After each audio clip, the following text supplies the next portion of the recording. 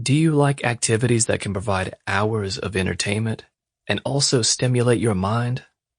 Do you enjoy solving puzzles? Do you like challenging and friendly competition? If the answer to each of these questions is yes, then you will certainly enjoy the card game known as bridge. Some people mistakenly think that bridge is a simple game, played only by the elderly on Sunday afternoons while drinking tea. The reality is quite different. I first learned to play bridge while attending a Big Ten university, playing against fellow students who went on to have successful professional careers in engineering, medicine, law, academia, sports, and business. In fact, for nearly 100 years, bridge has been one of the most popular card games worldwide for people of all ages. Every year, hundreds of professional bridge tournaments are held during which players compete for money and other prizes, as well as for the prestige of being considered the very best at the game. Unlike many similar card games, success at bridge is based on more than just luck. It requires knowledge, careful thought, memory, reasoning, planning, concentration, and teamwork. Really, the unique combination of luck, skill, and teamwork is part of what makes playing bridge such an enjoyable pastime. Every hand you are dealt and every game you play presents a unique set of circumstances that you must navigate through based on your knowledge and experience. Bridge is also a game that can be learned by just about anyone. When you first start playing, like when you first learn to ride a bicycle, you will feel uncertain and unsteady. But with knowledge, practice, and experience, you will become proficient at the game. Will you ever know everything there is to know about bridge? Probably not. No one ever does. And that is part of the beauty of the game. No matter how much you already know, every hand of bridge will present you with an opportunity to learn something new. Bridge can also be an important social experience. It can open doors to meeting new, like-minded people, strengthen existing friendships, and teach you about the importance of cooperation, effective communication, taking risks, and building trust. This book will introduce you to the game of bridge. You will learn how the game works, the basic rules of play, and important terminology, as well as some more advanced aspects of the game, such as tactics and strategy. Chapter 1. The Basics of the Game. Bridge is a card game played by 4 people, no more and no less. It is played with a standard deck of 52 playing cards, no jokers, the same type of cards used for card games such as canasta, pinochle, poker, and go fish. The 4 players are divided into teams of 2 each, and the members of each team are referred to as partners. The 4 players are seated around a table, usually one with 4 sides, with partners directly facing each other. The diagram below shows at one side, north, with cards in spades 8, 3, and 2, in hearts, king, queen, 8, and 7, in diamonds, jack, and 5, and in clubs, ace, 9, 6, and 5. Across the table, his partner, south, has the cards in spades, king, 9, and 5, in hearts, 9, 5, 4, and 2, in diamonds, ace, king, 9, and 4, and in clubs, king and 2. With their opponents, on one side is west, and his cards are in spades, jack, 10, and 3, in hearts, ace, 6, and 3, in diamonds, queen, 8, and 7, and in clubs, queen, jack, 7, and 3, and his partner opposite the table, east, has in spades, ace, queen, 7, and 6, and in hearts, jack, 10, and 2, in diamonds, 10, 8, and 6, and in clubs, 10, 8, and 4. For the sake of clarity in discussions of any specific bridge game, players are often referred to by their relative positions around the table and designated as north-south and east-west. So, north and south are partners, and east and west are partners. And for any hand of bridge being discussed, the dealer is always designated as south. A standard deck of 52 cards has several important characteristics that are especially important for playing bridge. The deck includes 4 different suits, which are represented by symbols throughout this book. Spades are represented by the symbol for spades, hearts by the symbol for heart, diamonds by the symbol for diamond, and clubs by the symbol for club. Within each suit, there are 13 cards with different pips or values. The pips are ace, king, queen, jack, 10, 9, 8, 7, 6, 5, 4, 3, and 2. And they are arranged in a hierarchy of values or ranks, with the ace of each suit being the highest ranking card in that suit, followed by the king, queen, jack, 10, 9, 8, 7, 6, 5, 4, 3, and 2, in that order.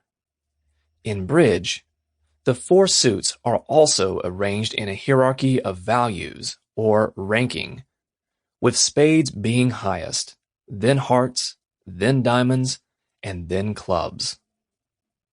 An easy way to remember this ranking is that it goes in reverse alphabetical order: spades, hearts, diamonds, and clubs. SHDC.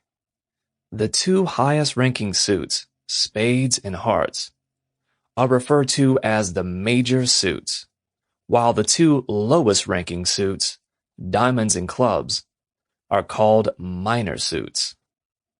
Bridge play is also divided into hands, games, and rubbers.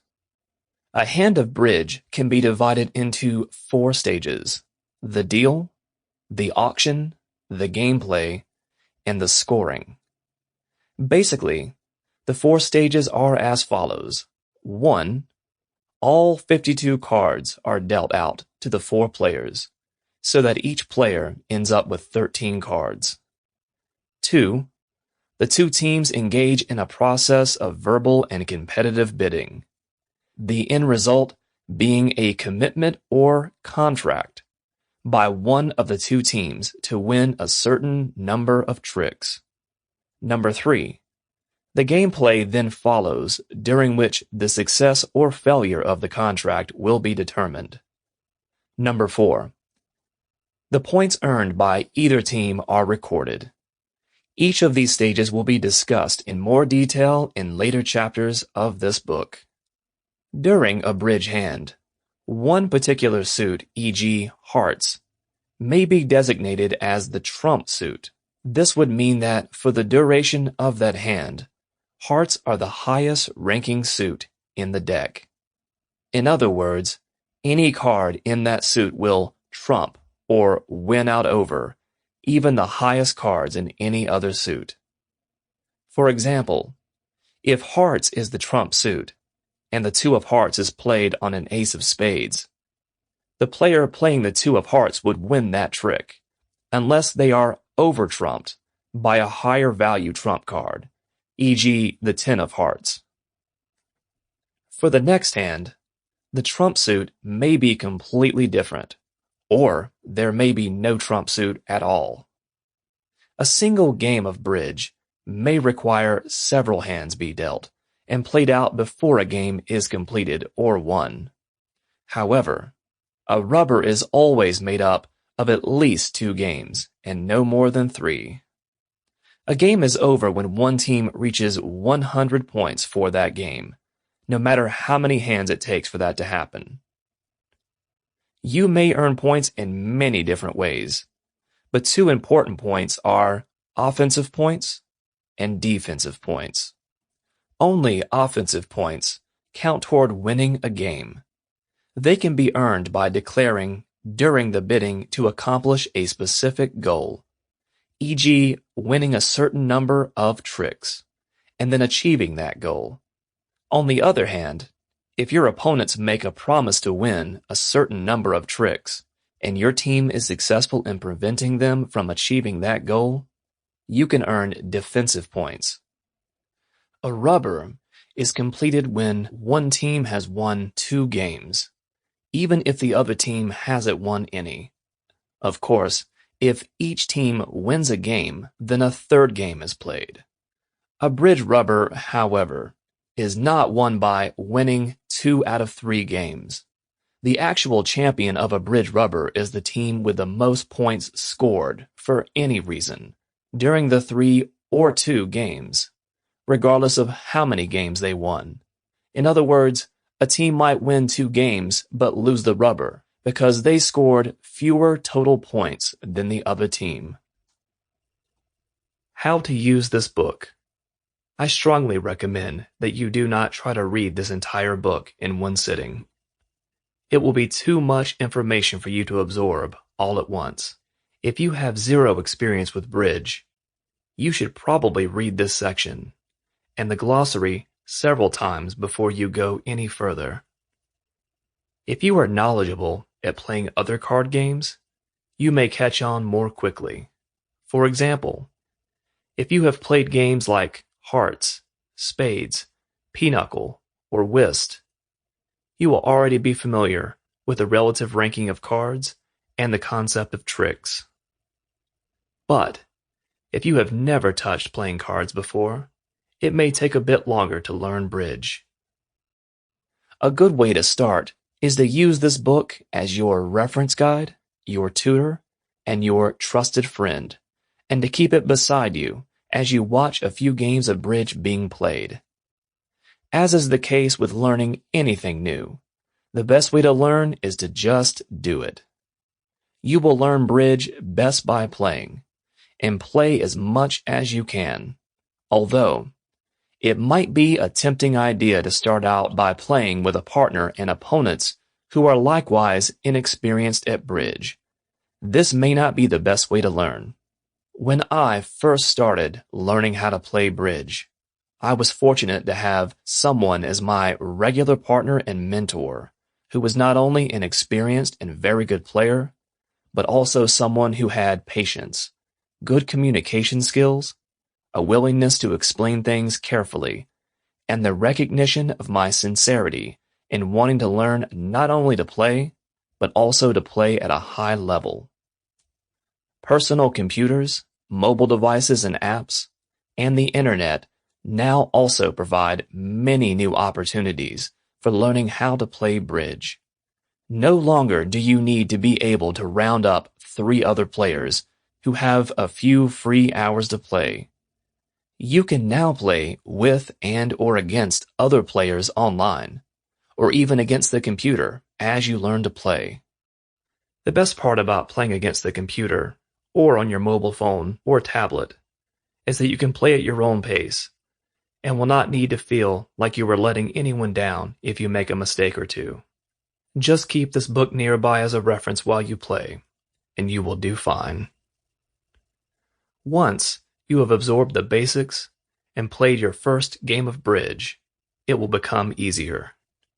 The key is to take each aspect of the game slowly and make sure you understand basic principles well before moving up to another level of play. Chapter 2. Playing a Hand of Bridge.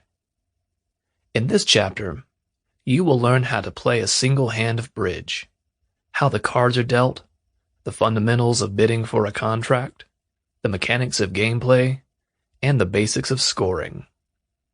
The deal. In bridge, players take turns serving as the dealer.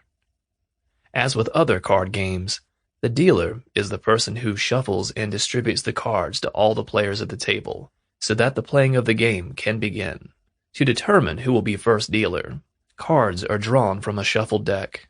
More specifically, a player volunteers to shuffle the cards. The stack of shuffled cards is then placed face down in the center of the table. Then, starting with the player immediately to the left of the shuffler, each player selects a card from the top of the stack. After all 4 players have selected a card, the drawn cards are compared, and the player with the highest ranking card, according to the suit and pip rankings discussed in Chapter 1, is designated as the first dealer. Then, before cards are dealt, the player to the left of the now selected dealer cuts the cards. At this point, all 52 cards are dealt, one at a time, to each player in a clockwise direction, starting with the player to the left of the dealer, and ending with the dealer. At the end of the deal, each player should have 13 cards. It is an important part of bridge etiquette to not pick up and look at any of your cards until the entire deal is completed.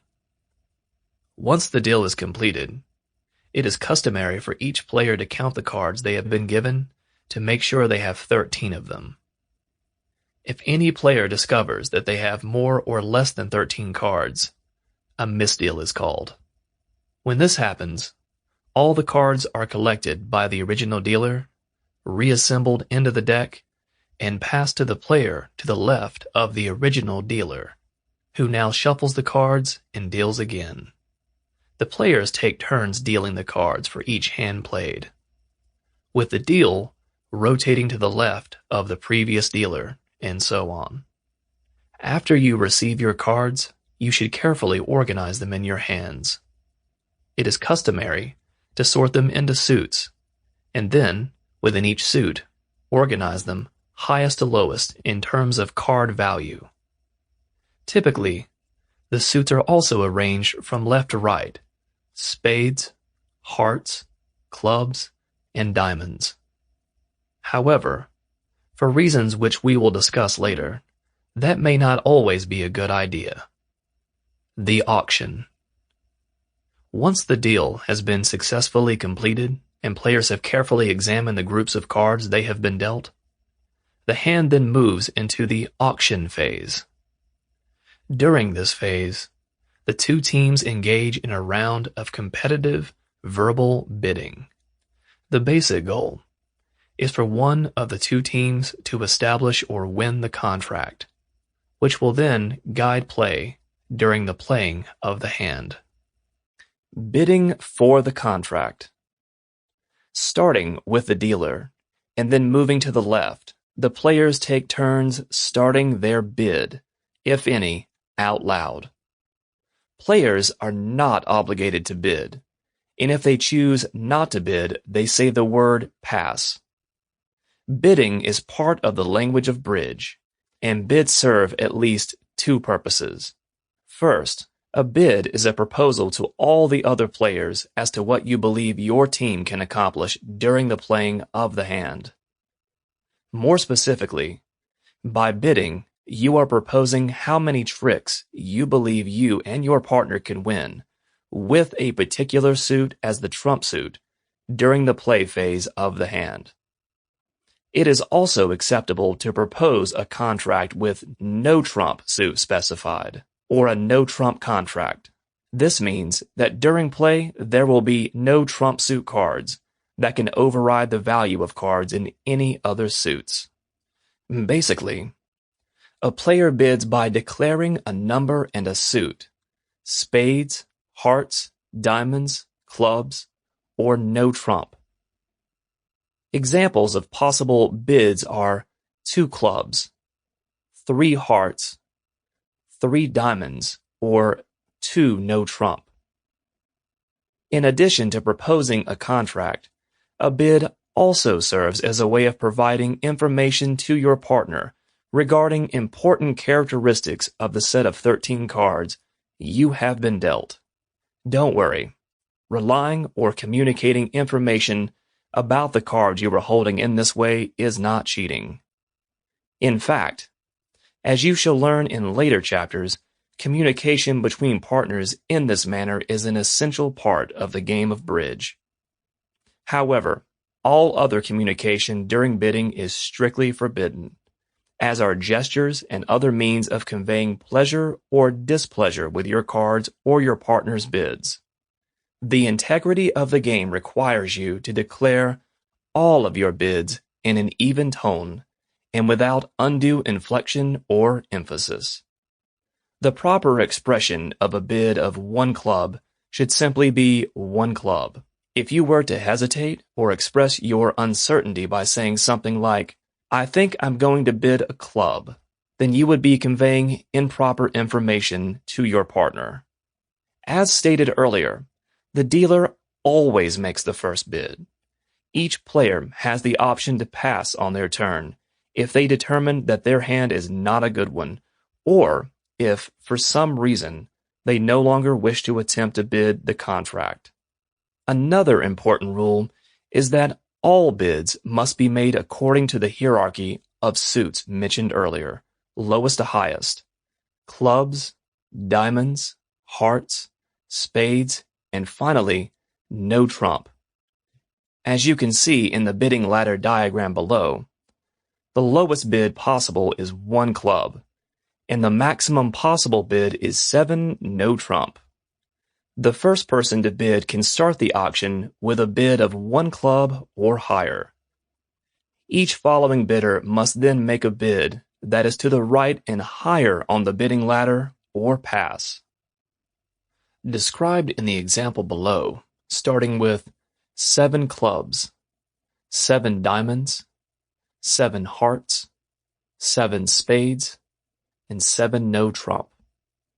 6 clubs, 6 diamonds, 6 hearts, 6 spades, and 6 no trump. 5 clubs, 5 diamonds, 5 hearts, 5 spades, 5 no trump. 4 clubs, 4 diamonds, 4 hearts, 4 spades, and 4 no trump. 3 clubs, 3 diamonds, 3 hearts, 3 spades, and 3 no trump. 2 clubs, 2 diamonds, 2 hearts, 2 spades, and 2 no trump. 1 club, 1 diamond, 1 heart, 1 spade, and 1 no trump. So, for example, if a player opens the bidding with 1 diamond, subsequent bids can only be those to the right and above 1 diamond, e.g., 1 heart, 2 clubs, 2 spades, 4 hearts, and etc. Deciding whether or not to bid, what to bid, how many tricks you will propose to win, when to pass, and how to interpret and respond to the biddings of your opponents during the auction are all very important topics that will be discussed in more detail in later chapters. The auction proceeds clockwise until it is ended by 3 consecutive players saying pass. At this point, the last bid or proposed contract becomes the official contract that will guide the play phase of the hand, and the first player to have offered a bid in that suit or no trump becomes the declarer, and the opposing team becomes the defenders. The team that wins the auction is now contracted to win the number of tricks they last proposed during the auction. And so, for example, if the bidding went as follows: south, pass; west, 1 spade; north, pass; east, 2 spades; south, pass; west, 4 spades; north, pass; east, pass; south, pass. The auction has ended because 3 consecutive players said pass, north, east, and south, and the contract has been won by east-west at 4 spades. West, who was the first to bid spades, becomes the declarer, while north-south becomes the defenders. It is now the obligation of east-west to complete their 4-spade contract, and it is the goal of the defenders to prevent that from happening. If all 4 players pass on their first turn in the auction, that is called a pass out. In this instance, the cards are collected, reassembled into the deck, and passed to the player to the left of the previous dealer, who then shuffles them and deals them again. Doubling and redoubling. If the team that wins the auction fails to fulfill their contract, they will be penalized in the scoring, and the defenders will earn defensive points. If you or your partner believe that the other team has bid too high, you and your partner can use your turn during the auction to issue a verbal challenge rather than offer a bid. You accomplish this by saying the word double. This declaration communicates the belief that the opposing team can be prevented from fulfilling their contract. If you are right, then the defensive points your team will receive for the contracting team's failure will literally be doubled. However, if the contract is fulfilled, then the contracting team's offensive points are doubled. Also, if, in spite of your double, the contracting team still believes that they can fulfill the contract, either member of that team can say redouble when it is their turn to bid again. If they end up fulfilling the contract, the offensive points they would normally earn for completing their contract are then multiplied by 4. In other words, the double is doubled. There are certain circumstances under which doubling is a much riskier move and is therefore usually a bad idea.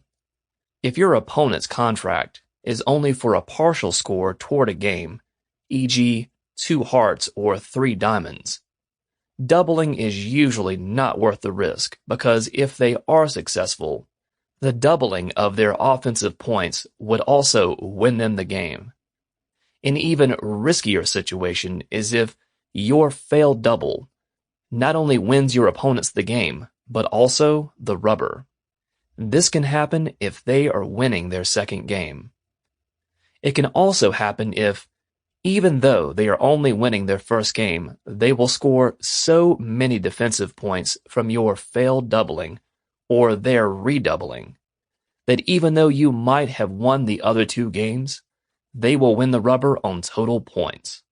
In such situations, the potential benefit of doubling, if you are right, is clearly not worth the risk of being wrong.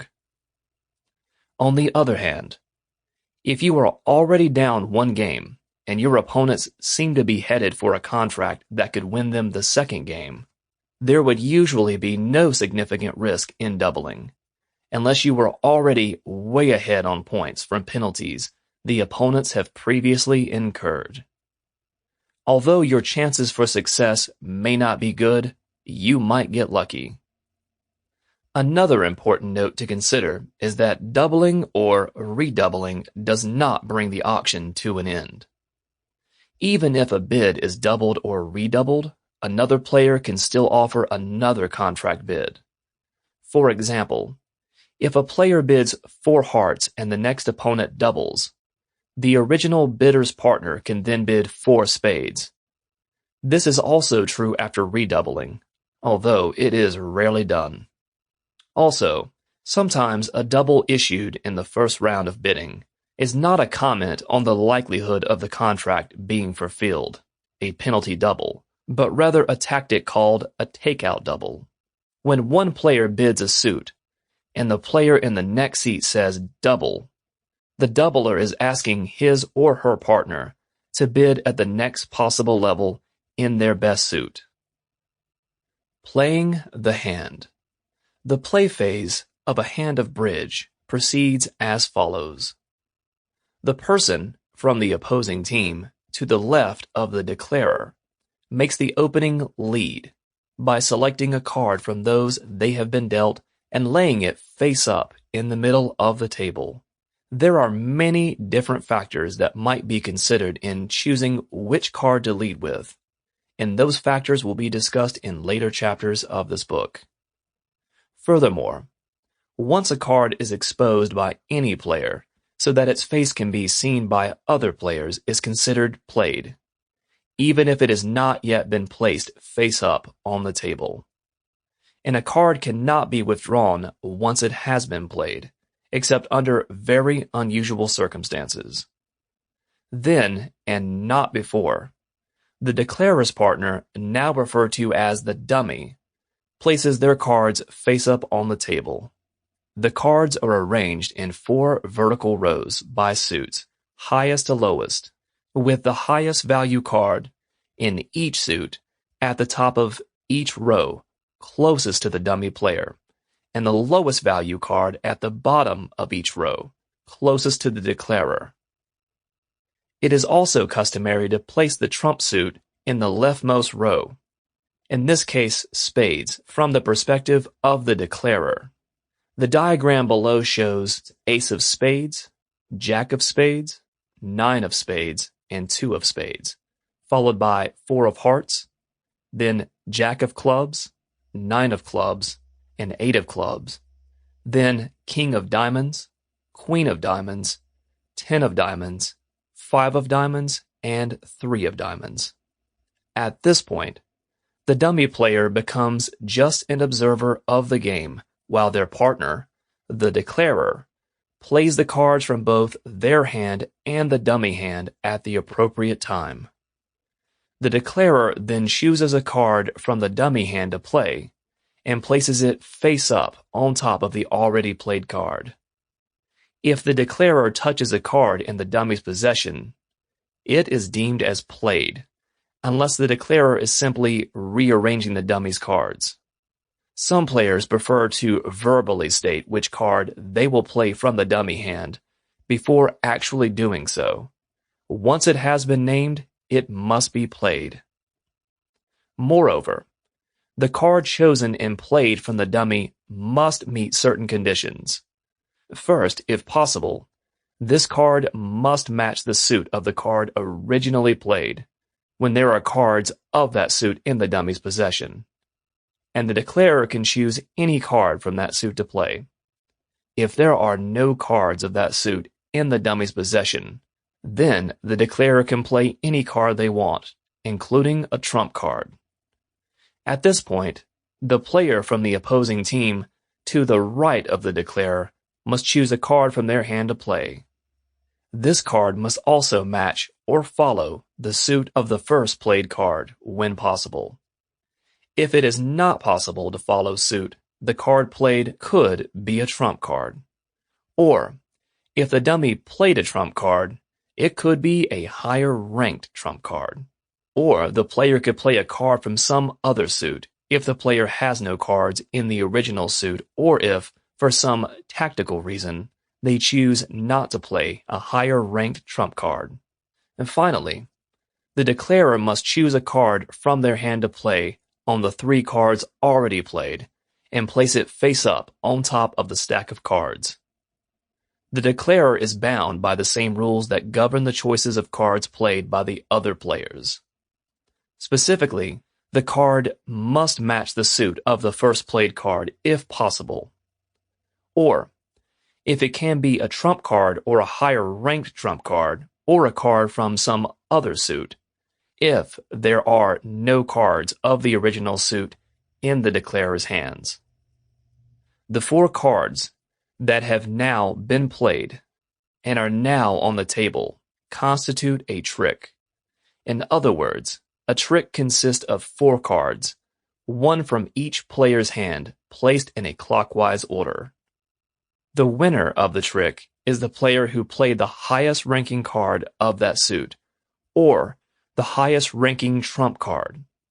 For example, if the cards played are the ace of clubs, the 2 of clubs, the 6 of clubs, and the 3 of clubs, the player that played the ace of clubs wins the trick.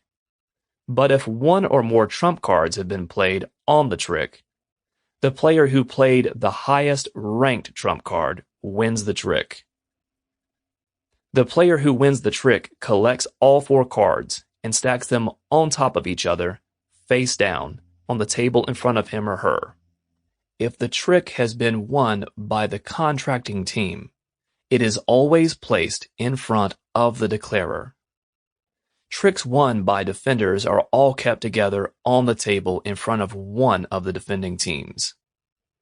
The winner of the first trick then leads for the next trick, and so on, until all 13 tricks have been played and won. At that point, the total number of tricks won by each team is counted. As discussed earlier, a team can make the contract by winning a number of tricks equal to or higher than the number they bid. If the contracting team ends up winning fewer tricks than the contract promised, then they have failed to make the contract. When a team fails in this way, it may be said by experienced bridge players that they have been set, as in setback, or went down, as in went down in defeat. If, during the course of playing the hand, the declarer or either of the opponents believes they have the cards necessary to win all of the remaining tricks, e.g., they have only trump cards remaining and no other players have any trump cards, they can declare that openly. This is done largely as a means of saving time. They would then expose the remaining cards by laying them on the table in front of them. Their opponents may choose to either accept the claim or reject it. If it is accepted, the hand is deemed completed and scored appropriately.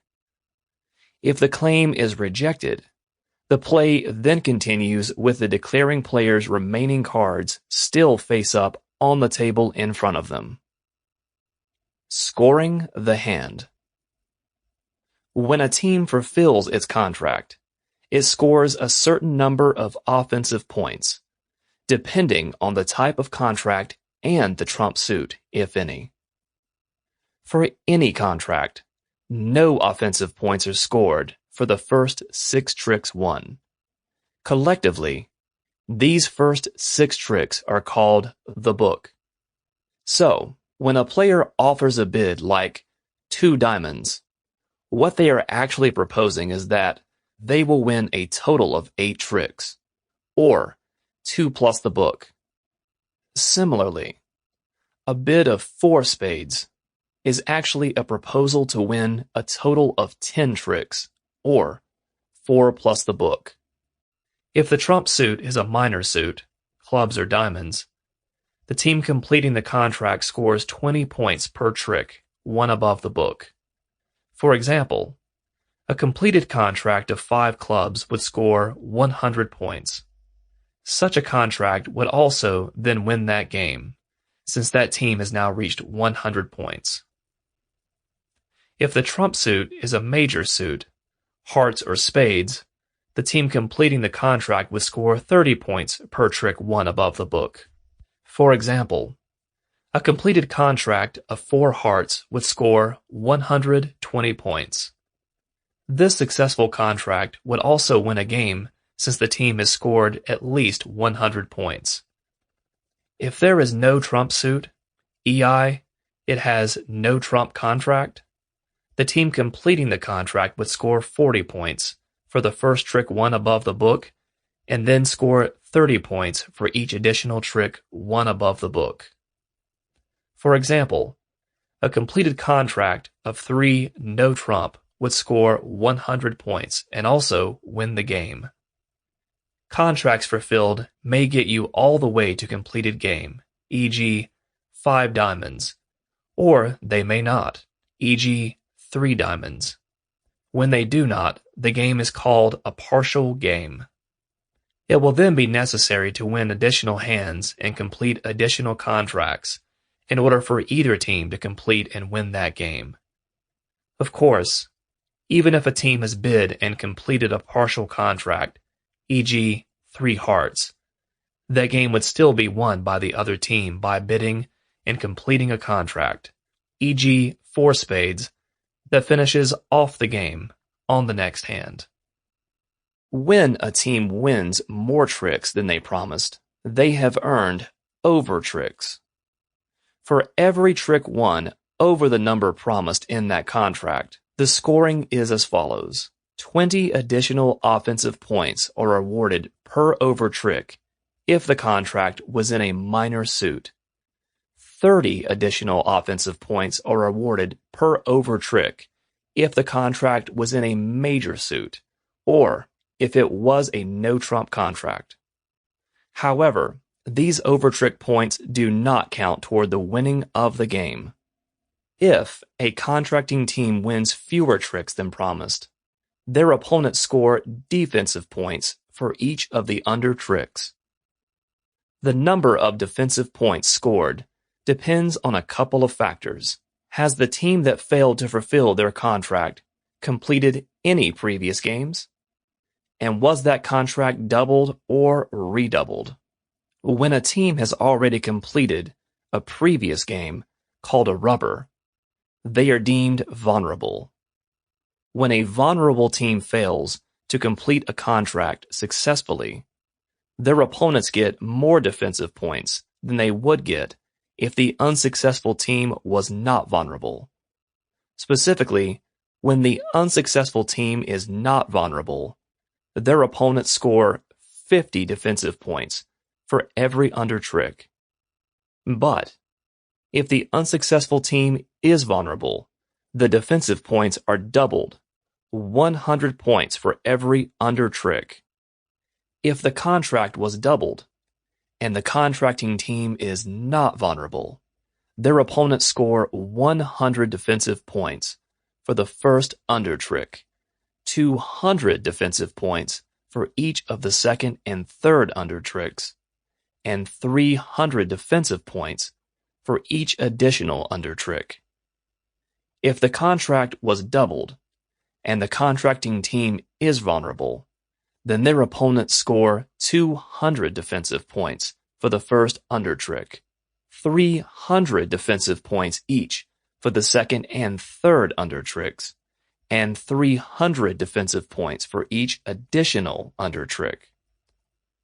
Regardless of how many defensive points are earned, they do not count toward winning a game, only toward winning the rubber. Finally, if a team's contract was doubled, and they are successful in completing that contract, then all of the defensive points they score are doubled. For example, if a team wins and fulfills a contract for 4 spades, and that contract is doubled, they would score 80 points per trick won instead of the usual 40 points per trick. Points earned for over tricks would also be doubled. And if they redoubled, all of the offensive points won are multiplied by 4. Other ways to score points. When a contract to win 12 tricks is completed successfully, that is called a small slam. A contract to win all 13 tricks when successful is called a grand slam. Because such achievements in bridge are not only quite rare, but also quite difficult, bonus points are awarded for the completed slam contract as follows. A. Small slam, vulnerable, 500 points. B. Small slam, not vulnerable, 750 points. C. Grand slam, vulnerable, 1,000 points. And D. Grand slam, not vulnerable, 1,500 points. Another way bonus points can be earned is if the declarer's team succeeds on a doubled contract. If they do, they get a 50-point bonus. This is sometimes known as 50 for the insult. For making a redoubled contract, the bonus is 100 points. For winning a rubber, a team also gets a bonus of 700 points if they won it in 2 games to 0. If they won 2 games to 1, the bonus is only 500 points. Finally, the top 5 trumps, ace, king, queen, jack, and 10, are called honors. and if one player holds all 5 of these cards, that player's team also scores a bonus of 150 points. If a player holds only 4 honors, their team gets a 100-point bonus. If there is no trump, and a player holds all 4 aces, that player's team scores 150 bonus points of honors. Since there is no skill in scoring for honors, players sometimes agree to play without the honor bonuses. The score sheet. The points won during bridge hands, games, and rubbers are typically recorded on a piece of paper divided into 2 columns. These columns are headed by we and they, representing the 2 teams, with a horizontal line partway down. An example depicted would be on the left side, we, and above the horizontal line shows the points 20, 50, 100, 200, and 30, and below the horizontal line 70, 240, and 60, for a total of 770 points. On the other side is they, and above the horizontal line shows 500, 150, and 750, and below the horizontal line shows 120 and 120, for a total of 1,640 points. Before the rubber starts, one player is designated as the scorekeeper. Points scored for the tricks won as part of successful contracts are entered below the horizontal line on the paper in that team's column. As noted earlier, these are the only points that count toward completing and winning a game. Other points scored, e.g., bonuses, over tricks, honors, and defensive points, are placed above the horizontal line and do not count toward the completion or winning of a game, but they do count toward winning a rubber. For the second and third games of the rubber, another horizontal line is drawn across the vertical line, and that then becomes the line below and above which the scoring for those games is recorded. And scoring for this game begins with each side at 0 points for that game. In other words, no excess contract points from previous games carry over to the next game. If, for some reason, the full rubber cannot be completed and only one team has won a game, that team is given a 300-point bonus. A team with a partial score, e.g., they have completed a partial contract, is given a 100-point bonus.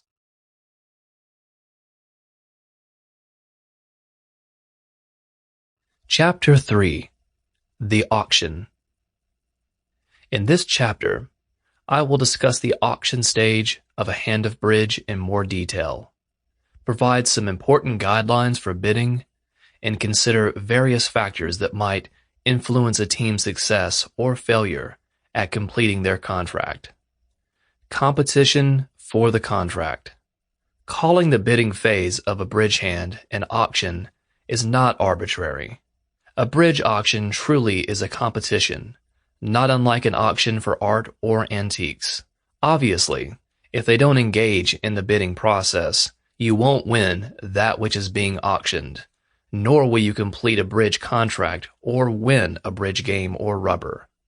A bridge auction, like any other auction, requires that you get involved and take some risks. I am not sure that you have heard the expression, "Nothing ventured, nothing gained." This is true in bridge as well. Nevertheless, caution is always an entirely appropriate attitude during a bridge auction. Bidding during the auction phase of a bridge hand is truly gambling in some respects, but it need not be reckless, irresponsible, and foolish gambling, like betting on a horse at a horse track because his paddock number happens to also be your lucky number. In bridge, the choices you make always involve some risk, but you can minimize that risk by literally having your head in the game. During any bridge hand, game, or rubber, there is always a lot of information immediately available to you, and this is information you can easily obtain through various legitimate means. This information can then be used to make more educated guesses about what will happen on any given hand. Prior to the bridge rubber even starting, you may know certain things about the other players in the game, including your own partner. For example, they may be relatively inexperienced at bridge, or there may be certain characteristics of their personality, e.g., riskiness or competitiveness, that could be relevant to the gameplay. Even the mental state of one or more of the other players, e.g., fatigued, excited, bored, etc., could prove to be important information. Also, once the cards are dealt, the ones you receive can provide you with a lot of information if you know what to look for and how to evaluate it. Even more information can be gained during the auction by listening carefully to the bids, counterbids, and even the passes of the other players, including your partner. Also, the expressions registered on your opponent's faces when they first look at their cards, how they hold or organize the cards in their hands, the tone of their voice, or the vocal inflections when they bid or respond to other bids can often be informative. Just as in poker, some bridge players may not have a very good poker face, or may behave in ways that can help you identify what they are thinking. Most importantly, in bridge, it is entirely acceptable and an essential part of the game for teammates to communicate valuable information between each other about the characteristics of the cards they hold, what contracts seem feasible, and what cards should be played next, and what can and cannot be done to counter the efforts of their opponents. This is acceptable as long as it is done indirectly through bids made, passes, doubles, redoubles, cards led, played, or discarded, or other entirely legitimate means, and it is done openly so that both teams know and can interpret what is being said. To speak or not. At various points, as the auction progresses around the table, you will have a turn to speak. Depending on where you are seated at the table and what has happened previously, you will have the opportunity to make an opening bid, overcall, respond to an opening bid by your partner, respond to your partner's overcall, or pass. Evaluating your cards.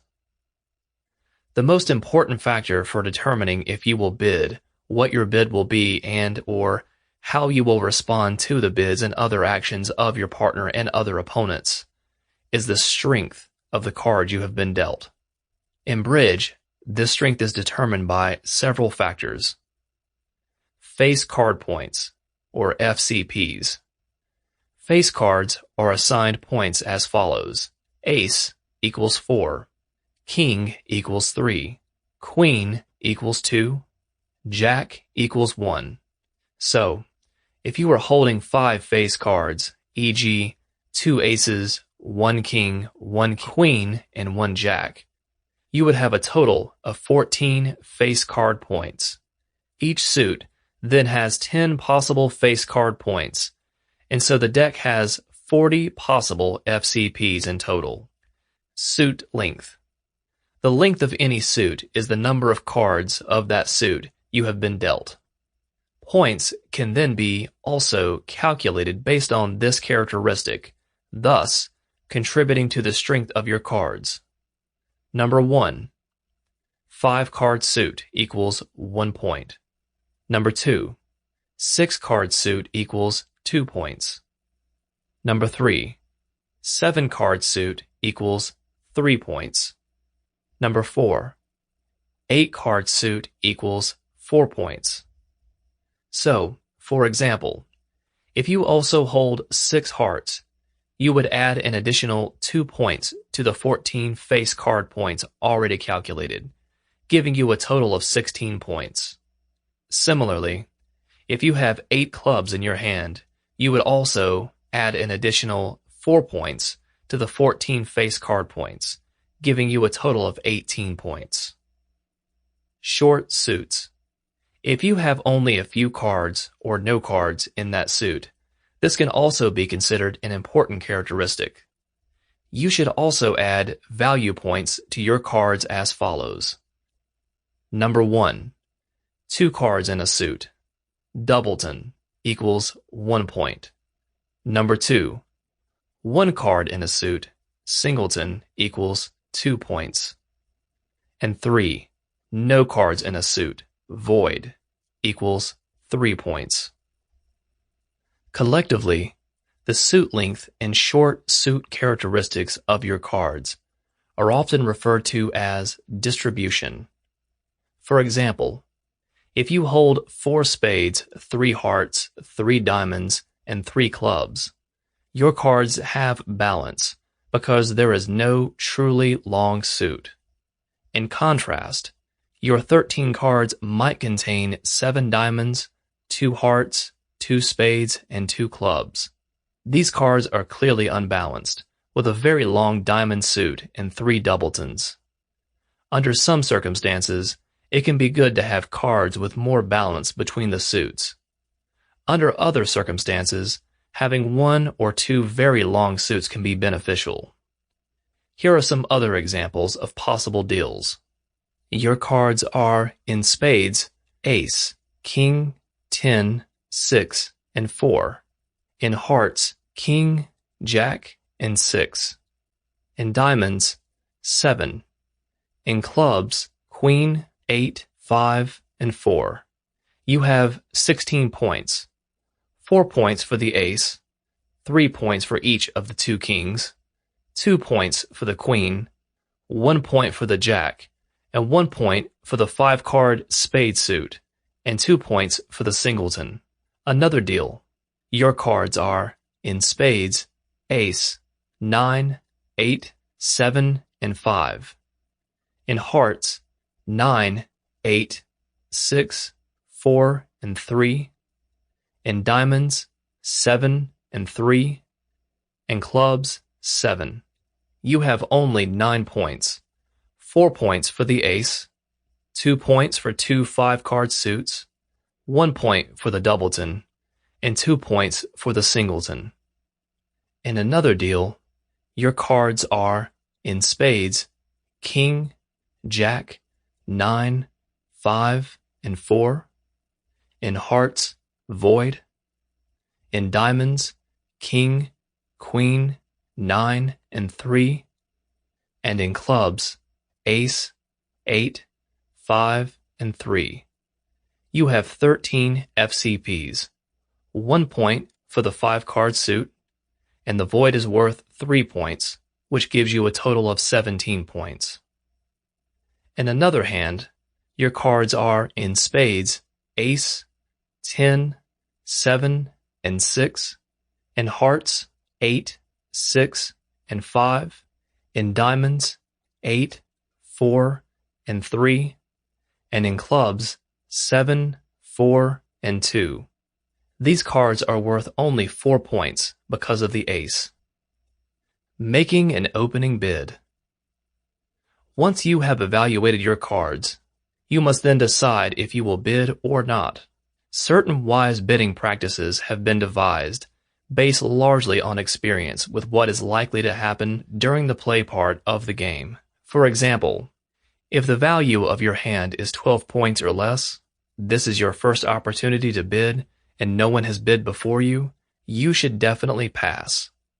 This is because, with so few points, your cards are not very strong. Experience has shown that the chances of winning enough tricks to complete a contract with so few points are not very good. So, bidding anything is not worth the risk. However, if your card value is at least 13 points, with at least 10 FCPs, you have a clear long suit, at least 5 cards, and your partner has not bid before you, then you should definitely bid something. But what should you bid? There are many bidding conventions that you will want to learn in order to play bridge at an advanced level. These are too numerous and complex to be discussed here, but they will be covered in greater detail in later chapters. The most important thing to know about bridge conventions at this point is that they are sets of rules previously agreed upon about what should be bid under certain circumstances. Furthermore, because they are conventions that most experienced bridge players know about and follow, they also serve as a kind of language or code that bridge partners can use to communicate with each other without actually seeing each other's cards or the cards of the other team. For example, if I pass on my first opportunity to bid, and no one has bid before me, I am not only passing up my turn, I am also telling my partner that I have less than 13 points in my hand. Why? Because they know I am also an experienced bridge player who knows how to calculate the strength of my cards. When I pass, it is therefore reasonable for them to assume that I have correctly evaluated my cards and determined they are worth less than 13 points, even if they have no idea of their exact value at this point. If both players on a team understand these rules and communicate effectively with each other by following them, they are much more likely to successfully complete contracts and are therefore also more likely to win at bridge. It is also true that when either you or your teammate makes the first bid during an auction, your team is at a distinct psychological advantage. You have already begun exchanging information with your partner, and so the risk to your opponents has slightly increased. Generally speaking, anything you do to maximize your opponent's risk while minimizing your own is a wise strategy in bridge. Now, assume that you are the dealer and you have carefully evaluated your cards and they are telling you to bid something. Here are some important guidelines to follow. If your cards are worth 13 to 21 points, you have a 5+ card major suit. You should open the bidding at the one level in that major suit, e.g., 1 spade. If you have 13 to 21 points and a minor suit of at least 4 cards, bid at the one level in that suit, e.g., 1 diamond. With 3 cards each in both minor suits, bid 1 club. With 4 or more cards in each minor suit, open the bidding with 1 diamond. You should only open with 1 no trump if you have 16 to 18 points and no 5-card major suit. Here are a few more examples to consider. You are dealt in spades, ace, 10, 9, and 5. In hearts, king, jack, 6, and 2. In diamonds, queen, 8, and 4. In clubs, 7, and 5. Although it's more fun to bid, you have only 11 points, so you should most certainly pass. In another hand, you are dealt the cards in spades, king, 10, 7, 5, and 2. In hearts, king, jack, 9, 6, and 2. In diamonds, ace, jack, and 6. And in clubs, void. You have 17 points total and 12 FCPs. You should open the bidding. And since your spades and hearts are equal in number, but you have more FCPs and hearts, an opening bid of 1 heart should be the best place to start. Another deal, your cards are, in spades, king, jack, 8, 7, 3, and 2. In hearts, ace, 9, 8, 7, 5, and 3. In diamonds, void. In clubs, 5. While you do have 17 points total, none of them are length and short suit points. And you don't have 10 FCPs, so you should pass. Opening at the 2 level. Under certain circumstances, in order to communicate to your partner that you have especially strong cards, it may also be appropriate to open the bidding at the 2 level. This is a very aggressive bid, usually reserved for situations where your cards are so strong that the success of your contract, even at the level needed to win a game, is extremely likely. However, opening at the 2 level can also be a type of defensive bidding, meant only to annoy your opponents or interfere with their bidding. The situations where opening at the 2 level would be appropriate will be discussed in more detail in future chapters. Of course, opening the bidding does not guarantee that you will win the auction and have the opportunity to complete the contract, win a game, or even score any points at all. After your bid, your opponents will also have an opportunity to attempt to establish a contract that they might complete and to score some points and maybe even win the first game. That is why it's called competitive bidding. For example, if you have only 13 points and are long in spades and short in clubs, it is possible that at least one of your opponents is long in clubs and short in spades. If that opponent also has the opportunity to bid immediately after you and has enough points to open, they might respond to your bid of 1 spade by bidding 2 clubs. If your partner does not have many FCPs at all, and the opponent's partner likes the idea of playing for a contract in clubs, you will likely lose this contract opportunity to the other team.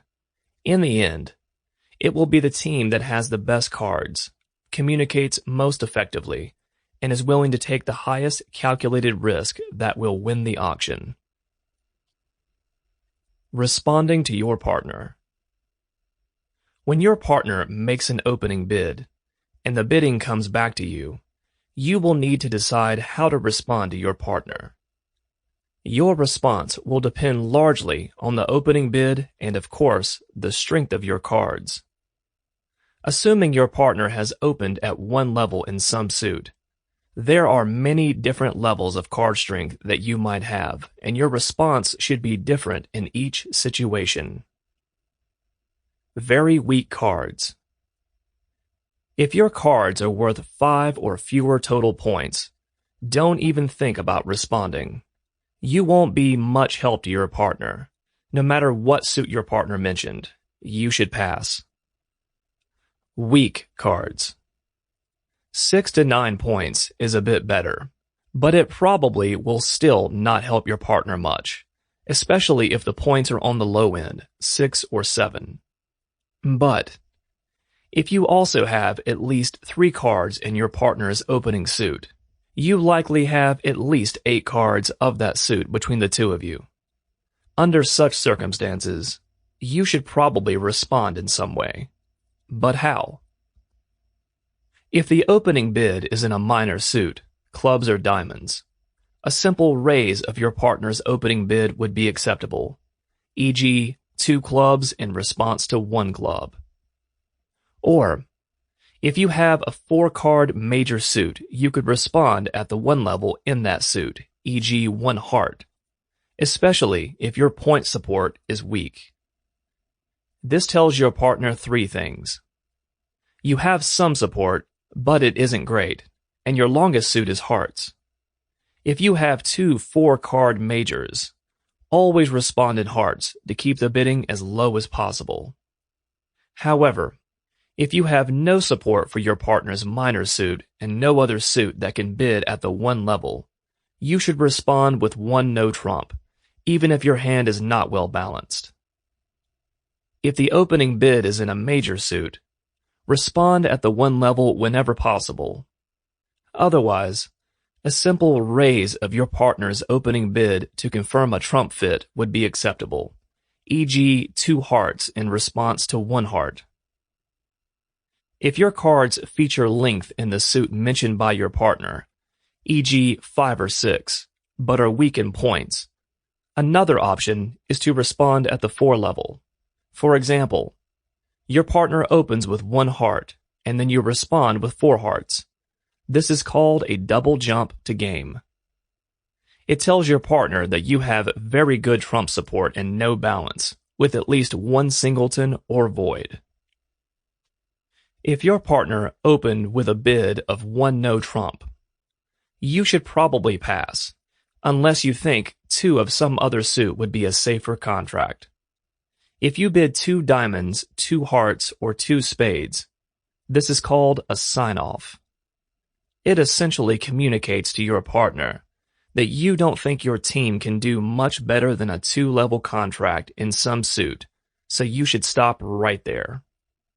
Your partner's response to you should then be to pass. And you should never bid 2 clubs in this situation, because that has a much more specific meaning, which we will discuss in a later chapter. Average card strength. If you have 10 to 12 points with a 4+ card suit, that will be good support for your partner at either the 1 or 2 level. If the opening bid is one of a minor suit, stay at the 1 level if possible. However, if the opening bid is one of a major suit, an acceptable response would be to bid 2 of a new major suit, e.g., 2 hearts in response to 1 spade, or 2 in a minor suit, e.g., 2 clubs. Above average card strength.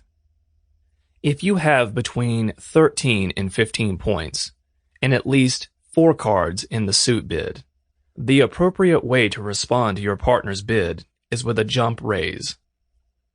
The key message you are sending to your partner is, "Hey, between the 2 of us, I think our cards are strong enough to bid to a level at which we could win a game." For example, in response to an opening bid of 1 spade, you should respond with 3 spades. On the other hand, to communicate that you have a balanced hand with no 4-card major suits, a jump into no trump, e.g., a bid of 2 no trump in response to 1 spade, or even 3 no trump would be appropriate. Strong cards. With 16 to 18 points, and a long and strong suit, a jump into a new minor suit communicates to your partner that you have a very good set of cards indeed. This is called a jump shift. For example, a response of 3 clubs in response to an opening of 1 club would be acceptable, and a jump to 3 no trump in response to 1 club would communicate not only very good card strength, but also a balanced hand. Notice here that a bid of 3 no trump would also be a game-winning bid level, and the jump shift, in this example, is just one of the ways you can get to a game-winning contract. In response to your partner's opening bid of 1 no trump, you could also respond with 2 no trump. This is called an invitation bid, or an invitation to game. You are saying to your partner that you think your combined cards might be strong enough to succeed at a 3 no trump level, and thus win a game. And you are inviting your partner to respond with a bid of 3 no trump, if they agree. However, a response of 3 of any major suit in response to your partner's 1 no trump opening bid is called forcing, and basically says to your partner, "I don't think a no trump contract is a good idea." You would prefer to search for a major suit fit, and if your partner has at least 3 cards in the suit you named, their response should be 4 in that suit. Otherwise, they will then bid 3 no trump. Excellent cards. On rare occasions, when your partner has opened, and thus communicated that they are holding at least 13 points, it may be the case that your hand is even stronger, e.g. 19 to 22 points. Under such circumstances, completing a game-winning contract is very likely. In fact, between you and your partner, you hold nearly all of the FCPs in the entire deck. A jump shift from one major suit into another is acceptable, e.g. a response of 2 spades, after an opening bid of 1 heart. You may even want to begin thinking about working your way up to a contract of 6 of some suit, e.g. a small slam. In a later chapter, we will discuss in detail how best to explore that option and the risks involved. Exceptional cards. With 23 plus points, you should immediately be thinking about a Grand Slam bid, even if your partner has average card strength. And you would let your partner know you're thinking by jump raising the game in some suit, e.g. 4 hearts or spades or 5 diamonds or clubs.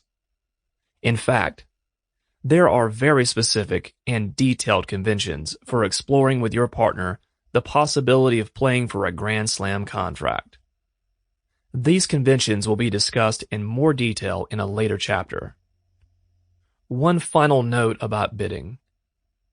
Anytime a player bids 4 of a major suit or 3 no trump, they are making a sign-off bid. In other words, the player is communicating to their partner to not bid up any further. Overcalls. As discussed earlier, an overcall is when you counter a bid by your opponents with a bid of your own. Bidding when your opponents have already entered the bidding is always a higher risk move. For the most part, decisions to overcall should be based on the nature of the cards you hold, as well as what you can learn about the cards of your partner and opponents during the auction. For example, if one of your opponents has opened, then you know that this player has cards worth at least 13 points, with at least 10 FCPs. If their partner responds, they probably have at least 6 FCPs, giving that team at least 16 FCPs, and perhaps as many as 19 FCPs. That is nearly half of all the FCPs in the deck. This means that, at best, you and your partner can have as many as 24. But it is likely you only have around 20 FCPs.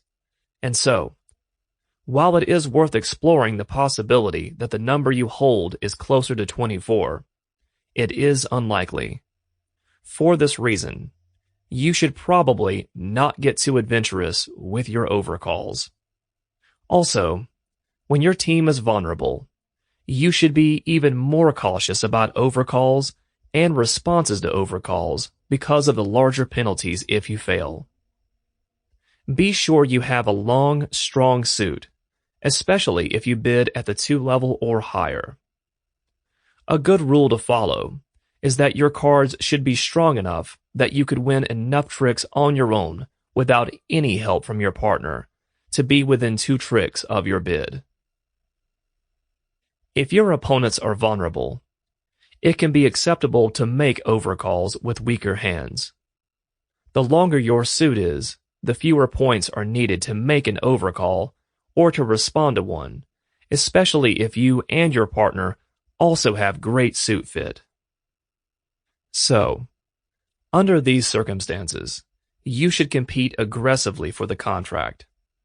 Penalties for not making your contract are relatively small, and it's better than losing the rubber, since your opponents will get a 700-point bonus plus the value of their game. This is probably the only time when it's okay to take such a big but calculated risk. Here are some basic guidelines for overcalling. With only 5 to 9 points, don't overcall unless you have a really long suit of 6 or more. If you have 10 to 12 points and a good 5+ suit, don't venture beyond the 1 level. With 12 to 15 points, a non-jump overcall would be acceptable, e.g. an overcall of 2 diamonds after an opponent's bid of 1 heart. A 1 trump overcall would be okay with 15 to 18 points, a balanced hand, and a few high-value face cards, e.g. aces and or kings, in the suit the opponents are bidding. A takeout double should only be used with 12 or more points, shortness in the opponent's bidding suit, and at least 3 cards in all other suits, preferably high-value face cards. As explained earlier, this takeout double asks your partner to bid at the next possible level in their strongest suit. What's next? Now that you have read through and hopefully understood the information presented in the first 3 chapters of this book, including the guidelines for making opening bids and responding to opening bids, you know the basics of playing bridge. So, I recommend that you now set this book aside and go play some bridge, either with friends or using some type of computer or game software or app. Getting multiple bridge rubbers under your belt at this point will benefit you greatly. The remaining chapters of this book will provide you with valuable information you can use to enhance your playing of the game. It is not essential information for getting you started playing bridge. Chapter 4. Bidding. The primary goal of any team during a bridge auction should be to reach a contract that will score at least 100 points and win a game. You never want to miss out on an opportunity to get a game score on a score sheet by being overly cautious and failing to set the commitment of your team high enough. However, many times it will not even be possible to reach a game-level contract with the cards you have, so your team will frequently have to settle for a partial game score. It is important that you do not see this as a failure. If you don't have the cards, you don't have the cards. It would, however, be a failure if you end the auction with a game-level contract when the cards you hold do not support such a gamble, and you end up giving your opponents a large defensive point score.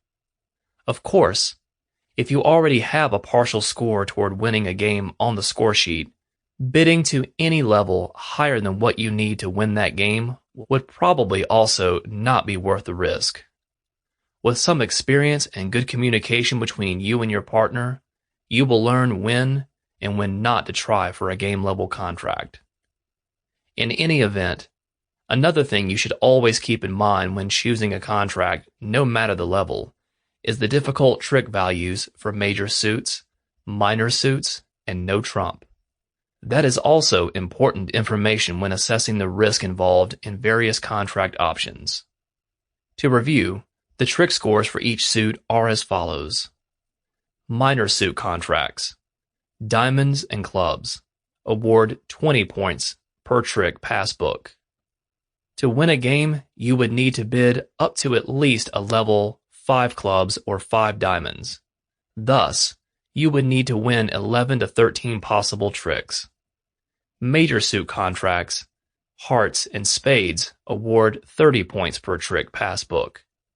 To win a game, you would need to bid up to at least a level 4 hearts or 4 spades. Thus, you would need to win 10 of the 13 possible tricks. In a no-trump contract, you were awarded 40 points for the first trick pass book and 30 points for all subsequent tricks. You will win a game if you bid to at least and successfully complete 3 NT or win 9 total tricks. When you can get your contract to a game-winning level, and it makes sense to do so, it is always preferable to reach a 4-trick contract in a major suit, e.g. 4 spades or 4 hearts. Each trick won above book is worth 30 points, and you only need to win 4 above book, 10 total, to win a game. This type of contract has the best reward to risk ratio. When that is not possible, a 3 no-trump contract is the next best preferable option, in part because you only need to win 9 tricks to win the game. The lowest priority option would be a 5-trick contract in a minor suit, because each trick is worth only 20 points, and to win a game you will need to win 11 of the 13 total tricks. Bidding to game in a major suit. Assuming these are your cards, do you make an opening bid? If so, what do you bid? Your hand is in spades, ace, 8, and 4. In hearts, ace, jack, 7, 5, 4, and 3. In clubs, ace and 3. And in diamonds, king and 8. Because you have at least 13 points total, at least 10 FCPs, and 6 hearts, the correct opening bid would be 1 heart. Let's assume that the opponent to your left does not overcall your bid. Now it is up to your partner to respond to your bid. Assume that this is in their hand. In spades, Jack and 7. In hearts, King, 8, 6, and 2. In clubs, King, 7, and 2. And diamonds, Queen, 9, 5, and 2. Given that they have at least 6 total points, 9 FCPs, and 4 hearts, their cards clearly meet the minimum conditions for responding, and they should most certainly respond. The correct response would be to raise your opening bid to 2 hearts. Given that response, what conclusions can you draw? Well, you now know that they hold at least 6 FCPs.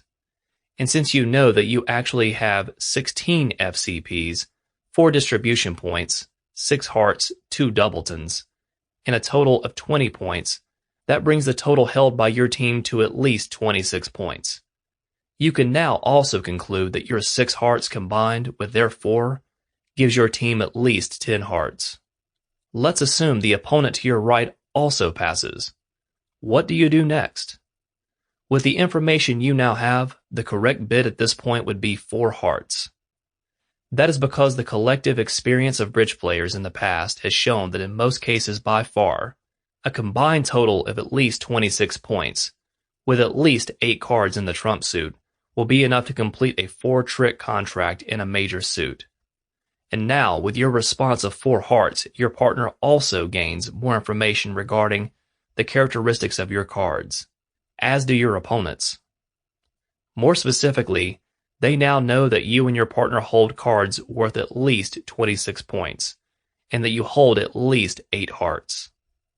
Of course, if your partner is one making an opening bid, in 1 heart or 1 spade, thus making you the responder, this example should allow you to also take the other perspective and to understand your role as your team tries to get a game-winning contract.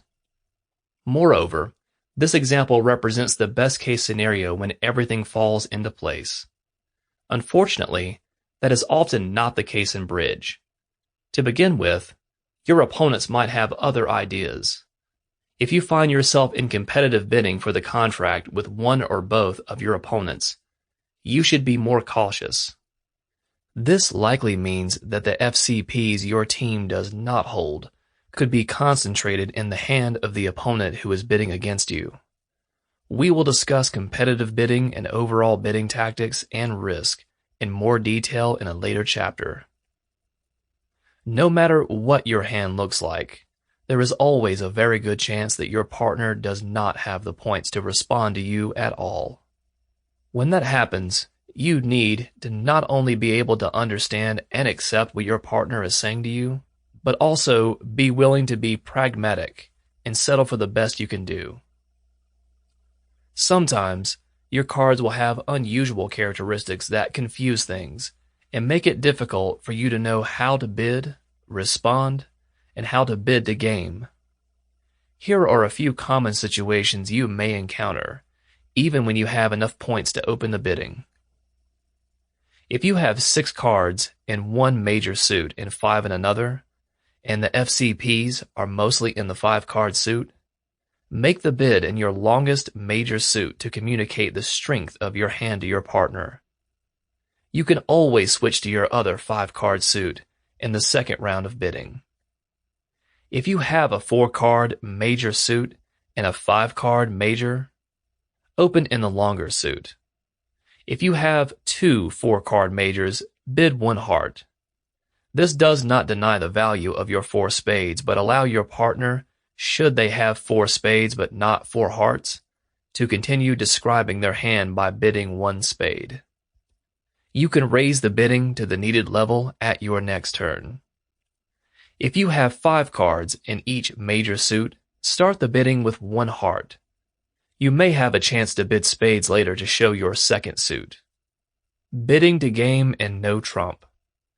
If you examine your cards and they are worth 16 to 18 points, with all of the points coming from face cards, with FCPs in at least 3 of the 4 suits, and there is a relatively balanced distribution of suits, e.g. 4, 3, 3, 3, or 4, 4, 3, 2, you have met the basic conditions for an opening bid of 1 no trump. It's important here to take a moment to make sure that you understand what exactly such a bid is saying.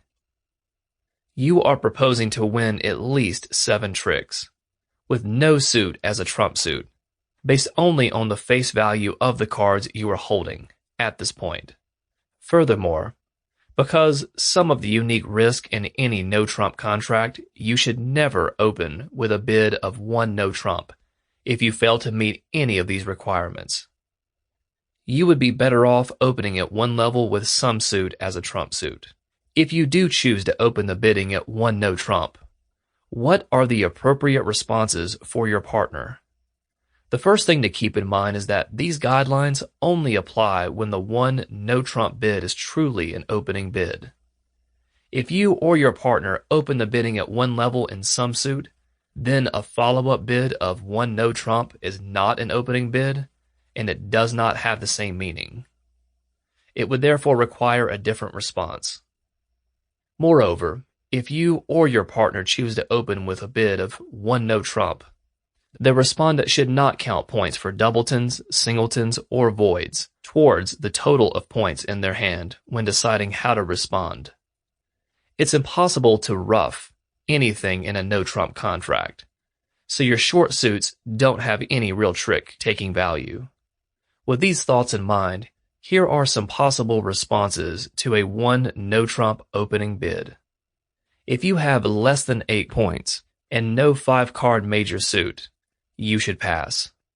With a 5-card major suit, regardless of the strength of your cards, you should always respond in one of 2 ways. This convention is called the Jacobi transfer. If you have 5 or more hearts, your response should be 2 diamonds. This tells your partner that your longest suit is hearts. If you have 5 or more spades, your response should be 2 hearts, which tells your partner that your longest suit is spades. Your partner will then respond by bidding either 2 hearts or 2 spades, respectively. And, in some variations of this convention, it may be customary for your partner to verbally say the word transfer before responding to your 1 no-trump Jacobi transfer response. With 8 or more points and a 4-card major suit, the appropriate response is the Stayman convention. Your response to your partner's no-trump opening bid should be 2 clubs, which is instructing your partner to respond at the 2 level in your 4-card major suit if they have one.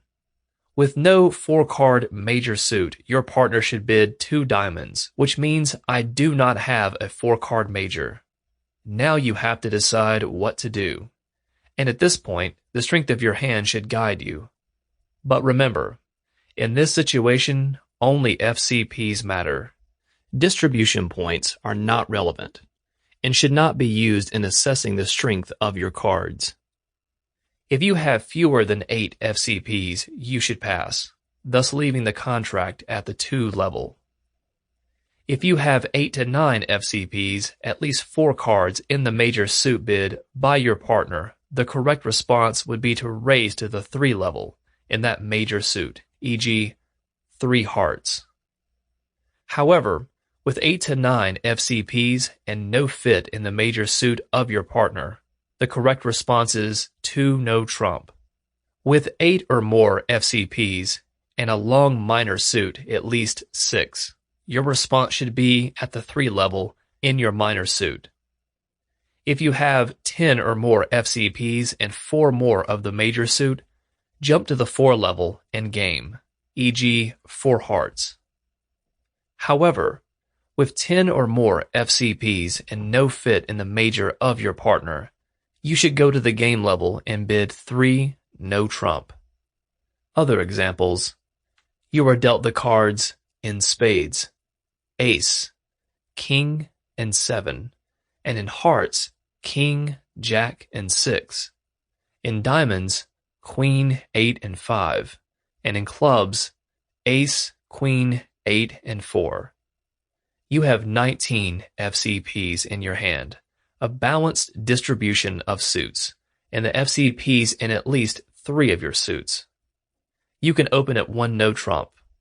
Another example, you are dealt the cards in spades, 7 and 6, in hearts, ace, queen, and 6, in diamonds, ace, king, queen, and jack, and in clubs, 8, 7, 4, and 3. It is never a good idea to open 1 no trump with FCPs in only 2 suits, even though you have many face cards in those 2 suits. If you can open the bidding with 1 no trump and eventually get to game of 3 no trump, this is obviously a good situation to be in. In addition to needing to win only 9 tricks to complete the contract, it is also a game-winning contract. Additionally, with the higher point totals required for opening and responding, and the source of those points being all face cards, the outcome of playing the hand will be a lot more predictable and hence will have lower risk. Bidding to game in a minor suit. Getting to a game-winning level contract in a minor suit, give tricks above book, is much riskier than game level in a major suit or even no trump, because you need to win 11 of the 13 tricks. Only under a very special set of circumstances is going to a level of 5 in a minor suit worth the risk. So, when you have exhausted all other options and you are left in a minor suit, you should be quite willing to settle for a contract at the 3 partial game level. Nevertheless, if you have at least 13 points and at least 4 cards in a minor suit, you can open at the 1 level of that suit. If the opening bid is 1 club or 1 diamond, the first priority of the responder should always be to try to find a major suit fit with their partner. This is preferable because, as stated earlier, fewer tricks need to be won in order to get a game-winning score. So, if you have at least 6 FCPs and at least 1 4-card major suit, your first response should be a bid at the 1 level in that suit. From the perspective of the opening bidder, if your partner has answered 1 club to your opening, and you at least have 4 cards in that major suit and you have 12 to 15 points, you should raise the bid to 2 hearts. If you have 16 to 18 points, jump the bid up to 3 hearts, or 4 hearts with 19 or more support points. The same applies to the 1 spade response when you have 4 card support in that suit. But if your partner responds to your 1 club bid and 1 heart or 1 spade, and you have 12 to 15 points in your hand and at least 6 clubs, rebid clubs at level 2. If you have 16 to 18 points, jump the bid up to level 3. The same is true if your opening bid is 1 diamond. Here are some other points you should focus on after opening at 1 of a minor suit. If your partner passes in response to your 1 club bid, they are saying that they have no major suits with at least 4 cards. Stop there. If your partner responds to your 1 club bid with 1 diamond, then ask for information regarding their best major suit by bidding 1 heart. If spades is their longest major suit, they can then respond with 1 spade, or go to 2 hearts if that is longer, which is a bit riskier. If your partner responds to your 1 club bid with 1 heart, and you do not have at least 4 hearts, respond with 1 spade. More examples. Let's say your partner has opened with 1 diamond. What will be your best bid if you have the following hands? Your cards are dealt in spades, 9, 8, and 7, and in hearts, king, 7, 6, and 5. In diamonds, ace, queen, jack, 7, and 6, and in clubs, 8. You have a great suit fit with your partner's 1 diamond opening and 10 FCPs. Your response should be 1 heart. If you raise diamonds first, your partner will not know about your 4-card major. Remember, your priority should always be to try to find a major suit fit. If your partner then raises your heart's bid, your hand increases in value, and it would not be outrageous to invite your partner to a game level by bidding 3 hearts or even jumping to 4 hearts. Another example, you're dealt the cards in spades, ace, 9, and 8, in hearts, king, 7, 6, and 5, in diamonds, ace, jack, 10, and 7, and in clubs, 9 and 7. Even with 12 FCPs, you will still respond with 1 heart. However, if your partner raises your bid to 2 hearts, go straight for a game at 4 hearts. If your partner bids 1 spade, jump bid to game, EI 4 spades. However, if your partner responds to your 1 heart bid with 1 no trump, denying 4 card support for your major suit, you should then respond with a bid of 3 no trump. Another example, you are dealt the cards in spades, ace, jack, and 9, and in hearts, ace, king, jack, 7, 6, and 5, in diamonds, queen and 4, in clubs, king and 6. Under these circumstances, you should still bid 1 heart, but with a big smile inside. You have 22 points total, and your partner opened with 1 club/diamond, which promises at least 13 points. So between the two of you, you have at least 35 total points, and at least 28 FCPs. In this situation, you will surely make a game-winning contract. You may even be able to reach at least a small slam level. For example, if your partner rebids in diamonds, showing at least 6 of them, you should seriously consider a contract for a small slam in diamonds. In another example, you are dealt the cards in spades, 9, 8, and 6, and in hearts, king, 7, and 5, and diamonds, ace, queen, jack, 7, and 4, and in clubs, 8 and 7. You should bid 3 diamonds. This is a jump bid and will tell your partner you have 10 to 12 FCPs, no 4-card major suit, but at least 4 diamonds. Most likely this situation will lead to a 3 no-trump contract, so you should not count distributional points when making a jump shift in a minor suit. Another example, you are dealt the cards in spades, king, jack, and 10. In hearts, ace, queen, and 8. In diamonds, queen, jack, 9, and 6. And in clubs, 9, 8, and 5. You should bid 2 no trump. This bid shows that you have a balanced distribution and enough FCPs to win the game. You are also saying that you do not have a 4-card major. Another example, you are dealt the cards in spades, 9, 8, and 7. In hearts, 7, 6, and 5. In diamonds, ace, queen, jack, 7, and 6. And in clubs, 8 and 6. Your bid should be 2 diamonds. This is your best option. You don't have a lot of high cards, but you have too much to consider passing. 1 no trump is not a good option with such weakness in 3 suits. With so much strength in the diamond suit, it is likely that your partner, who obviously had enough FCPs to open, will be able to win some tricks in other suits. More aggressive opening bids. As mentioned in previous chapters, there may be situations where it would be entirely appropriate to open the bidding at the level 2, in any suit, or no trump. This bid is not only descriptive of the strength of your cards, but also a highly aggressive bid, meant to intimidate your opponents into abandoning the auction. You are in effect saying, "My cards are so strong, you proceed at your own peril." For example, you are dealt the cards in spades, ace, queen, 10, 9, 7, and 6. In hearts, ace, king, and 7. And in diamonds, ace, king, and 4. And in clubs, 7 and 8. With 23 points and at least 10 FCPs, you should open at the 2 level. Your longest suit is clearly spades, with 2 face cards and 3 major suits. The appropriate opening bid here should be 2 spades.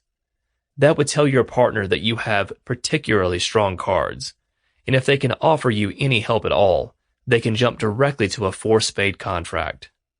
However, if your partner responds with 2 no trump, they are telling you that they have very little support, so don't go any further. More examples. You open by bidding 2 clubs. This communicates very powerful cards, with 22 or more FCPs and balance. If unbalanced, the cards likely still have a lot of trick-taking power, usually from a suit that is both long and powerful. With 21 to 23 points and a balanced distribution, you can open the bidding at 2 no trump. With 24 to 25 FCPs, balance, or a long minor suit of at least 7 cards headed by the ace, king, and queen, an opening of 3 no trump would be appropriate. Another form of aggressive, very risky bidding is opening with especially weak cards or an unusual card distribution. For example, if your cards fall short of the 12 or 13 total points and or 10 FCPs, under some circumstances you may still be able to open the bidding. The rule of 20. Count the number of cards in your 2 largest suits and add them together. Then add the number of FCPs. If the total is 20 or more, it may be acceptable to open the bidding process. However, players who use this approach need to understand that it is a high-risk move. The rule of 20 is a useful guideline, but should not be followed blindly. For example, you were dealt the cards in spades, ace, 9, 7, 3, and 2, and in hearts, ace, jack, 9, 6, and 5, in diamonds, jack and 7, and in clubs, 7. Using the rule of 20, you have 10 FCPs. Now, add that to the number of cards in your 2 longest suits, hearts and spades. The result is 20. This is a very respectable opener, and if your partner has a lot of support for one of your suits, you have a chance to take a lot of tricks. In another example, you were dealt the cards, in spades, 10, 7, 6, 4, and 2, in hearts, 9, 7, 5, 4, and 3, in diamonds, ace and queen, and in clubs, ace. The 2 longest suits are very weak, and the face card strength is in the short minor suit. Yet this hand also meets the requirements for the rule of 20 because there are 10 FCPs and 10 cards in the hearts and spades suit. It would be irresponsible to open with these cards. However, if the ace and queen of diamonds were in the spade suit and the ace of clubs in the heart suit, you could open with 1 spade. Another situation you might face is weak cards on points, but a 7+ card suit. Under certain circumstances, opening at the 3 level or even the 4 level in a major suit might be appropriate. With an 8+ card minor suit, an opening bid of 4 of that minor, or even 5 of that minor, might be appropriate. With an 8-card long major suit, of course, you would not need to go beyond the 4 level. Again, these are risky moves, and may only be worth it if you are on the verge of losing a rubber anyhow, and or when you have a lot more experience as a bridge player. Chapter 5. Competitive Bidding. When the cards dealt to you and your partner are strong enough that your team can bid your way into a game-winning contract with little or no interference from your opponents, you are very fortunate. However, such situations are unusual. More commonly, you will become involved in competitive bidding for the contract, either because your opponents opened the bidding before you had a chance to speak, or because they overcalled your opening bid. In such situations, your impulse to be aggressive in the bidding as you try to reach a game-winning contract should be tempered by caution. Responding to an opponent's opening. When your opponents are first to bid, the risk of your team losing the auction is immediately increased. Deciding what to do next can often be difficult, especially if you also have strong cards. One obvious option is to simply accept your fate and pass. Of course, the result of that choice may be that you have to watch helplessly as your opponents bid up to and complete a game-winning contract. However, another option is for your team to also enter the auction with hope that you can wrest the contract away from your opponents and at least complete a partial game. Assuming that entering the auction is the option you choose, there are several tactics you can utilize to proceed while simultaneously minimizing the risk. One such approach is to overcall, but with a pre-established agreement between you and your partner regarding the circumstances under which overcalls will be made and at what level they will be abandoned. This limited overcalling concedes nothing to your opponents because it still challenges them directly for the contract, but it also keeps the risk at a manageable level. Overcalling. If you bid one spade in response to an opponent's bid of one heart, your bid is an overcall. To overcall at the one level, you should have at least 8 FCPs and a long suit 5 or more. If you have at least 12 FCPs and at least 2 aces or kings, along with a few lower value cards in each suit, an overcall at the 2 level would be appropriate. With 13 or more FCPs and a long suit of 6 or more, you should definitely consider overcalling. Moreover, with your overcall, you are not just proposing a contract as part of the auction. You are also communicating to your partner that you have decent cards and a long suit. Thus, we should consider competing for this contract. Of course, you should also keep in mind that at least one of your opponents clearly has some card strength because they opened the bidding. You shouldn't get too overconfident or reckless. This is why limits on overcalling make sense. When the opponents open at 1 club or 1 diamond, you do have lots of bidding space left on the 1 level with 2 major suit options. Therefore, overcalling at 1 level is relatively safe because, even if you get the contract, you only need to win 7 tricks. And if you are unsuccessful at completing the contract, the penalty points scored by your opponents would be minimal. For example, your cards are in spades, ace, king, jack, 7, and 5, in hearts, 7 and 5, in diamonds, 9, 7, 5, and 3, and in clubs, 8 and 7. Assume the opponent to your right opens with 1 heart.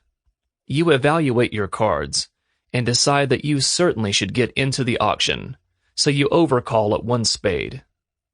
Your opponents must now decide what to do next. They would need to bid at least 1 trump in order to remain in the auction. The only other option is to stay with hearts as the trump suit, and raise the bidding up to 2 hearts. They may determine that the risk of choosing either option is too high, and thus decide not to go any further. The result is that, because you chose to compete for the contract rather than just give up, you win the auction and pull the contract away from your opponents. Similarly, if your opponent's opening bid is 1 diamond, it would be entirely reasonable to overcall at 1 heart with these cards. You have in spades queen, 6, and 4, in hearts ace, king, jack, 5, and 4, in diamonds 10 and 9, and in clubs 7, 4, and 3. However, if the opening bid on your right is 1 spade, it would be dangerous to overcall at the 2 level based on a 5-card heart suit with only 10 FCPs and 11 points total. That is too far away from the minimum required for a 2-level overcall, and if you were also vulnerable, it would be suicidal. An acceptable two-level overcall situation when not vulnerable would look like this. Your cards are in spades 4, 3, and 2. In hearts, ace, king, jack, 10, 6, and 3. In diamonds, queen and 4. And in clubs, 10 and 2. An acceptable two-level overcall situation when vulnerable would look more like this. Your cards are in spades 7, 6, and 4. In hearts, ace, king, jack, 10, 9, and 8. In diamonds, king and 9. And in clubs, king and 10. These cards are worth 18 points, which is the bare minimum for a two-level overcall when vulnerable. Of course, not overcalling when it would be appropriate also has a downside, a missed opportunity. For example, if you have a legitimate one-level overcall situation but decide to pass, you may regret it later. The following situation is not uncommon. Your cards are in spades 9 and 8, in hearts queen, jack, 9, 8, and 7, in diamonds queen and 10, in clubs king, jack, 6, and 3 as north. And the auction proceeds as follow.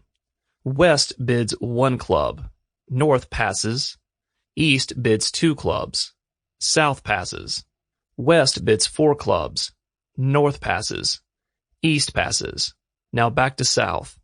Your cards clearly support a 1 heart overcall, but you choose to pass. Your partner's south may have had some hearts to support you, and perhaps even enough to make 4 hearts. Unfortunately, your failure to communicate effectively with your partner by not overcalling with a 1 heart bid means that you will now never know what could have been possible. And you clearly do not have the cards for an overcall at the 4 level. That would likely result in disaster. Your decision not to act earlier has now left you with no choice but to pass. Overcalling can also sometimes be useful for communicating to your partner what suit to lead with when your opponents win the auction, or at least let your partner know your longest suit. One of the most important benefits of overcalling in bridge is that it can often interfere with the bidding of your opponents and force them out of their comfort zone. For example, because of your overcall, you may be able to get your opponents to bid up to 3 hearts instead of just 2 hearts, thus making it less likely that they will be successful in completing their contract. In other circumstances, you may be able to push them into a different trump suit than the one they prefer, or even push them into a no-trump contract when the strength of their cards really does not support such a venture. Finally, overcalling a no-trump typically has a special meaning. An overcall of 1 no-trump communicates 15 to 18 FCPs, and an overcall of 2 no-trump promises at least 5 cards in each of the 2 lowest unbid suits. Other competitive bidding tactics. As alternatives to overcalling, bridge players have devised a variety of other less risky ways of testing the waters for a possible contract during a competitive auction. These tactics minimize risk by increasing the information communicated between partners and include takeout doubles, queue bids, and balancing the bidding. When deciding how and when to use any of these tactics, the strength of your cards, the level reached in the bidding, your position at the table relative to the opponent who opened the bidding, the suit mentioned in the opening bid, your team's vulnerability, and your team's position in the rubber should always be taken into consideration. The takeout double. Assume that one of your opponents has opened the bidding at 1 heart, and you are seated just to the left of that opponent. As discussed in a previous chapter, under certain circumstances, you could say double when it is your turn to speak. This would immediately be recognized by all of the players as a takeout double, because you have said it in a situation where issuing a penalty double challenge would be inappropriate. Therefore, it is reasonable to assume that it must have some other meaning. In other words, you are not saying to tell the other team, "I don't think you can complete such a contract." Instead, you are telling your partner that you have cards worth 11 or more points, and at least 3 card support for the 3 suits not mentioned by your opponents. Moreover, you are insisting that your partner bid at the next level possible in their strongest or longest unbid suit. Passing is not an option. Why is your partner not allowed to pass? To do so would convert your takeout double into a penalty double, and that has 2 immediate consequences. First, with any penalty double, it doubles the amount of points your opponents can earn by winning and completing a contract. In a major suit, this would cost you a game. Secondly, it reduces the risk of your opponents.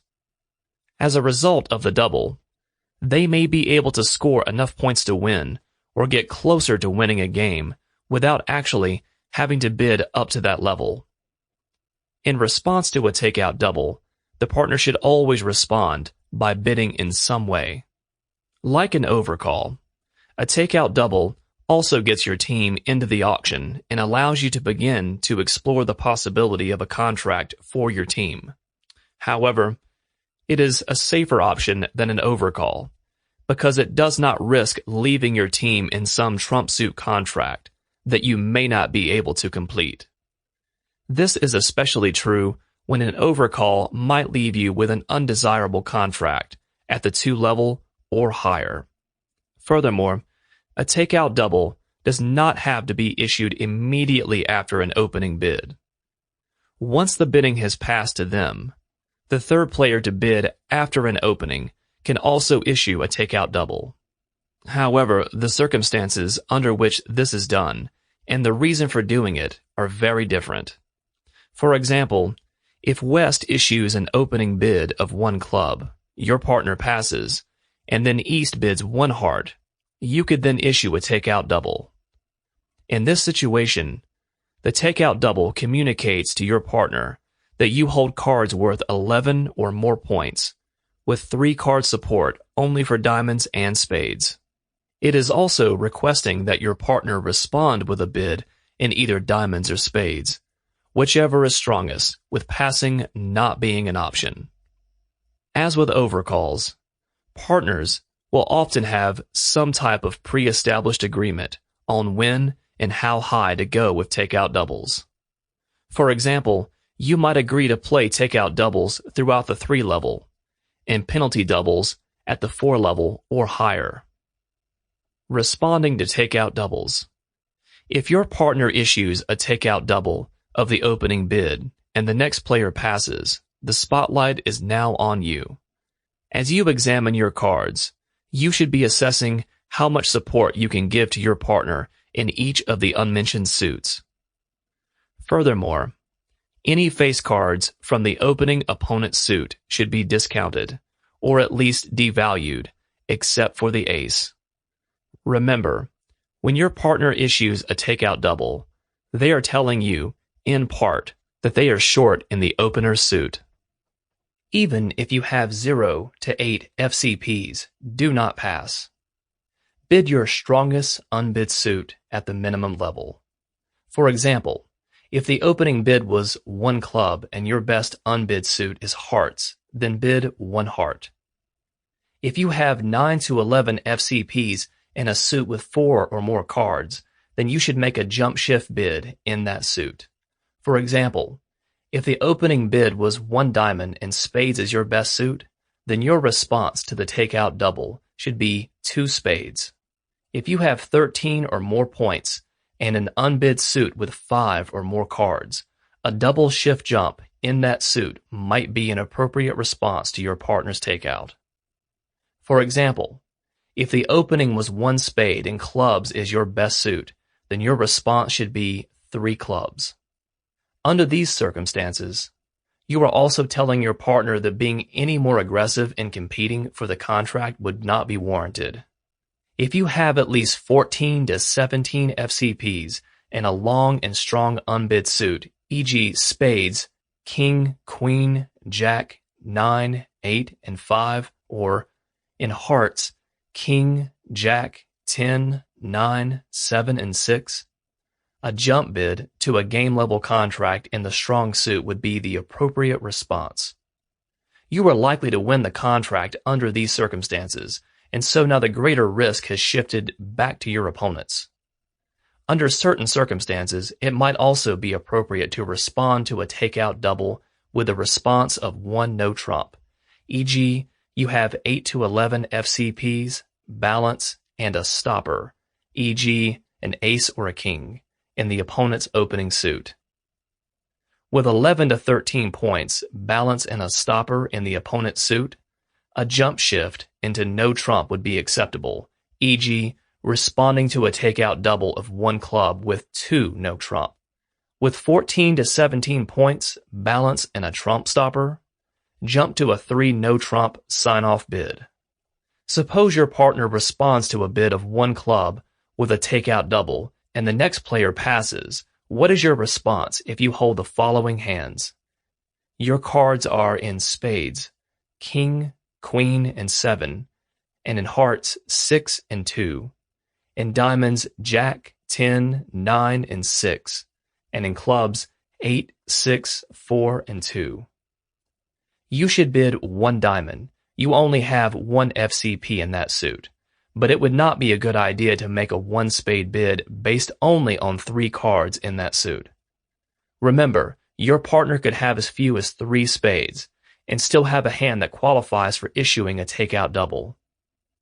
Another example, your cards are in spades, an 8 and a 2, in hearts, a king, queen, jack, and a 5, in diamonds, a queen, jack, 6, and 5, and in clubs, a 7, 6, and a 3. Your hand is too good for a simple 1 heart response. With 0 to 8 FCPs and any 4 weak hearts, you could have responded with 1 heart. Your cards are a lot better than that.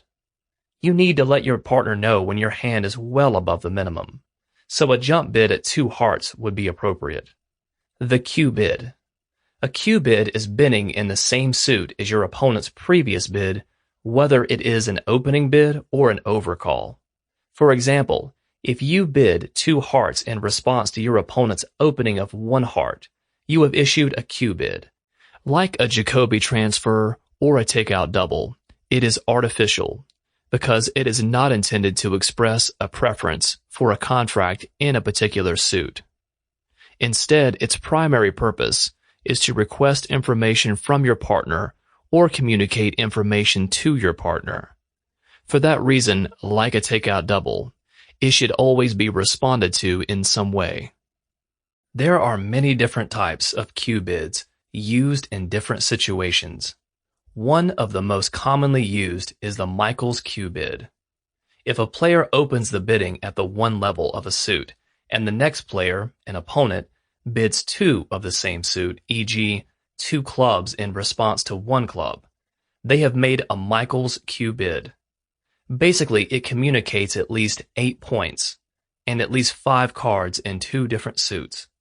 It also requests that the player's partner respond by bidding at the next possible level in their best suit. It is especially useful in situations where the players have strong cards, but they are not strong enough for a takeout double. Depending on an opening suit, the Q bid can also communicate even more specific information. A Q bid of your opponent's opening in a minor suit communicates strength in both major suits. However, a Q bid of the opponent's major suit communicates strength in the other major suit in either of the 2 minor suits. For example, if one of your opponents opened with a bid of 1 club and your partner overcalled with 1 spade, a response of 2 clubs, the same suit of your opponent's opening bid, would communicate that you have at least 10 support points and support in spades. Of course, you could have responded with 2 spades, but think about the situation you're facing. One of your opponents has already opened in clubs, so you can conclude that they have cards worth at least 13 points. Then your partner overcalled, which suggested a possible trump suit match in spades and some decent FCPs. However, at this point, you don't know how many FCPs. A response of 2 spades would be too risky in this situation, because if your partner's FCPs are on the low side, you could end up in a spades contract doomed to failure. So the Q bid of 2 clubs gives you a safer way to let your partner know that you at least like the idea of a spades contract, while leaving it up to them to have the final say on feasibility. There is also one situation when you can use a Q bid in response to a takeout double. When your partner doubles the opponent's opening of a minor suit, and you have strength in both major suits. For example, your cards are in spades, a king, queen, jack, and 3. In hearts, a queen, jack, 6, and 2. In diamonds, a queen and 9. And in clubs, a 7, 6, and 3. These cards are good enough to make a jump bid to tell your partner that a game-level contract is possible. But which major should you choose? You could end up with only 7 trumps instead of 8 if you guess incorrectly. So, a bid of 2 clubs would be a safer approach. Your partner will recognize this as a Q bid, and if they have one major suit of at least 4 cards, they can then respond to you in that suit. If they have 5 cards in each suit, then 2 hearts would be the appropriate response. You can then raise to 3 hearts and show that your Q bid was indeed intended as an invitation to game. Now, your partner can make the final decision about whether or not to go to a game level, and you have provided your partner with valuable information that should help them in making that decision. However, be careful about Q bidding in response to a takeout double without sufficient card strength to possibly lead you to game level. If your cards fall short, simply bid the higher ranking suit at the 1 level, even if they are the same length. Often, it will very quickly become obvious to you and or your partner if your cards are probably not strong enough to win the auction and establish the contract. There is no need for despair. For this particular auction, you can just shift your posture from a competitive or offensive one to a largely defensive one. In other words, you can change from a strategy of working to win the auction to a strategy of interference, obstruction, and disruption. One such disruption tactic you can use is called balancing the bidding. Balancing is normally done when your cards are not strong enough for one direct action, and when your opponent's bidding has demonstrated weakness or minimal strength. The primary purpose of this tactic is to force your opponents to raise the stakes, so when they fail, they will be penalized more. Balancing is also typically done by the player whose pass would end the auction and leave their opponents with a contract at the 1 or 2 level. This position at the table is often referred to as the balancing position or seat, and balancing can be achieved either by a strategic overcall, a Michael's Q bid, or by issuing a takeout double. Suppose the bidding goes in the following way. West bids 1 heart. North bids pass. East pass. South? Notice what East did in response to West's opening bid. This pass tells you that East did not have even the minimum amount of card points to respond. In fact, neither of your opponents seem to have particularly strong cards. If West had more than minimum opening points, they might have made a more aggressive bid. More likely, they have only 12 or 13 FCPs, and the responding partner apparently has less than 6, which at best is around 18 FCPs in total for their team. Another example, your cards are, in spades, Queen, 9, 8, and 7, in hearts, 3 and 2, in diamonds, King, Queen, 6 and 5, and in clubs, King, 10, and 9. Assume you are South, and it's your turn to bid. Your opponents seem to be willing to play for a contract of 1 heart. you definitely should not let them win the auction so easily by just passing. Since you know that you have 10 FCPs and your opponent's cards are weak, your partner will probably have around 10 to 12 points as well. In other words, it's reasonable to assume that the FCPs are fairly evenly distributed between the two teams. The approximately 20 to 22 points held by your team certainly should be enough points to make things difficult for your opponents. So what can you do? You clearly don't have enough strength to overcall at one spade, but you could do a takeout double, even if you only have 10 FCPs. Then, as a result, West must make a difficult decision. Do we stay at the one level and risk losing the contract to the other team? Remember, in response to your obvious takeout double, your partner must respond. West knows that also, and so, if West now passes, your partner can still bid one spade. The only other option is to continue to compete for the contract by making the risky move of responding with two hearts, which the strength of their cards may not support. In other words, your takeout double has had the intended effect of making things more difficult for your opponents, and West in particular. Another situation could be as follows. Your cards are, in spades, Queen and 3, in hearts, Queen, Jack, 3 and 2, in diamonds, King, Jack, 8, 5 and 2, and in clubs, 9 and 6. And suppose the bidding goes in the following way. West, 1 club. North, pass. East, 2 clubs. South, 2 diamonds. In this situation, as the last bidder before the contract is awarded to your opponents at 2 clubs, your response of 2 diamonds forces your opponents to face the choice of either switching their proposed contract to a major suit away from their suit strength so they can remain at the 2 level, or risk going to the 3 level in clubs, which their cards likely do not support. The only other option is to abandon the auction completely. This type of interference with the opponent's bidding is precisely the purpose of the balancing the bidding tactic. Under certain circumstances, however, balancing the bidding would not be appropriate, even when the opponent stops at the low level. For example, you would pass if you held these cards. In spades you have Ace and 7, in hearts, Queen, Jack, 9 and 8, in diamonds, King, 7, 5 and 2, and in clubs, 8, 6 and 3. Assume that your opponents have opened in your best suit. That, combined with your holding in hearts, makes it clear your partner likely has very few hearts. Furthermore, they took no action, indicating they also have few FCPs. If your team is vulnerable, you should be even more very leery of balancing under these circumstances. Preemptive bidding. There is another bidding tactic that is used only by very experienced bridge players, and rightly so. It is called the preemptive bid, and it is extremely risky.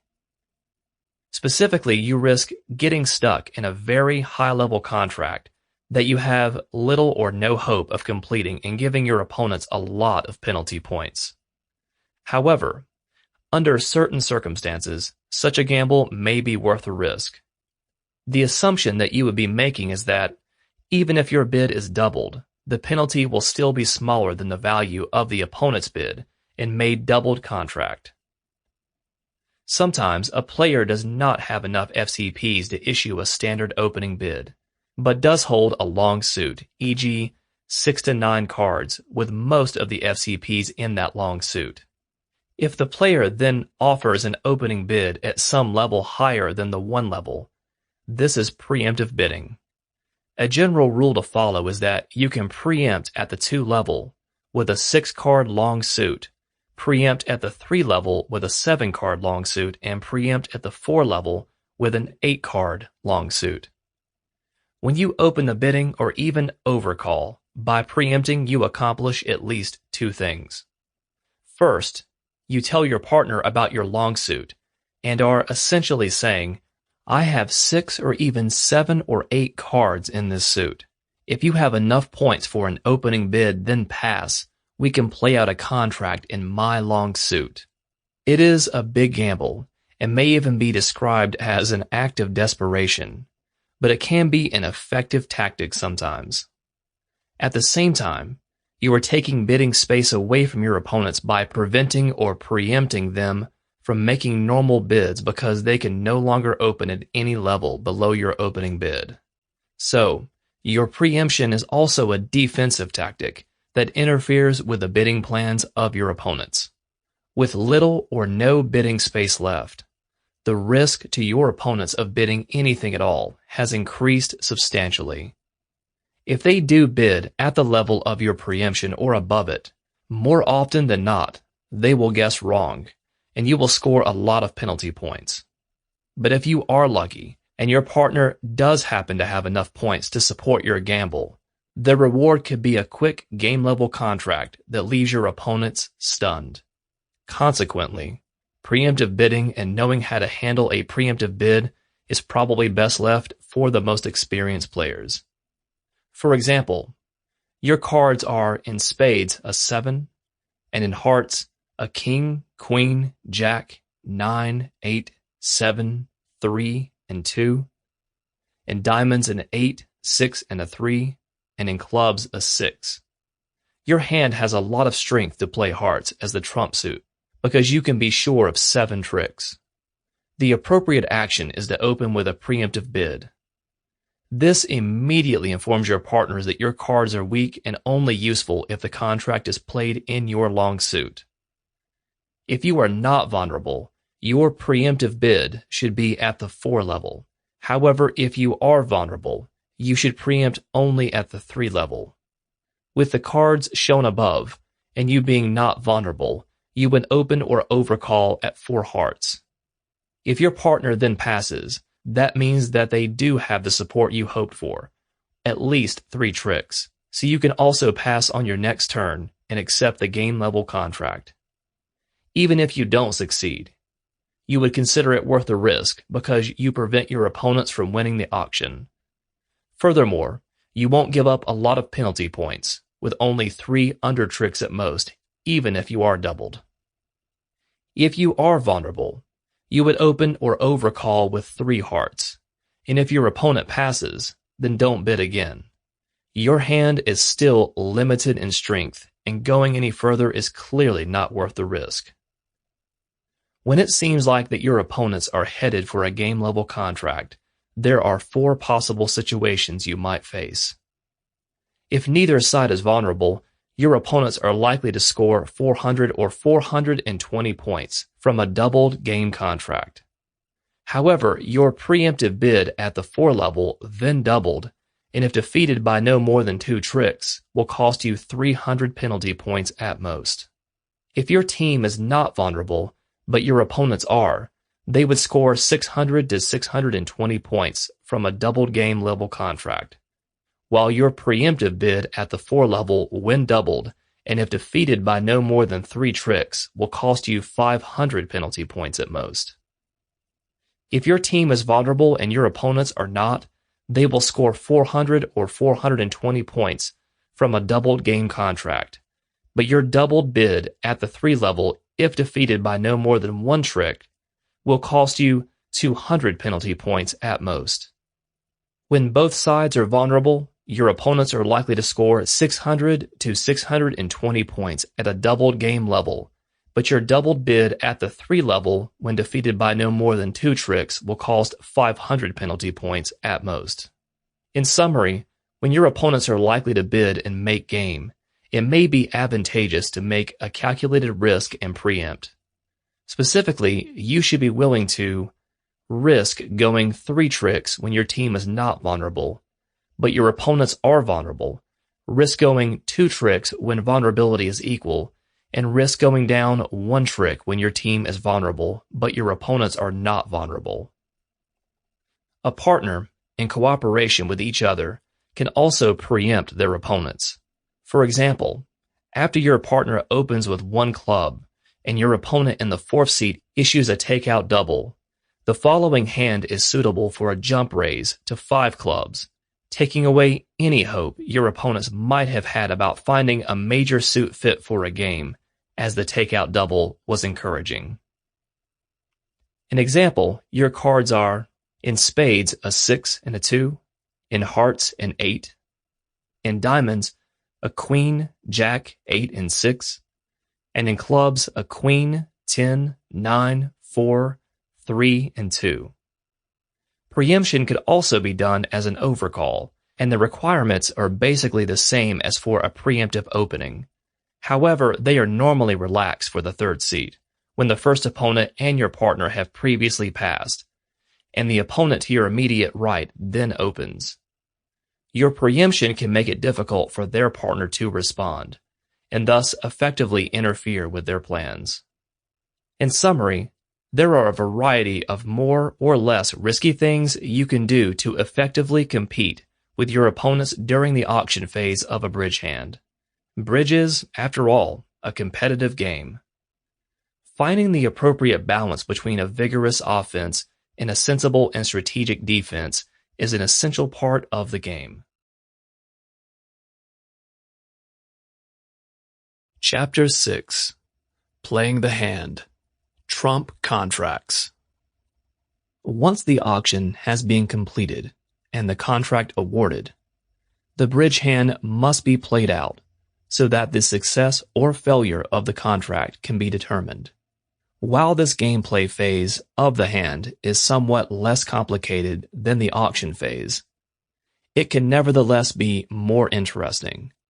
As is the case during the auction, the more information the player has, the greater the chances of success and the lower the risk of failure. There are also many important skills, strategies, and techniques that can be learned in order to play a bridge hand well, regardless if you are the declarer or the defenders. Getting started. Assume that your team has won the auction, and because you opened the bidding in the eventual trump suit, you are now the declarer. It has become your responsibility to play both your cards and the cards in the dummy hand, and try to win enough tricks to complete your contract. While sometimes predictable, every playing out of a bridge hand can also present you with unique challenges and unfortunate surprises. All of your careful efforts during the auction to ensure that your team has the contract you can complete will be wasted if you don't take this gameplay phase of bridge hand seriously, and thus mess it up. You do not want to let down your partner in this way. First and foremost, you should take your time. No one will be timing you to see how quickly you get the cards played out. Rushing through the gameplay can result in errors and create major problems. When the lead card is played, and before you play a card from the dummy hand, look at that card carefully and think about what it is telling you. Review in your mind any bidding by your opponents, and think about what face cards they might be holding, and what length they might have in suits that they bid, or short suits they may hold. Then, when the dummy cards are revealed, take some time to look over them carefully. Evaluate how your cards and the dummy cards fit together.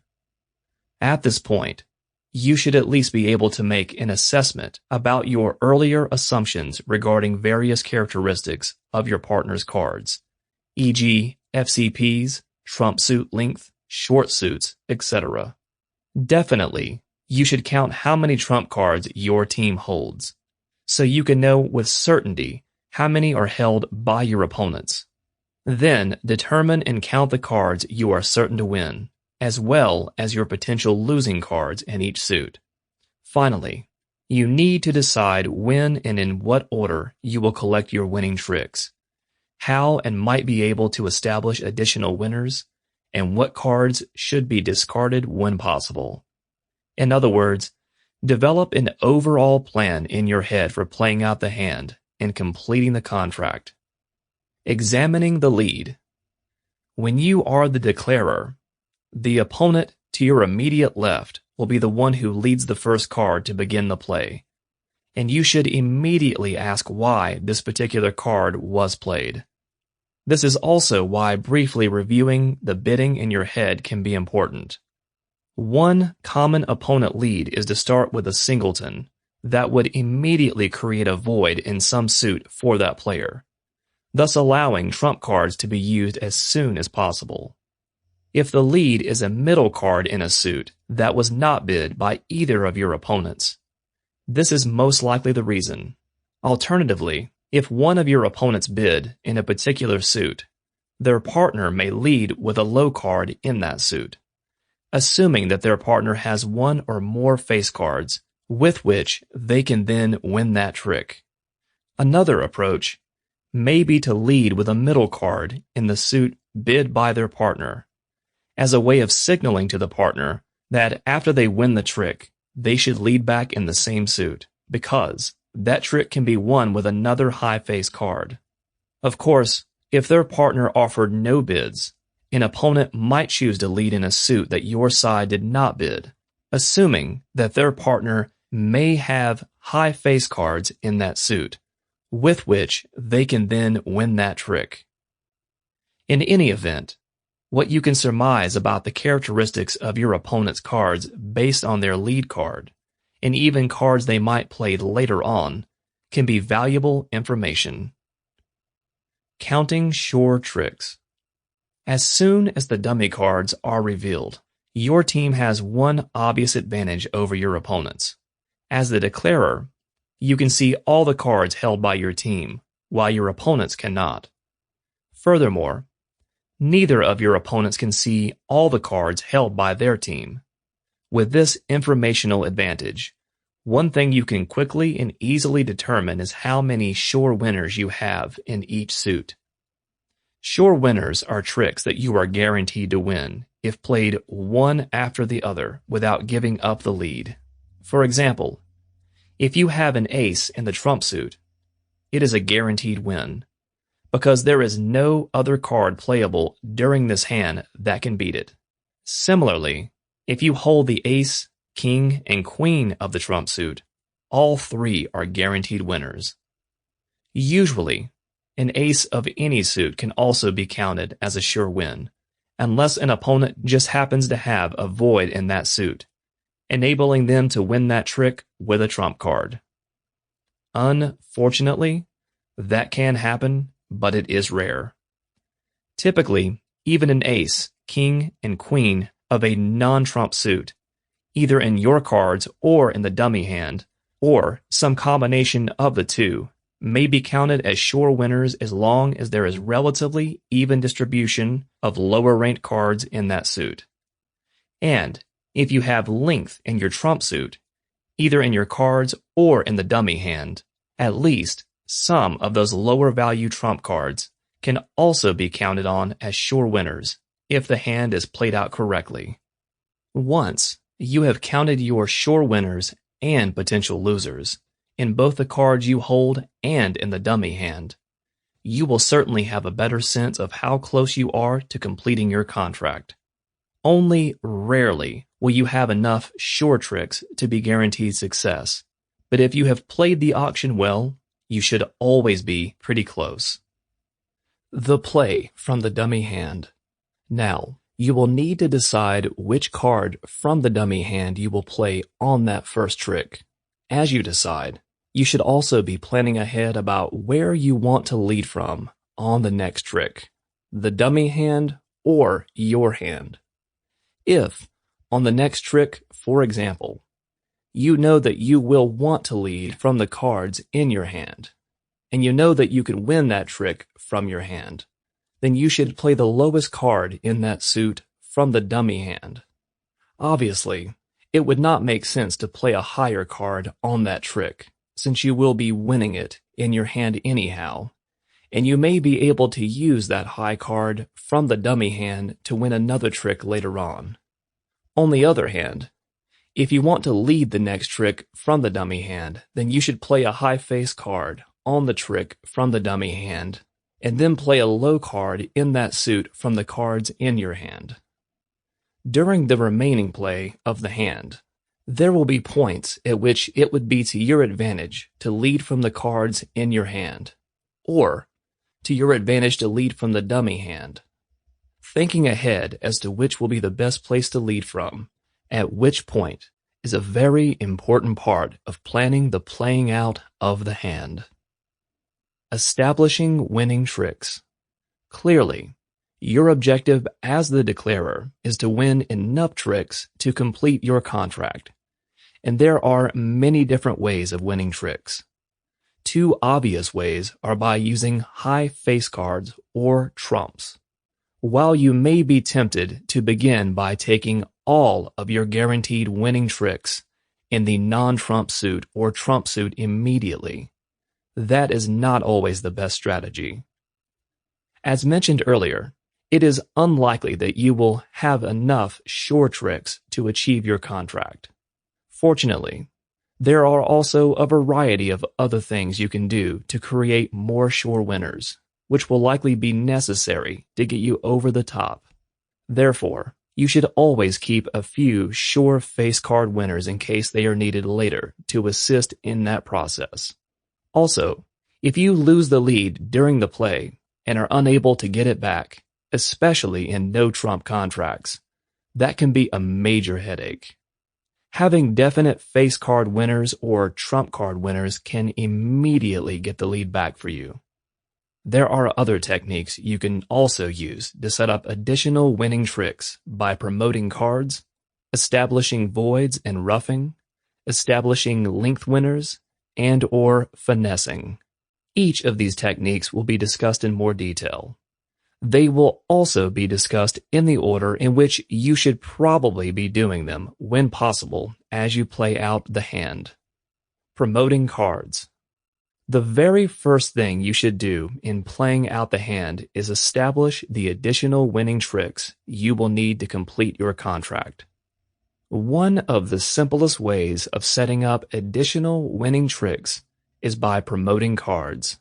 For example, let's assume that the cards you hold include the king, queen, and jack of a particular suit, but not the ace. Consequently, none of these face cards are guaranteed winners for you, because each of them can be beaten by the ace.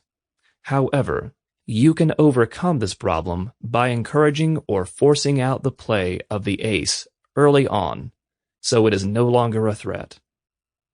For example, if West has in spades a 10, 9, and a 2, their partner East in spades has an ace, 7, and a 4, the dummy in spades has 6, 5, and 3, and South in spades has king, queen, jack, and 8. Assume that you are South. You have won the previous trick, and you now have the lead. You may have hoped to win a few tricks in spades. Since you do not have the ace of spades, however, that is a problem. Leading with the 8 of spades would certainly result in the loss of a trick. West could either play the 9 or the 10, and you have nothing in the dummy hand that could beat that. So then East, recognizing that West has already won the trick, would just play their 7 or 4.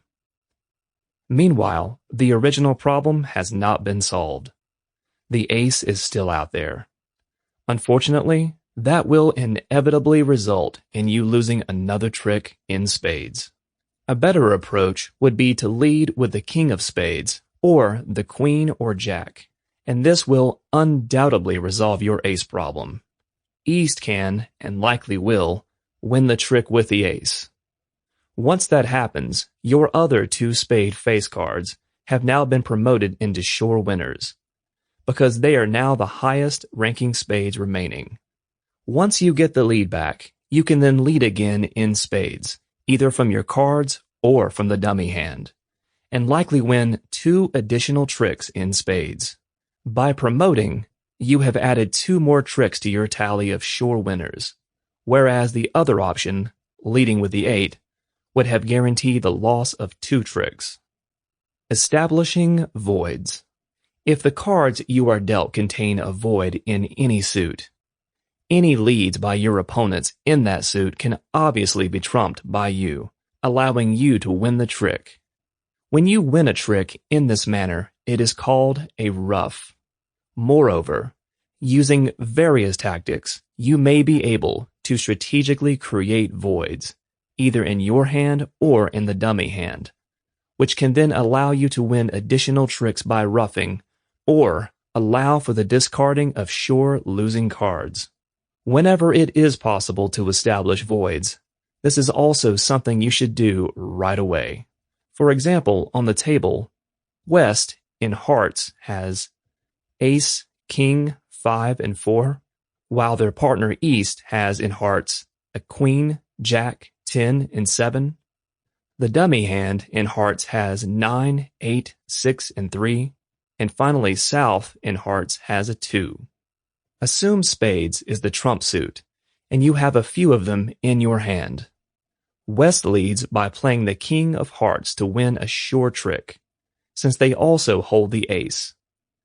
If there was no trump suit, West would then be able to also win the next trick with the ace, and then lead back to their partner, allowing East to then win 2 more tricks with the Queen and Jack. That would be 4 tricks won by the defenders. However, when West plays the king, that creates a void in your hands in hearts. So, when East then leads with the ace, you can ruff the trick by playing a spade, winning the trick for your side, much to the surprise of your opponents. Another example, on the table, West in spades has a king, queen, jack, and 5. Their partner East in spades has a 9, 4, 3, and 2. The dummy in spades has an ace, 10, 8, 7, and 6, but in South in spades is a void. Again, assume hearts is the trump suit, and you still have a few of them in your hand. West leads the king of spades, and now you can win the trick in 2 ways.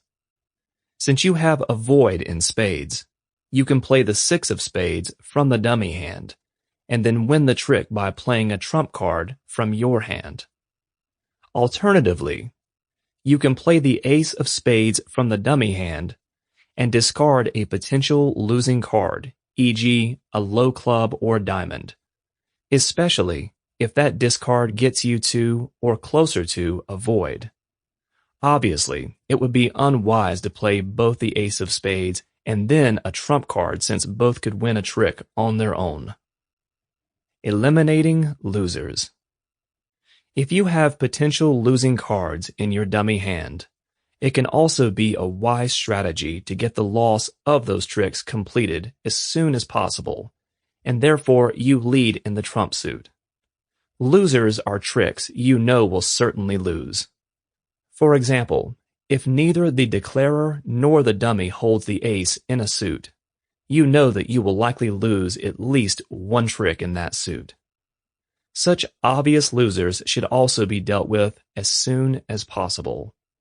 Moreover, there may be other sure losers that get set up during the course of playing out the hand.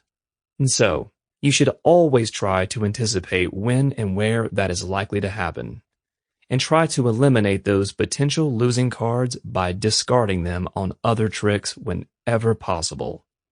For example, assume the trump suit is diamonds, and hearts is a side suit. In the cards pictured below, you have 2 essential losers in hearts. You do have the ace of hearts, effectively protecting 1, but only 1, of the low hearts in the dummy hand. As soon as your opponents lead a high heart card, thus forcing out your ace to promote their high heart face cards, your remaining 2 low heart cards become sure losers. The picture shows the dummy hand in hearts, a 7, 6, and a 3, the declarer in hearts an ace, 8, and a 4.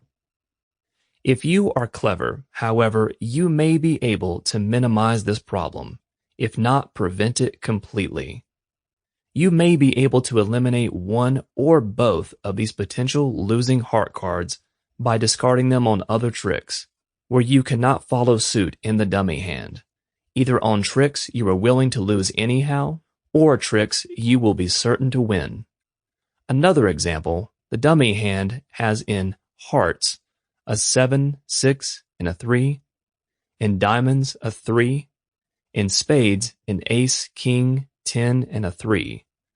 The declarer in hearts has an ace, 8, and a 4, in diamonds an ace, queen, and jack, and in spades a jack, 8, and a 4.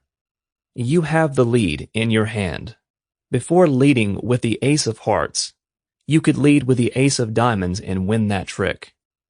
At the same time, this would create a void in the dummy hand in diamonds. Then you could lead with either the queen or jack of diamonds from your hand, and wait to see what West does. If they play the king of diamonds in an attempt to win the trick, which they are very likely to do if they have it, then you can just play a low trump card and win that trick, while at the same time promoting your queen or jack of diamonds into a sure winner. However, if West does not play the king of diamonds, it is safe to conclude that East holds the king of diamonds. And because the dummy hand is now void in diamonds, you are not able to follow suit. So, you could just discard 1 or 2 losing low heart cards on that trick and allow East to win the trick with the king. You have now eliminated one of your potential losing heart cards and at the same time still promoted the jack of diamonds into a winner. Getting out the trump. As discussed previously, if you lead with a card in a particular suit and your opponent is unable to follow suit because they have a void in that suit, that opponent can play a trump card on that suit and win the trick. Consequently, having a lot of trump cards in the hands of your opponents is a risky situation, which you should eliminate as soon as possible. You can easily do this by making several leads in and winning tricks with trump cards, thus capturing the trump cards held by your opponents. As you do this, you should also keep track of or count the trump cards as they are played, so you know when your opponents no longer hold any trumps. One common approach to keeping track of trump cards is as follows. After the dummy hand has been revealed, you will note the exact number of trump cards held by your team and, more importantly, by your opponents. As trump cards are played by your opponents on future tricks, reduce the number of opponent trump cards in your mind until you reach 0. Capturing all of the trump cards early on can also often promote remaining middle-level face cards in other suits, e.g. queens, jacks, and 10s, into definite winners, because it eliminates any possibility that they could be trumped. In fact, keeping track of which cards have been played in each of the suits would be a good skill to develop and use while playing bridge. For example, in the cards shown below, assume hearts is the trump suit. Obviously, you will lose 2 spade tricks, but then you will be able to ruff the 3rd round of spades because there will be a void in your hand. If you then lead with the 6 of diamonds, West has to play the 10 of diamonds in order to follow suit.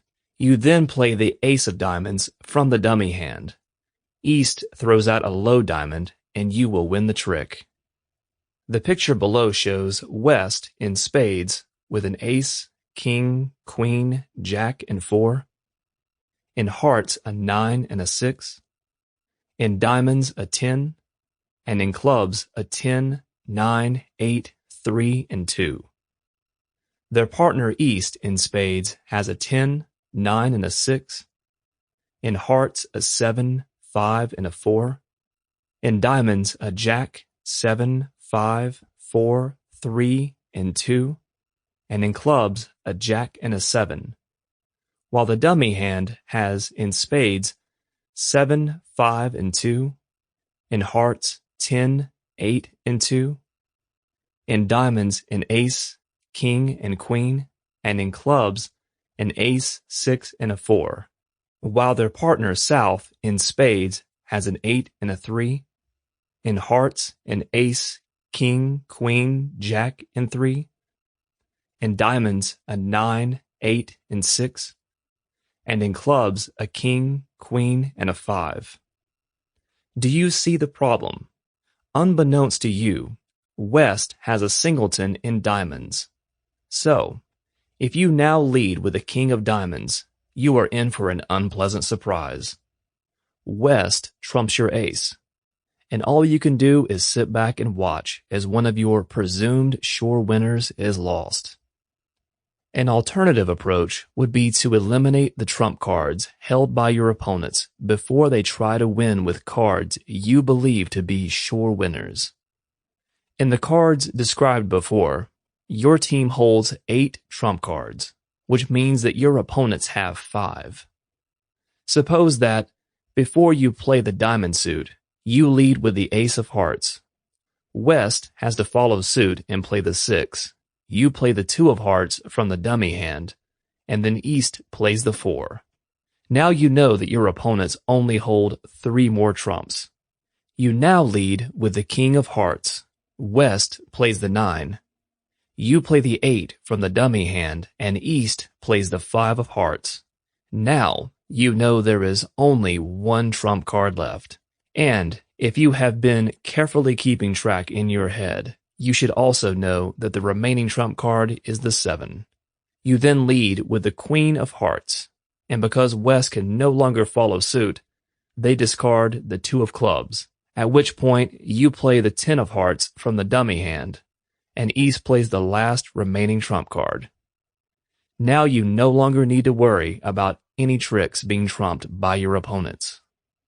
Most importantly, the singleton in West cards no longer matters, because you have captured all the trump cards held by your opponents. You can now play your ace, king, and queen of diamonds with no worries. They have now become guaranteed winners.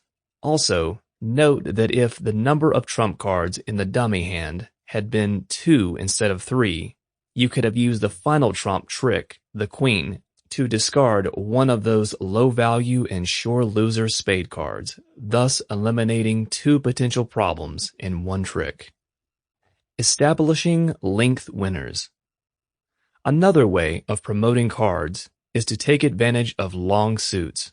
For example, if West in spades has an ace, 10, and a 2, their partner East in spades has a 9 and a 5, the dummy in spades has a 7, 6, and a 4, and South in spades has a king, queen, jack, 8, and 3. Assume that you have now collected all of the trump cards from your opponents, and, based on the total of 8 spades in your hand and in the dummy hand, you know that your opponents hold only 5 spades.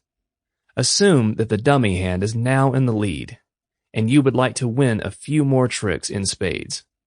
How can you do that?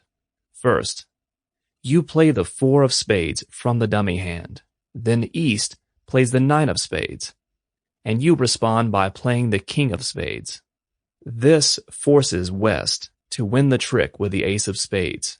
Your opponents now have only 3 spades left in their cards. Now, assuming West leads in a different suit, e.g. clubs, you should take this trick from the cards in your hand if possible. Now that you again have the lead, you play the queen of spades, which is a definite winner because both the ace and king have been played, and you need not worry about trump cards. West plays the 2 of spades, you play the 6 of spades from the dummy hand, and East plays the 9. Now you know that your opponents have only 1 spade remaining, and you should also know that it is the 10 of spades. Now you lead the jack of spades, which you know because of your promotion tactics is now the highest spade card remaining. West is now forced to play the 10 of spades. You play the 7 from the dummy hand, and East, who is now void in spades and holds no more trump cards, discards a low card in another suit. Now you can lead with the 8 of spades, fully confident that it is the winner. You know that 11 of the 13 spade cards have been played, and you have the last 2 in your hand. So when you lead with the 8, neither opponent will be able to follow suit, enabling you to win the trick by default. The same will be true when you then lead with the 3 of spades. 3 factors allowed you to promote the 8 and 3 of spades into sure winners. The length of the suit in your hand, the order in which you took steps to eliminate trump cards, and the moves you took to eliminate the spades held by your opponents. Winning sure tricks. Only after you have established and won the additional sure tricks you created and captured all the trump cards should you turn your attention to sure winners. As discussed earlier, doing this too soon can result in unexpected and undesirable surprises, so you need to be careful. First, by playing sure winners too soon, you may actually end up promoting cards held by your opponents into winners. For example, if your side holds an ace of diamonds but not the king of diamonds, leading with the ace would not be a good strategy. Your opponent will likely just play some low card in diamonds because they know that the trick is lost. The result of this is that you have now promoted their king of diamonds into a winner. However, if you wait until an opponent leads in that suit, their partner may erroneously play the king in an attempt to win the trick, and then you can capture the king with your ace, a card that might have otherwise have won a trick for your opponents. Also, as discussed earlier, you could end up getting sure winners trumped because of unexpected voids. Consequently, you should always eliminate the trump cards held by your opponents before playing sure winners. The finesse. A finesse is, first and foremost, a tactic you can use during the playing of the cards to fool your opponents into giving you a winning trick that you might not otherwise have won. But it also involves a gamble on your part. Usually, it is done when you have some of the face cards in a suit. For example, you may have the ace and queen of clubs in your hand, and the jack and 6 of clubs in the dummy hand. If you just start by leading with the ace of clubs from your hand, you will certainly win that trick. But you don't have the king, and this move will promote that king to the highest ranking club and a sure winner. However, if you take a slightly different approach, you may be able to avoid that problem completely. For example, instead of leading in clubs from your hand, get the lead to the dummy hand and lead the 6 of clubs from there. Now, you know that the king of clubs is in the hands of your opponents, but you don't know which opponent holds it. After you lead with the 6 of clubs, East must decide what to do. If they hold the king, and they choose to play it, they know that there is a very good chance that they will lose the trick and the king because you likely hold the ace. So, they may decide to hold on to the king and simply play a club that is higher than the 6 that you started with, e.g. the 9 of clubs, hoping that you will win the trick with the ace, thus promoting their king. Of course, another possible situation is that East does not have the king, and unbeknownst to East, it is in fact held by West. Under these circumstances, East may still make exactly the same play of 9 of clubs. Now, it is your turn as the declarer, and of course, you do not know which of your opponents holds the king. If it is held by East, playing the ace will certainly promote it. If you don't play the ace, and instead play the jack and West actually holds the king, you will certainly lose the trick when West plays the king. But what if East does hold the king and just chooses not to play it? You think that may be the case, and so you choose to gamble or guess and play the jack, believing West will not be able to win the trick. And you are correct. West plays a low club on that trick. And so, not only do you win the trick, but you now also know for certain that East has the king. That is a finesse. You have won a trick that you might have otherwise lost. By virtue of a game, you have perhaps gotten closer to completing your contract. This can be an especially beneficial tactic in situations where it gets you closer to creating voids, capturing high trump cards, or taking advantage of short suits in the cards of your opponents. For example, What if the only cards in clubs East held had been the king and 8 of clubs? If you had just led with the ace from your hand, you would have won that trick. But in the process, you would have promoted the king into a sure winner for your opponents. However, as a result of your finesse, East now holds a singleton king. Now when you lead with the ace, East must follow suit and play the king. Not only do you win that trick, but you have also eliminated any threat posed by the king. Of course, a finesse can also be executed in another direction. In other words, you could start with a low card from your hand, and then wait to see what West does next. Now, you have a higher and a lower face card in the dummy hand, e.g. an ace and a queen. If you believe that West holds the king or other face card of concern, but for some reason choose not to play it, you could gamble and choose to play the queen and not the ace and hopefully win the trick. If your gamble plays off, you have now executed a finesse on West. One final comment about finessing. Although it most certainly involves a gamble, it need not be a reckless gamble. If you have been paying close attention during the auction, and perhaps even early on in the playing out of the cards, you may have picked up information that will help make that finesse an educated guess. For example, if East had offered some bidding during auction, especially if it was in a suit you are finessing, it is likely they have a good number of FCPs, and one of them is probably that worrisome king. So, with some information on which to base your guess, the riskiness of your finesse is reduced. In summary, our goal as declarer is to win enough tricks to complete your contract. Your skills and judgment in using techniques such as card promotion, establishing voids, collecting and/or roughing with trump cards, establishing length winners, finessing, and eventually winning tricks with high face cards will help to determine the outcome. Chapter 7. Playing the Hand. No trump contracts. Playing a bridge hand for a no-trump contract is in many ways similar to playing a hand in a contract with a trump suit. Your basic approach should be no different. Take your time. Review the bidding in your head. Study the lead card. Examine the dummy hand carefully. Count your sure winners, and make a careful plan for completing your contract.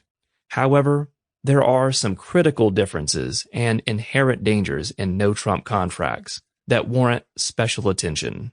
Moreover, since the 3 no-trump contract is the most commonly played contract in bridge, this chapter will focus on playing out the hand for that type of contract. If you are fortunate, as soon as you see the dummy hand, you will realize that a 3 no-trump contract is exactly where you should be. You count your sure tricks, and you clearly have enough of them. One clear advantage of a no-trump contract is that counting sure winners is more straightforward and certain since the value of the cards is determined solely on their pip value. There will be no trump cards to complicate matters. Consequently, if you play the hand correctly, you will easily complete your no-trump contract. For example, in the dummy hand, in spades, has an 8, 5, and a 4. In hearts, an 8 and a 3. In diamonds, an ace, king, queen, jack, and 7. And in clubs, a jack and a 10. While the declarer in spades has an ace, king, queen, and 10. In hearts, an ace and a 9. In diamonds, a 9, 8, 6, and 4. And in clubs, an ace, 8, and 4. In this 3 no-trump contract situation, you have 5 sure winners in diamonds, 3 in spades, 1 in hearts, and 1 in clubs, for a total of 10.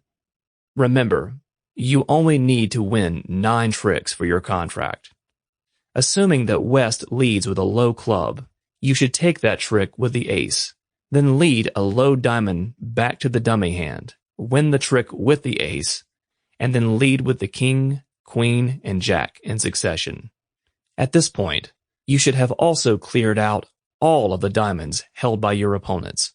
So, you should also be able to win a trick with the 7 of diamonds, because neither of your opponents will be able to follow this suit.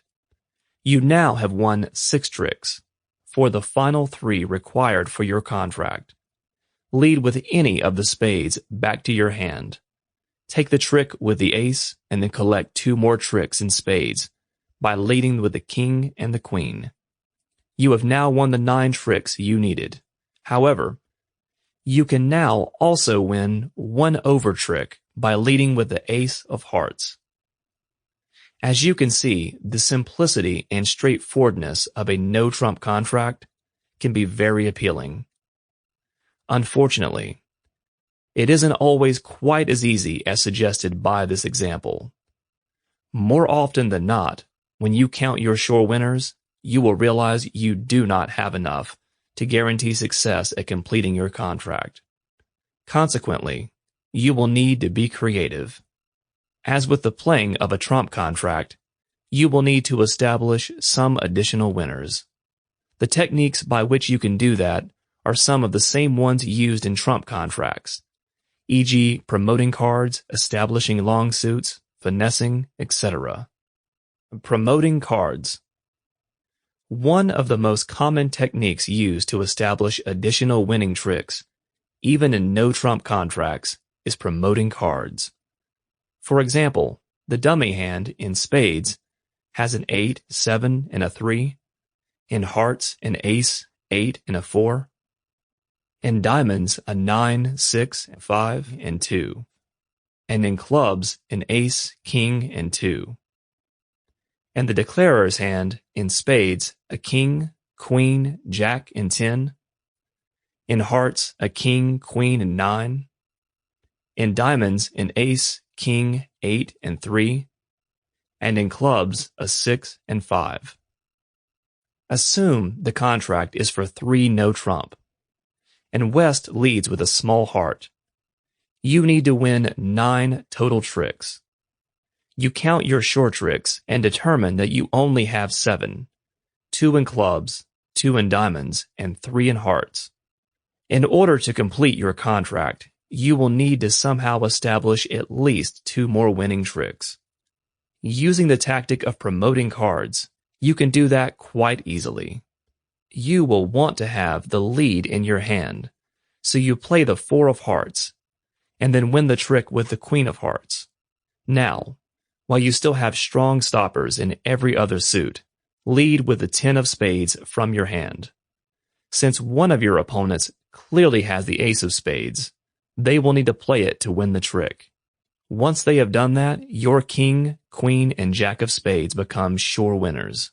And you can be absolutely certain that they are winners because there is no trump suit. You gave up 1 trick and gained 3 as a result. You have now won 1 trick and have 9 more sure tricks. Assume that East won the spade trick with the ace and then led with a low diamond. Take that trick with the king, then lead with a 9 of hearts back to the dummy hand. Take that trick with the ace of hearts. Now, take 2 more tricks from the dummy hand with the ace and king of clubs. Then, lead with the remaining heart card back to your hand and win it with the king of hearts. Now, lead with the ace of diamonds, followed by the king, queen, and jack of spades, and claim 4 more tricks. You win a total of 10 tricks and easily make your contract a 3 no-trump with 1 over trick. Sometimes, successfully establishing winners by promoting cards can have major implications. For example, in the dummy hand, in spades is king, 8, and 3, in hearts, ace, 7, and 3, in diamonds, 8, 7, and 4, and in clubs, king, queen, jack, and 10. In the declarer's hands, in spades, ace, queen, jack, and 5, In hearts, king and 4. In diamonds, ace, king, and queen. And in clubs, 8, 7, 6, and 5. Assume your contract is for 6 no trump. You will therefore need to win 12 tricks. You count your shore winners and determine that you have 2 shore tricks in hearts, 4 in spades, and 3 in diamonds, giving you a total of 9. Consequently, you will need to establish 3 more shore winners in order to complete your contract. West leads with the queen of hearts. If you can just get rid of the ace of clubs, you can easily establish 3 more tricks there. So you win the heart trick with your king, and then lead with the king of clubs. The ace of clubs is played and wins that trick. Now you have 3 more shore tricks. Since you have stoppers in every suit, you can easily regain the lead by winning the next trick, and then win 10 more tricks in succession, completing a small slam and scoring a lot of bonus points toward winning the rubber. Establishing long suits. Another technique for establishing additional winning tricks is by taking advantage of long suits. This is an especially effective tactic in no-trump contracts because multiple small-value cards can quickly be made into sure winners. For example, in the dummy hand, in spades, a 7 and a 2. In hearts, an ace, king, 8, 7, and 4. In diamonds, a 9, 8, 7, and 3. And in clubs, a 4 and a 3. In the declarer's hand, in spades, a 9, 5, and 4. In hearts, a 5, 3, and 2. In diamonds, an ace, 10, and 5. And in clubs, an ace, king, and queen. Assume that your contract is for 3 no trump, requiring you to win a total of 9 tricks. At this point, you have only 7 sure tricks between your hand and the dummy hand, 2 in hearts, 3 in clubs, and 1 each in diamonds and spades. Somehow, you need to establish 2 more. Notice, you don't really have any options to establish winners by promoting cards, as you did in the previous example. The best approach to establish winners in this hand is to establish some additional winners in your longest suit. Your team holds a total of 8 cards, leaving your opponents with 5. Assuming those 5 cards break so that one opponent holds 2 and the other opponent holds 3, you can establish 2 additional heart wins for a total of 4. That would give you the additional winners you need, but how? First, no matter what West leads with, you should win the first trick in your hand and get the lead back there as soon as possible.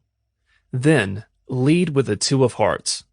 You could certainly then take that trick in the dummy hand with the ace or king and lead with the other, and then lead with another heart, e.g. the 8. But you will certainly lose that last trick because, although you now have captured 4 of the 5 hearts held by your opponents, they still have the 10. Moreover, look carefully at what that would do to the dummy hand. You have eliminated your only entry back to the dummy hand, which will prevent you from ever getting the lead back there, so you can lead with your 2 remaining trick-winning hearts. An alternative approach would be to duck on the first heart trick. In other words, retain your 2 face cards and hearts by playing a low heart card from the dummy hand, and allow your opponents to win that trick. Now, your opponents have only 3 hearts left, and, assuming that the 10 was not used to win the previous trick, it is still out there as part of a 2-to-1 break. But it will now certainly be captured when you lead with the ace and king from the dummy hand, thus making your 2 remaining low heart cards into sure winners. So, all you have to do now is take the next trick in your hand with a stopper in whatever suit was led, and then lead back to the dummy hand with a heart. Win with the ace of hearts, and then lead with the king of hearts. Now, since the 10 is gone, you can also win with 2 more heart tricks as well. Since you were able to establish 2 additional winning tricks in hearts because of your length in that suit, you complete your contract by winning 3 club tricks, 1 diamond trick, 1 spade trick, and 4 heart tricks. Sometimes, you may need to establish 2 long suits in order to win enough tricks to complete your contract, and the order in which you establish each one can be important. As a general rule, you should focus on the weaker of the 2 suits first. For example, in the dummy hand, in spades, Queen, Jack, and 2. In hearts, King, 9, 6, and 5. In diamonds, Ace, King, 7, and 3. And in clubs, 9 and 6. In the declarer's hand, in spades, King, 9, and 5.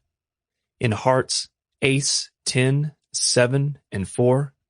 In diamonds, 6, 4, and 2. And in clubs, Ace, Queen, and 4. Assume that the contract is 3 no trump, and West leads with the 4 of clubs. When you count your sure tricks, you will find only 5, 2 in hearts, 1 in clubs, and 2 in diamonds. This means that you will need to somehow establish at least 4 more winners in order to complete your contract. However, if you think carefully about the lead card played by West, you should notice something else. West has put you in a potential finesse situation in clubs. When a defender plays themselves into a finesse situation in this manner, it is called a free finesse.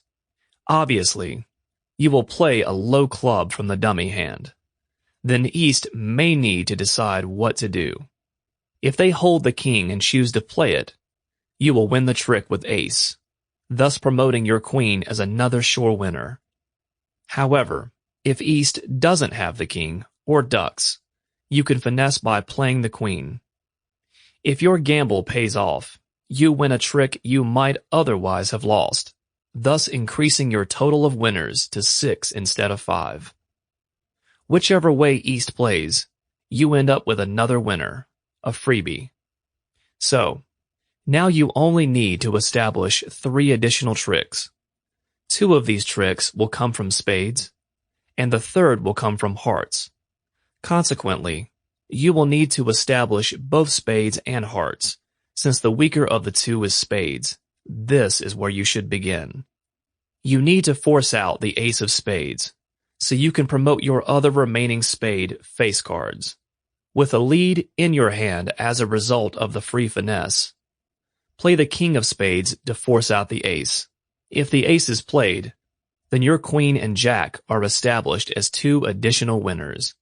If the ace is not played, an opponent is ducking, lead with another spade from your hand.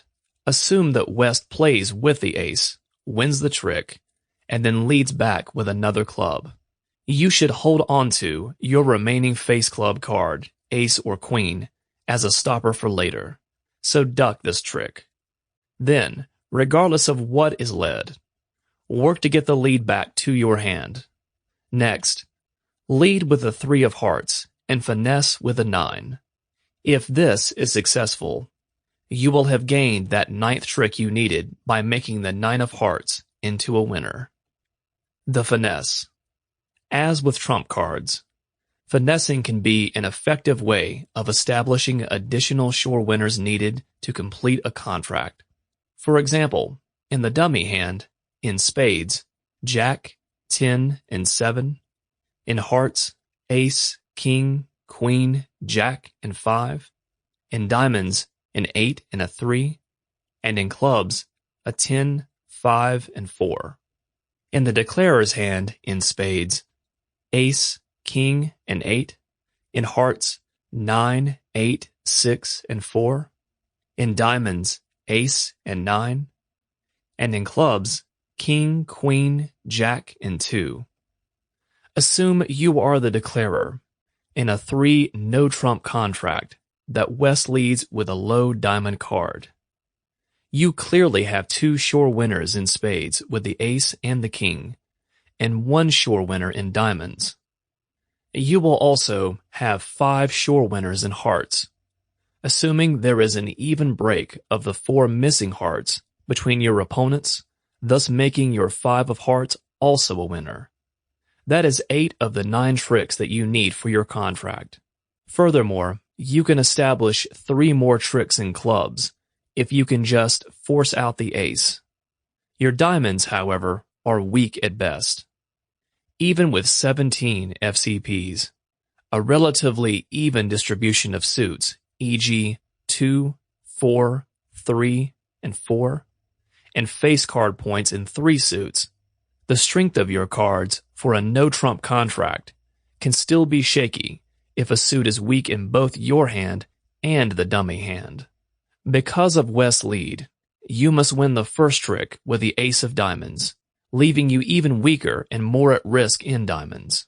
Typically, when playing a no-trump contract, and with a suit as weak as this one, you simply cannot afford to lose the lead. If you try to establish the additional club tricks by now leading with 1 of your 3 face cards, your opponent will win the trick with the ace. They will then immediately play diamonds back and forth with their partner, and you will have no choice but to watch as they win trick after trick before you can regain the lead. A better approach would be to win the first trick with the ace of diamonds, then lead back with the ace of spades. You may get lucky, and one of your opponents may have the queen as a singleton. Then, take your 5 heart tricks from the dummy hand and discard the 9 of diamonds in your hand on the final heart trick. It is worthless to you anyhow. Now you have won 7 tricks. What next? Why not try to win an extra trick with a finesse in spades? In fact, this is likely your only hope of winning 9 tricks and completing your contract. Lead with the jack of spades from the dummy hand, and gamble that East has the queen but chose not to play it. Play the 8 of spades from your hand. If the finesse works, use the king of spades to win your 9th trick. If it doesn't work, at least you will only be set back by 1 trick instead of 4 or 5. Holding the lead. As discussed earlier, a no-trump contract is typically declared when your team holds a lot of FCPs and a relatively even distribution between the suits. However, you as the declarer, and perhaps your partner, having an even distribution does not preclude the possibility that one of your opponents has a long suit. If they are able to get the lead and establish that suit, by promoting face cards into sure winners, capturing low-value face cards because they have little protection, or because of mistakes on your part, it can become a major headache in a no-trump contract. They can just keep leading in that suit, rendering even low-value cards sure winners because there are no trump cards. And so, there is nothing you can do to stop it.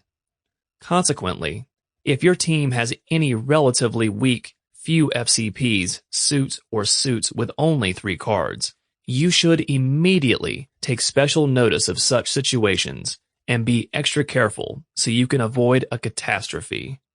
For example, in the dummy hand, in spades, a king and a 4.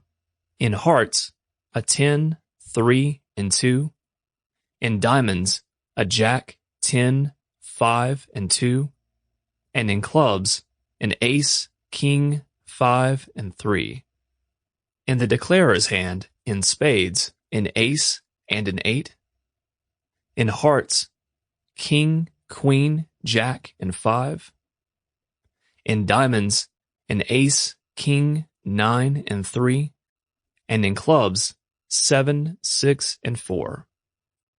In this example, you have 6 sure winners. An ace and king of diamonds, an ace and king of spades, and an ace and king of clubs. Moreover, Promoting the king, queen, and jack of hearts by driving out the ace will create 3 more sure winners. But you should also pay attention to your otherwise weak spade suit. It could become a problem later on. Also, if you can finesse out the queen of diamonds, you can promote 2 additional diamond cards into winners, jack and 10. Even if the finesse does not work, you would still promote the jack of diamonds into a winner. Now, assume West leads in spades. You win the spade trick with the king, and then you try the diamond finesse on East by leading with either the jack or the 10. You gamble that East holds the queen and just chose not to play it. So, you play the 3, but you are wrong. It doesn't work, and West takes the trick with the queen. Now, West leads with a spade, which forces out your ace of spades, because it is the last spade in your possession. You win the trick with the ace, but now what do? You have no spades left, and this is a recipe for disaster if your opponents regain the lead. You have now won only 2 tricks, and have only 5 remaining sure winners, 3 in diamonds and 2 in clubs. Even if you keep the lead and play them all now, they will not get you to the 9 total tricks and your 3 no-trump contract. At some point, you will need to lead in hearts. As soon as you do that, your opponents will play the ace of hearts, take the lead from you again, and play spades back and forth with each other. You cannot do anything because you cannot follow suit, nor can you use trump cards to take back the lead and stop the carnage. Your opponents will win the next 5 tricks, leaving you with a total of only 7 tricks won and a failed contract. To add insult to injury, you will be forced to discard what you initially counted as sure winners in hearts on spade tricks, likely won with a 3 and a 2. What was your mistake? What could you have done differently to make your contract possible? Basically, you got greedy. You had already counted 6 sure tricks, and you knew you could easily create 3 more by just forcing out the ace of hearts to promote the king, queen, and jack. Any cards promoted by the finesse and diamonds would have just resulted in over tricks. Over tricks are nice, and finesses are fun, but they are not worth risking the contract. Also, you might have done better if you had timed the finesse better. In a no-trump contract, keeping the lead is very, very important, especially with few spade stoppers, which your opponents certainly knew about and knew how to exploit.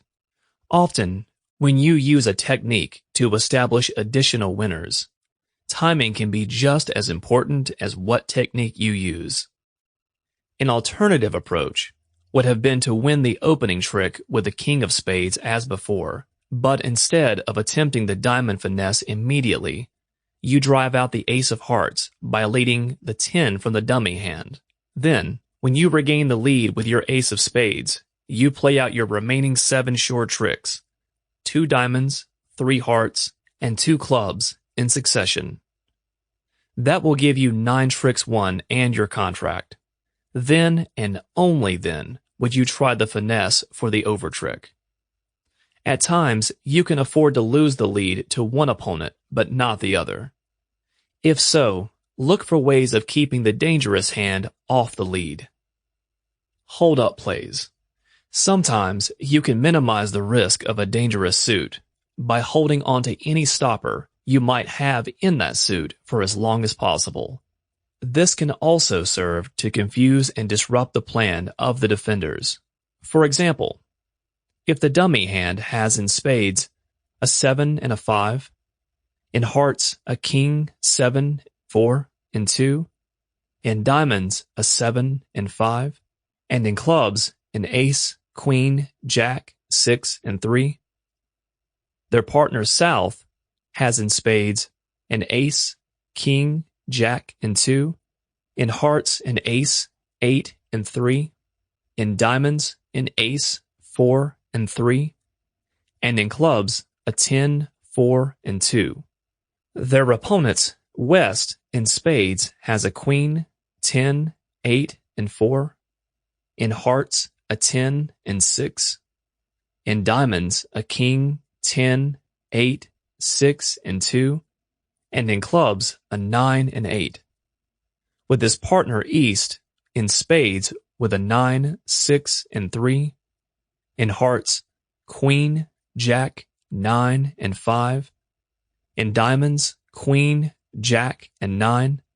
And in clubs, king, 7, and 5. You have 6 sure tricks, 2 in hearts, 2 in spades, 1 in diamonds, and 1 in clubs. Since your contract is for 3 no trump, you will need to win 9 tricks. You can establish another 3 tricks in clubs if you can finesse out the king. Normally, you might want to get this king problem solved right away. However, you should be careful. Your diamond suit is quite weak, with only 1 stopper, so losing the lead could create a big problem. When the opponents get the lead, they would be able to play and win enough diamond tricks to defeat your contract.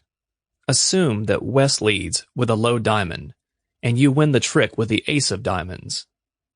Now, you can try a finesse for the king of clubs by leading the 2 and then playing the queen from the dummy hand. Unfortunately, the finesse fails, and East wins the trick with the king of clubs. Then they lead with the queen of diamonds, followed by another diamond. West wins that trick with the king and then leads with diamond after diamond while you helplessly watch. Your opponent will win 4 diamond tricks after the 1 club trick, and your team will win at best 8 tricks. What could you have done to prevent this disaster? Instead of winning the first trick with the ace of diamonds, you duck. Allow East to win the first trick by playing a low diamond from your hand. In other words, hold up your ace. East then leads with a diamond queen just as before, but you duck once again. East then leads with a third diamond. You win that trick with the ace, and then lead with the 10 of clubs and try the finesse. East wins that trick also because, as before, the finesse fails. But, because of your hold-up, East is now out of diamonds. They must then lead in another suit where you have guaranteed entries. This allows you to regain the lead and then win 9 straight tricks. In summary, playing out a no-trump contract may be more straightforward and less unpredictable, but only if you keep your head in the game, plan carefully, and don't get careless. You should have a good reason for every card you play and in the order in which you play them. Chapter 8. Defensive Play. In the preceding 2 chapters, we have discussed playing out bridge hands when your team has won the auction. But what about situations where your opponents have won the auction and you and your partner are now the defenders? Obviously, neither you nor your partner are holding particularly strong cards. There is no cause for despair. Many contracts are not completed, and so there is still hope, especially if you can help your own cause by playing defense well. This is why developing your skills in this area of bridge is just as important as learning to play the other part of the game. First, you should keep in mind that once a rubber has been completed, it is the total number of points scored by a team that determines the winner of the rubber. Of course, the first team to win 2 games gets the rubber bonus, and that is usually enough to ensure they will also win the rubber on total points. However, it is not uncommon for a team to win 2 games and earn the rubber bonus, but still lose the rubber because their opponent scored a lot of penalty points on earlier hands. So, you should always approach defensive play with the same level of focus and care you would the auction phase, or when trying to complete a contract. Defensive play can win rubbers also. Moreover, when on defense, you need to strike a balance between being overly passive and being cautious, as opposed to being overly aggressive and reckless. You should take only reasonable risk based on careful consideration and the best information available. The strength of your cards, the level reached in the contract, the suit of the contract, your position at the table relative to the opponent who opened the bidding, your team's vulnerability, and your team's position in the rubber should always be taken into consideration when deciding how to proceed on defense. Of course, as defenders, you are also at a slight informational disadvantage. The declarer can see all of the cards held by their team. But, although both defenders can also see the dummy hand, they cannot see each other's cards. This makes effective communication between partners when on defense even more important. Finally, you should also keep in mind that defensive tactics may differ slightly depending on whether the contract is a trump contract or a no-trump contract, and whether you are playing defense as the first defender, west, or as the second defender, east. Defending against a trump contract. Assume that North and South have won the auction, and the result is a contract for 4 hearts. In other words, your opponents need to win 10 tricks. As defenders, your goal is to win at least 4 tricks, leaving your opponents at least 1 short of their contract. Leading. Your defense begins when your team leads with the first card to get the gameplay started. Also, at various points during the play, you likely will have other opportunities to get a trick started by leading. In any event, choosing what card to play under such circumstances is important. Take your time, review the bidding in your head, count sure winners as best you can, and make a plan for establishing additional winners in either your hand or the cards of your partner. Remember, declarers will seldom have enough sure winners to guarantee they can complete their contract. So, part of your task will be to make sure they have difficulty establishing more. Once you have thought through each of these issues, then and only then, should you choose the card you will lead with. You have a variety of options depending on the circumstances, so choose carefully. The most common lead is a low card, e.g. a 4 or a 3 in a no-trump suit. Usually, this will be the 4th best card that you hold in that suit. This is a safe, somewhat passive lead. While you most certainly will lose the trick, this loss also does the least amount of damage to the cards you and your partner hold.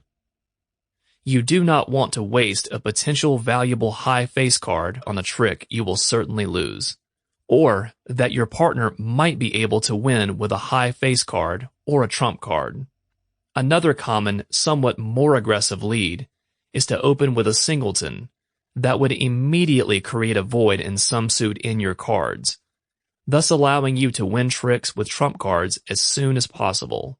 However, it is usually not a good strategy to lead with a singleton ace if you have another lead that makes more sense.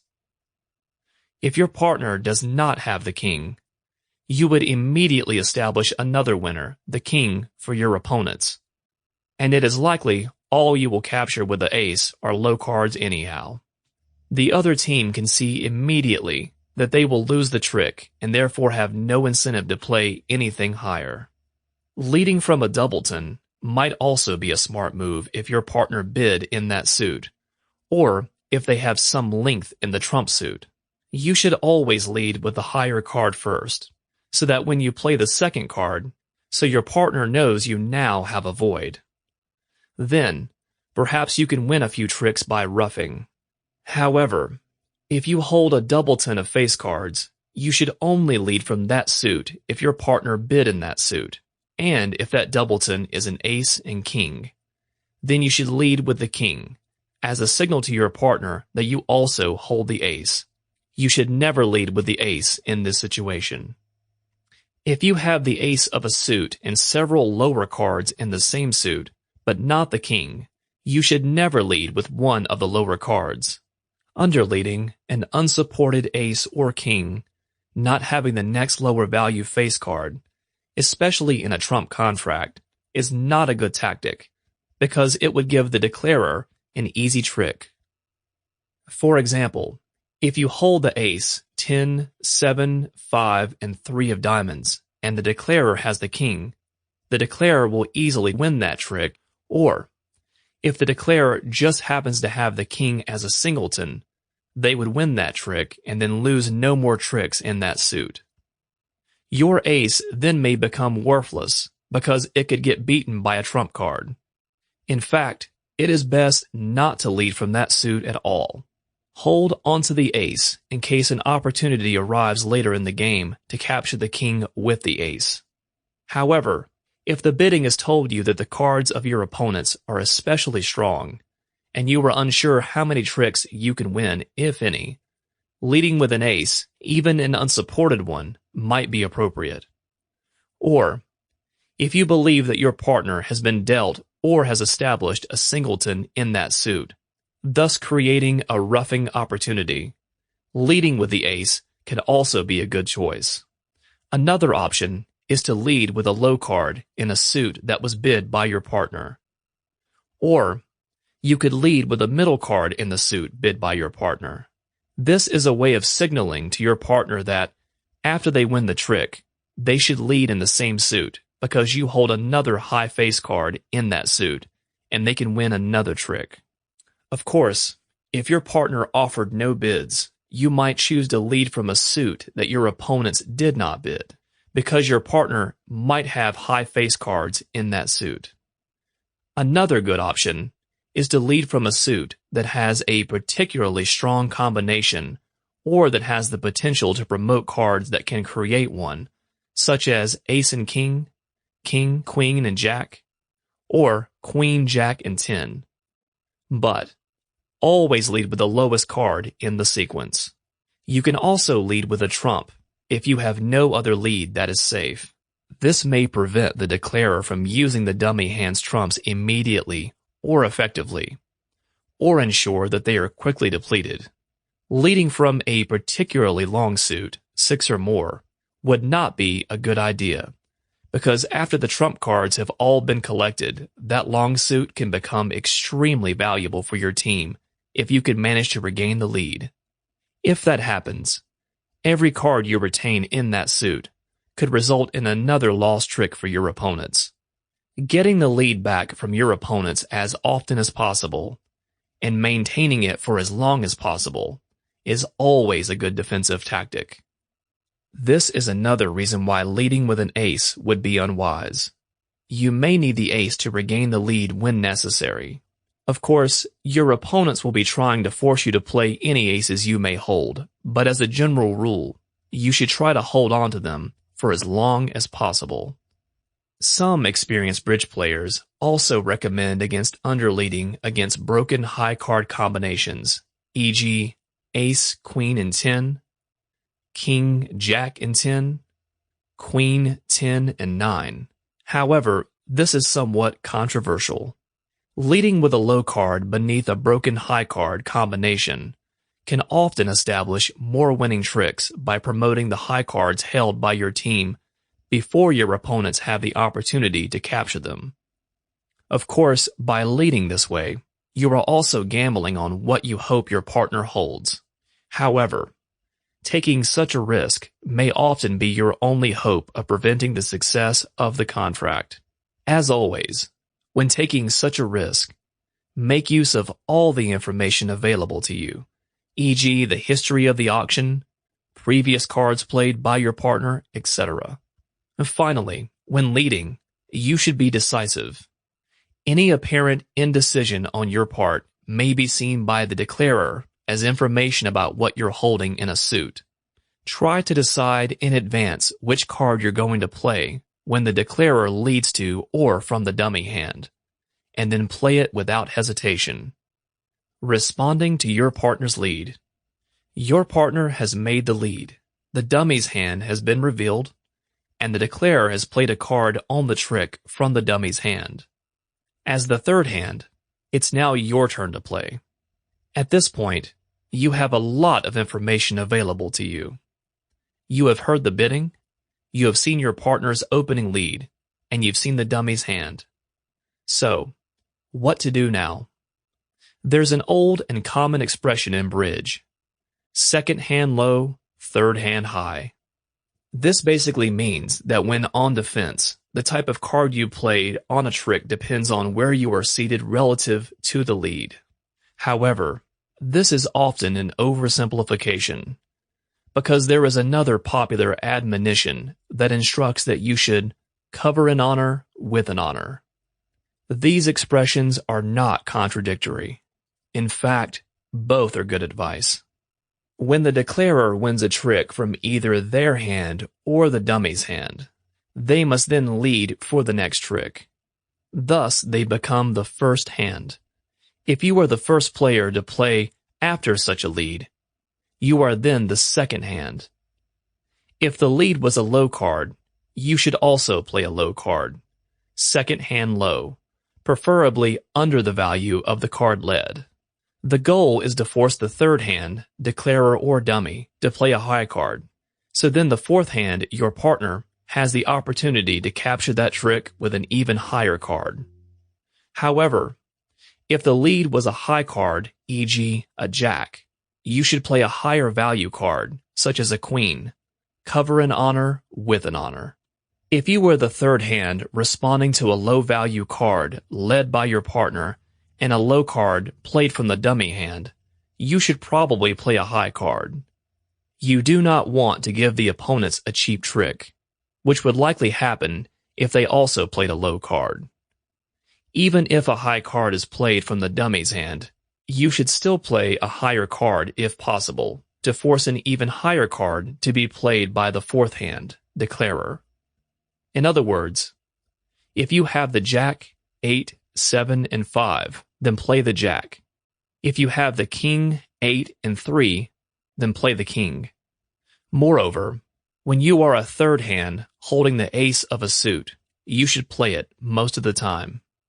For example, assume that your partner leads with the 4 of clubs, and the dummy hand, holding the 10, 6, and 2 of clubs, plays the 2. If you have the ace, king, and 3 of clubs, then you should play the ace. Even if your partner leads with a face card like a queen or a jack and the dummy hand plays a low card, you should still play the ace. The only time this rule does not apply is if you have touching face cards, such as ace and king or king and queen. Under these circumstances, you still play high, but with a lower valued card of the touching pair, e.g. king or queens respectively. If you have a long touching sequence, such as king, queen, jack, 10, and 9, you should play the 9. However, under certain unusual circumstances, it may be appropriate to play a low card as the third hand. For example, if the dummy hand has in diamonds a king, jack, and 4, their partner, south, in diamonds has an ace, 7, and 3, west in diamonds has a 10, 8, 6, and 5, while their partner east in diamonds has a queen, 9, and 2. With some other suit as trump, west leads the 10 of diamonds, which typically indicates they hold no cards higher than the 10.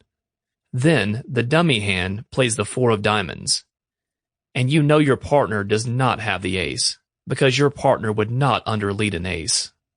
Under these circumstances, it is a better tactic to save your queen in order to possibly capture the jack from the dummy hand and play the 9 instead.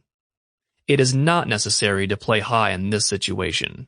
All of the cards higher than your 9 have been accounted for, and so the 9 will be sufficient to drive out the ace. Signaling.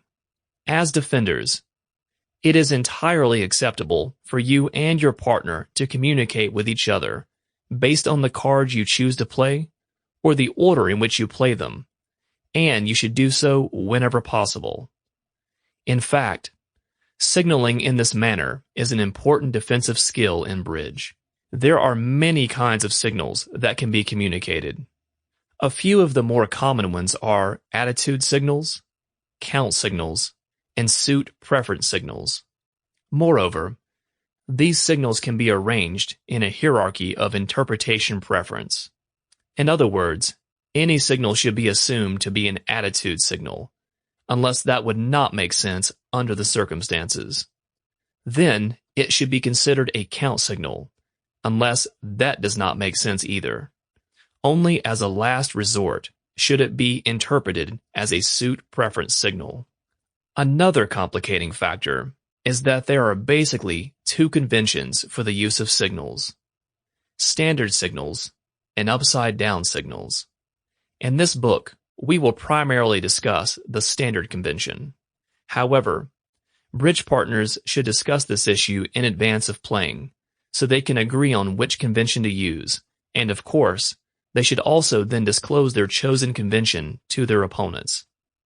Attitude signals. One group of signals is intended to either encourage or discourage certain actions by your partner.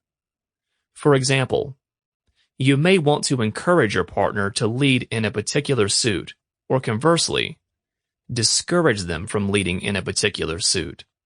Such signals can be sent in a variety of ways, and usually involve only the cards from 2 to 9. One method of attitude signaling is by the card you choose when you have the lead. As discussed earlier, leading with a medium or higher card can signal that you like a particular suit, and thus suggest that your partner lead it back to you as soon as possible. Or, leading with a low card could indicate there is nothing special about the cards you hold in this suit, and so your team should try a different one. However, you could also use the Boston Leads Signals Convention, which is an upside-down approach to encouragement or discouragement. Boston does not actually refer to the city. It is an acronym that stands for bottom of something, top of nothing. With this convention, if you lead low, you are telling your partner that you have some pretty good high cards in this suit. But if you lead with a high card, you are saying that you have little strength in this suit, so switch to another one. Cards played. Another common method of attitude signaling is by playing certain cards in certain circumstances. In other words, the cards you choose to play, and when you play them, communicates your attitude to your partner. For example, if West has in clubs an ace, 9, 4, and 2, and East has in clubs a king, 8, 5, and 3, assume that you are East. Your partner leads with the ace of clubs, and you play the 3 on that trick. You know you can win another trick with the king, and so you want to encourage your partner to lead the same suit back to you. But your partner doesn't know you have the king, and may therefore lead back in a different suit. Normally, you might be inclined to play your lowest value club card on the ace trick. Of course, your partner knows that also. In keeping with the standard model of attitude signaling, you should play the 8 of clubs instead of the 3. Playing a higher value card in a situation where a low value card would be expected is a way of signaling to your partner that they should continue in the same suit and lead it back to you. In contrast, the upside-down convention for signaling would require that you encourage your partner by playing a low card and discourage them by playing a high card. A similar situation may be when you have a doubleton in a particular suit and the dummy hand has at least 3 cards in that suit. As mentioned earlier, if your partner leads with a king in that suit, they are telling you that they also hold the ace.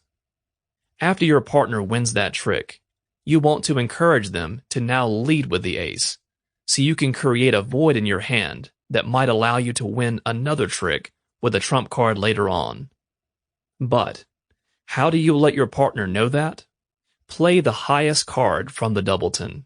For example, if you have a 9 and a 2, you would play the 9. Because that is the higher value card, as discussed earlier, you have signaled to your partner to lead with the same suit again, according to the standard model of signaling. Since your partner knows that you know they also hold the ace, you were told that earlier when they led with the king, they will interpret your signal as indicating that you want them to now lead with the ace, so you can be assured of winning the trick. When you play the 2 on the next trick, your partner will know that you probably have a void in that suit, because you played high and then low. They will then lead with the same suit again, so you can win that trick by ruffing. The result is that your team has won a trick that you might otherwise have lost, and that one trick may be the one that prevents your opponents from completing their contract. Discards. You can also communicate attitude signals to your partner by what card you choose to discard under certain circumstances. Normally, when you discard, you would discard the lowest value card possible. So, when you instead discard a middle or high level card, you can communicate to your partner that you like this suit for some reason, and they should lead it back to you. You can also signal the creation of a void by discarding high and then low in a suit, especially if you are discarding from a doubleton. Count signals. Count signals are used to communicate the number of cards that a defender holds in a particular suit. Typically, this is communicated by the order in which cards are played or discarded. Playing or discarding high and then low in a suit indicates an even number of cards in that suit, while playing or discarding low to high indicates an odd number. Count signals can be used when either partner or declarer leads the suit. Suit preference signals. A suit preference signal is used when either leading or following suit. For example, if you have a void in hearts, you would like your partner to lead back to you in hearts. Lead with a low card in spades. By leading with a low card in a major suit, you are telling your partner to lead you back to the lower ranked of the two major suits. If you want a lead back to spades, then lead with a high card in hearts. Of course, you can use the same tactic for minor suits. The Rule of 11. The Rule of 11 is a mathematical calculation based on the assumption that your partner on defense has led with their fourth best card in any non-trump suit. The rule works because you know that your partner has exactly 3 cards higher than the one led, and also the number of cards lower in rank to that card is known. For example, if the lead is a 4, there are only 2 cards lower in value, 3 and 2. The rule allows the third hand player to estimate how many cards the declarer holds in their hand that are higher than the opening lead card. To obtain the estimate, subtract the value of the opening lead card from 11. Then, count the number of cards in the dummy hand that are higher in value than the lead card and subtract that number from the previous result. Finally, subtract the number of cards in your own hand that are higher than the card led. The final number is an estimate of how many cards are in the declarer's hand that are higher in value than the lead card. For example, in the dummy hand, in spades, Queen, 8, and 2, their partner South in spades has a 6 and a 4, while their opponent's West in spades has a King, Jack, 9, 7, and 3, with their partner East in spades has an Ace, 10, and 5. Assume your partner leads with the 7 of spades. Assume also that this is their 4th best card in spades. Subtract 7 from 11 and you get 4. The dummy hand contains only 2 spades higher than 7, so you subtract 2 from 4, resulting in 2. In your hand, you also hold 2 spades that are higher than the 7 led by your partner. You then subtract 2 from 2, and you get 0. Thus, as the third hand, you now know that the declarer holds no cards higher in value than the 7 led by your partner. You also know that if the dummy hand covers that trick with the 8, the trick can be easily won with the 10. Without making this calculation, the third hand player might have played low, erroneously, thinking that the declarer might have the King, Jack, or 9. Finally, as the third hand player, You also now know that the king, jack, and 9 are definitely held by your partner. However, because your opponents can make the same calculation, they also know what you know. For this reason, some bridge partners work out a modification to the rule of 11 between them, e.g., their partner will lead with their third best card in the suit rather than the fourth, with the calculation then adjusted accordingly. Defending against a no-trump contract. Assume that North and South have won the auction, and the result is a contract of 3 no-trump. Therefore, they need to win 9 tricks in order to complete their contract. As defenders, the goal of your team is to win at least 5 tricks, leaving your opponents at least 1 short of their contract. Many of the same issues discussed with regard to defending against trump contracts are relevant here as well. For example, types of leads, methods of signaling, and the rule of 11 all still apply. However, there are also some important differences in defending against no-trump contracts that you should keep in mind. Leading. When defending against a no-trump contract, aggressiveness becomes more important, and your strongest weapon can be the long suit. Therefore, the most important thing you should try to do with the lead is establish winning tricks in your long suit as soon as possible.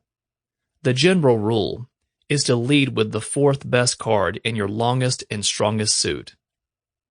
If you don't have a long suit, leading in a suit bid by your partner is a good strategy also.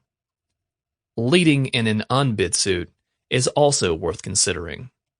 For example, your cards are in spades an 8 and a 5, in hearts, ace, jack, 10, and 7, in diamonds, 7 and 3, and in clubs, king, 10, 9, 7, and 4. In this case, lead with your longest and strongest suit. Start out with the 7 of clubs, which is the 4th card of your longest suit.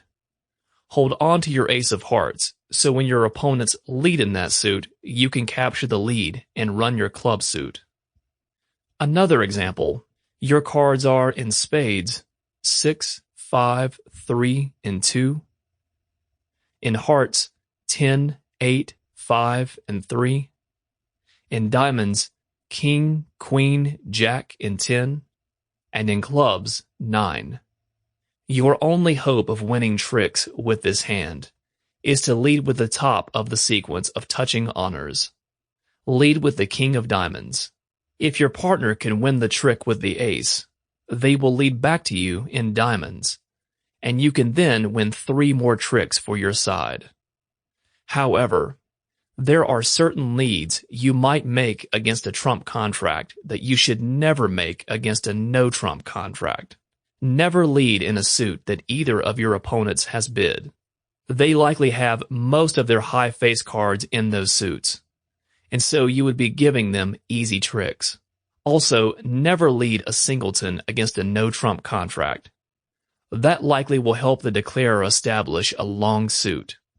In fact, whenever you hold a short suit against a no-trump contract, you should probably always assume that at least one of your opponents is also long in the same suit. Play after the lead. When defending against a no-trump contract, coordination and effective communication between you and your partner become even more important. Don't try to defeat the contract on your own. Also, the rule of 11 becomes even more important in no-trump contracts because you have 4 suits to follow. The only way to defeat a no-trump is to work together as partners. First, you should be working together to do whatever you can do to interfere with the declarer's efforts to establish additional sure winners by promoting lower cards in any long suits they may hold. For example, by ducking on earlier tricks and/or by holding high face cards until you have no choice but to play them, you can often disrupt their plans enough to squeeze out one more winner for your team. At the same time, you should both also be working to establish any long suits your team has by driving out any stoppers in those suits the declarers may hold. Also, the rule of 11 becomes even more important in no-trump contracts because you have 4 suits to follow. Playing out no-trump contracts often involves a race between the declarer and the defenders to establish extra winning tricks. Secondly, a good strategy is to continue leading back and forth between you and your partner in the suit of your opening lead, especially if you and your partner hold at least 7 cards in that suit. In fact, you should lead in that suit at least 3 times. The goal is to establish and win an extra trick on the 4th round of play in that suit, because there is a very good chance that one or the other of you will have greater length in that suit than either the declarer or the dummy. You can then lead with an extra card and win the trick because your opponents can no longer follow suit. However, if your team holds only 6 cards in a suit, taking the suit to a 4th round of play is unlikely to establish a winner. So, a better strategy is to switch suits often, especially if you realize that continuing to lead in a particular suit will be counterproductive. In fact, when it seems likely that your opponents will win a 4th round trick in the suit led by your team, you should immediately switch to a different suit. You should also switch suits when you are able to determine that your opponents have greater length in that suit than your team, or when the dummy hand shows length in the suit your team led. In summary, playing out a bridge hand on defense is just as challenging as playing out a hand to complete a contract. Developing your skills in this aspect of the game, especially the communication and coordination between you and your partner, can help you win rubbers more often.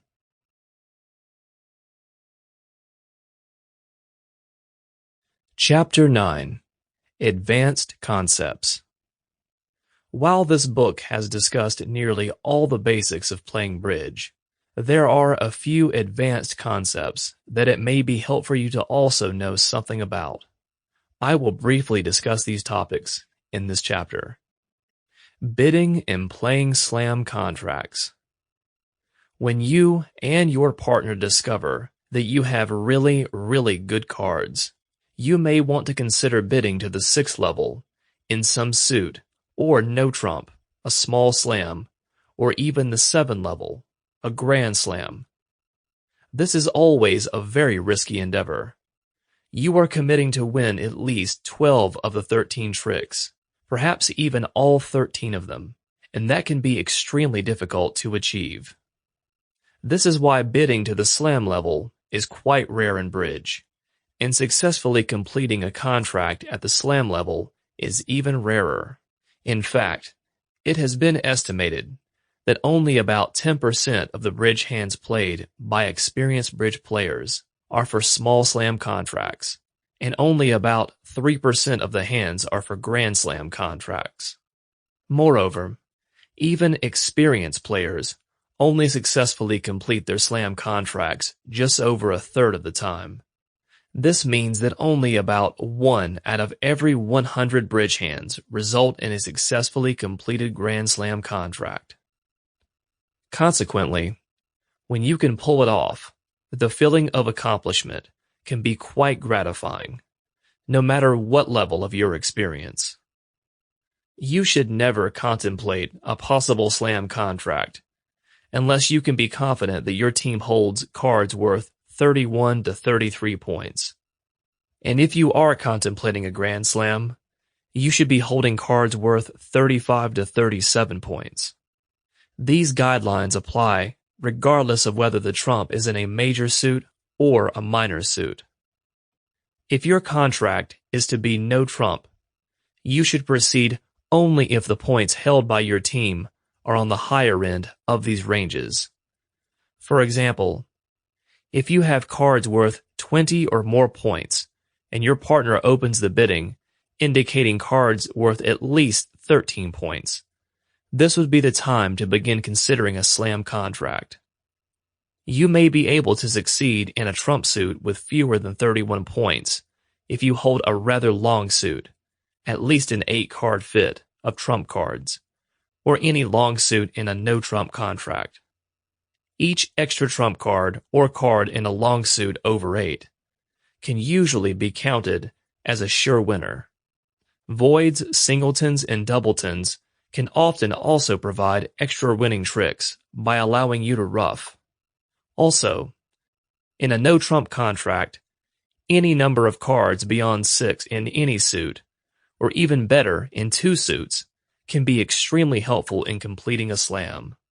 However, for relatively inexperienced players, erring on the side of caution makes more sense.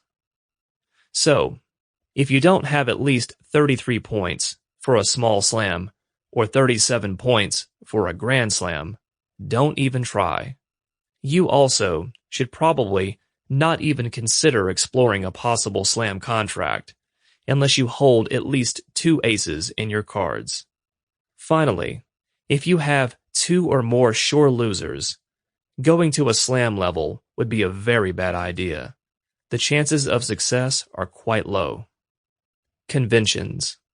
As discussed earlier, when you make a bid in bridge, that bid can be either natural or artificial. A natural bid communicates exactly what it seems to communicate. For example, if you bid 4 hearts, you are proposing to complete a contract with hearts as the trump suit, and you are promising to win 10 tricks. Similarly, a natural penalty double expresses your belief that you can prevent your opponents from completing their contract. However, an artificial bid either communicates or requests information between team members by means of a pre-established code or convention, e.g. the Stayman Convention, Jacobi transfer, takeout double, or signaling, as discussed in earlier chapters. Conventions are valuable in bridge because they reduce the risk involved in certain high-risk actions or endeavors that a team might wish to pursue at various points during the game. More specifically, they can help partners find the best suit match in the cards they hold, use the bidding space more efficiently, determine the best level at which to stop bidding, and, when on defense, convey important information about what cards to play and when. Another very common use of conventions not previously discussed occurs during the auction phase of a bridge hand as a team explores the possibility of bidding for a slam contract. The Blackwood Convention. If, during a competitive auction, your opponents have bid 4 hearts, an overcall of 4 no-trump would normally be interpreted as a natural bid, expressing the team's full intention of settling and playing out a contract of 4 no-trump and trying to win 10 tricks. However, a bid of 4 no-trump would typically be unnecessary and quite rare in bridge auctions, since a 3 no-trump contract, when completed, would be enough to win a game. However, if the partners have agreed in advance and also informed their opponents that they will be using the Blackwood Convention, a bid of 4 no-trump has an entirely different meaning. Once you and your partner have exchanged enough information to allow you to find the best trump suit fit between the two of you, a bid of 4 no-trump communicates an invitation to slam to your partner. In other words, you wish to explore the possibility of bidding to a slam contract. Moreover, it requests some information from your partner about control over various suits that will be needed in order to accurately assess the risk of pursuing the slam contract idea, e.g., the number of aces they hold. Your partner should then respond with a level 5 bid that shows the exact number of aces in their hand. The possible responses are 5 clubs, equals 0 or 4 aces. 5 diamonds equals 1 ace. 5 hearts equals 2 aces. And 3 spades equals 3 aces. As was discussed earlier, you should never even consider bidding up to a slam level contract unless you hold at least 2 aces. To win 12 tricks and complete a successful small slam contract, you will need at least 3 aces in the cards held by you and your partner. For a grand slam contract, you should hold all 4 of the aces. So, if you have 2 aces and your partner's response is 5 clubs, you will immediately know that they are saying no aces rather than 4, because you hold 2 of them. That means that your opponents hold the other 2 aces, so even a small slam contract is a bad idea. At this point, you should issue a sign-off bid to let your partner know that you have determined that you should not go any further than the 5 level. If your agreed-upon trump suit is hearts or spades, then bid 5 hearts or 5 spades. This tells your partner to stop there and pass. If your best trump suit is clubs or diamonds, you should bid 5 spades, so you don't have to go up to the 6th level to stay in your trump suit. This also tells your partner to respond with a bid of 5 no trump, at which point you will pass and then play out a 5 no trump contract. However, if in response to your 4 no trump query, your partner responds with 5 diamonds, you can conclude that you are missing only 1 ace. At that point, you should bid at the 6th level in your trump suit, or even bid 6 no trump under certain conditions. You are then on the path to completing a small slam contract, winning 12 of the 13 tricks, winning a game, and being rewarded with a small slam bonus of 500 points. If your partner responds with 5 hearts, you are very fortunate. You now know that your team holds all 4 aces. Now you can and should begin thinking about the possibility of a Grand Slam contract, winning all 13 tricks, winning a game, and gaining a 750-point Grand Slam bonus. But before you decide to take such a risky step, you should get some additional information from your partner regarding the number of kings they hold. The 4 kings can also be important for maintaining control of all 4 suits. After your partner's response of 5 hearts, according to the Blackwood Convention, you would then bid 5 no trump. This bid not only informs your partner that you have determined that your team holds all 4 of the aces, but now ask your partner to communicate back to you how many kings they hold. In a similar fashion as before, your partner will then respond at level 6 accordingly. 6 clubs equals 0 to 4 kings. 6 diamonds equals 1 king. 6 hearts equals 2 kings. 6 spades equals 3 kings. If you determine that you are missing 1 or 2 kings, sign off at the 6th level in your trump suit, if it is possible, or at the 6th no trump if it is not possible. However, if you discover that your team not only holds all of the aces, but also all of the kings, bid 7 in your trump suit, or bid 7 no trump, and take a shot at a Grand Slam.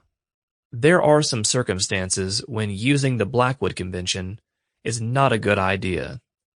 If you have a void in some suit, a suit with only 4 face cards, e.g., queens or jacks or no face cards, or your best trump card is spades, which cuts down on the bidding space, you should forego the idea of using Blackwood, and probably also forego the idea of a slam contract altogether. As a side note, there is a variant of the Blackwood Convention, called the Roman Key Card Blackwood, that typically also attempts to account for the location of the king and or queen of the chosen trump suit. They can often be treated as additional effective cards for controlling the trump suit. Blackwood is a very useful tool for experienced bridge players, But bidding to and playing out a small slam contract is still a risky endeavor. Using the Blackwood Convention or any other convention does not guarantee success. It simply reduces the risk somewhat by providing you with more information. You should always be prepared for the unexpected, e.g., an opponent holding two singletons, a misplay by the dealer, and so on. The Gerber Convention. The Gerber Convention is also used when contemplating a possible slam contract, and it is used to request some of the same information as the Blackwood Convention. However, it is typically used when the partner has opened one no-trump or two no-trump, and so it is most likely to be used when bidding to slam level and no-trump. To request info about aces, for example, the player would not jump to four no-trump, which has a different meaning in this convention. Instead, a jump to four clubs, directly from your partner's one no-trump or two no-trump bid, is an artificial bid that asks about aces held by your partner. Your partner then responds as follows. 4 diamonds equals 0 or all 4 aces in hand. 4 hearts equals 1 ace. 4 spades equals 2 aces. 4 no trump equals 3 aces. If you determine that your team holds all 4 aces, and you want to pursue a Grand Slam contract in no trump, a 5 clubs bid then assures your partner that you have all 4 aces, and thus ask about kings, just like the 5 no trump bid after 4 no trump with the Blackwood Convention. Then your partner would reply at a level 5 in the same manner to indicate how many kings they hold, e.g. 5 diamonds to indicate none or 4 kings, 5 hearts to indicate 1, etc. As with Blackwood, you should not use Gerber if you have a void or a doubleton in a suit that was not bid by either team.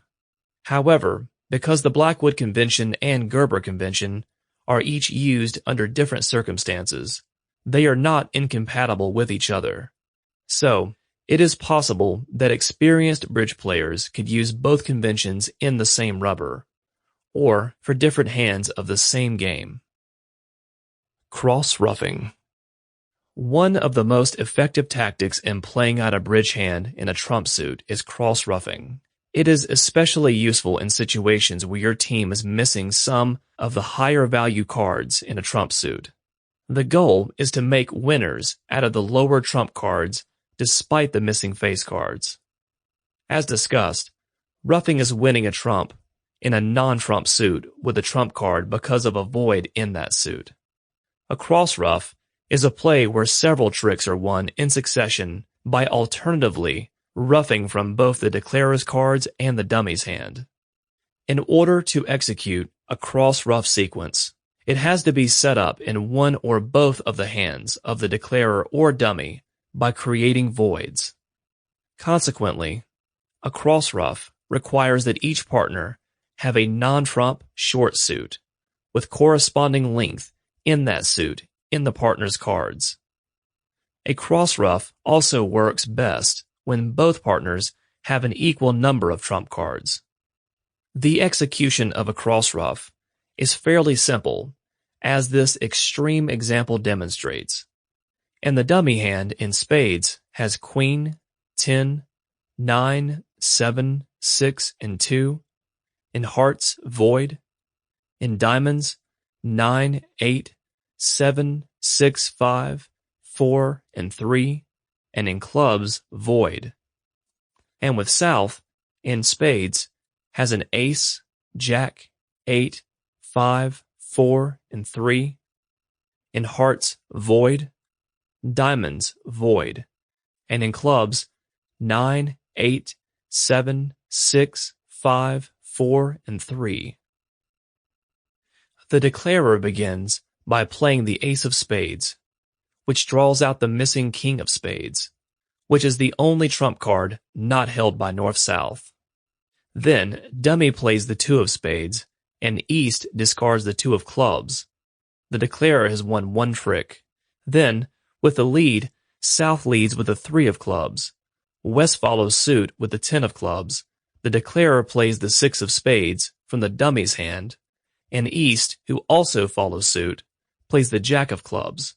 The declarer has now won 2 tricks. Now, the dummy leads with the 3 of diamonds. East plays the 10 of diamonds. The declarer plays the 3 of spades from their hand, and then West follows by playing the 2 of diamonds.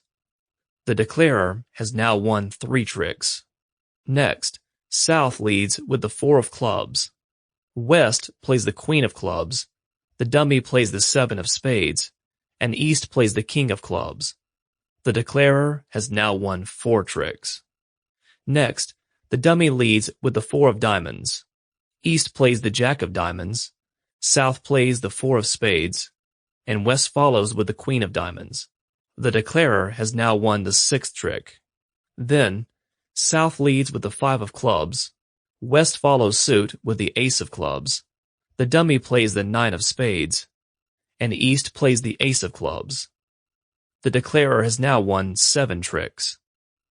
Next, the dummy leads with the 5 of diamonds. East plays the King of diamonds. South plays the 5 of spades, and West has no choice but to play the Ace of diamonds. The declarer wins the 8th trick. Now, South leads with the 6 of clubs. West can no longer follow suit, and so discards a low heart.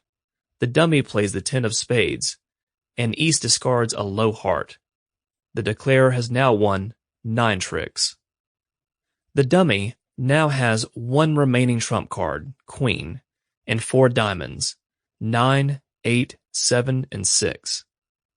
South has only the Jack of spades and 8 of spades remaining in trumps, and 3 clubs.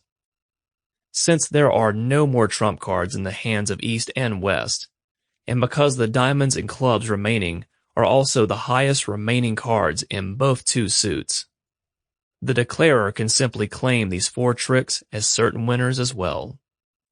At this point, the declarer has completed a Grand Slam contract and won all 13 tricks, despite having face cards with only 7 points. However, the 2 very fortuitous voids in diamonds and clubs, held by the declarer and dummy, as well as their combined holding of 12 of the 13 trumps, and their ability to exploit these conditions by setting up a cross-ruffing situation and playing it out successfully, is really what made the Grand Slam possible. Of course, not all potential cross-ruffing situations will be this clear-cut or as easily executed, and they certainly will not always result in a completed slam contract. Double voids are extremely rare in bridge. However, situations where a few extra tricks might be won this way are not uncommon.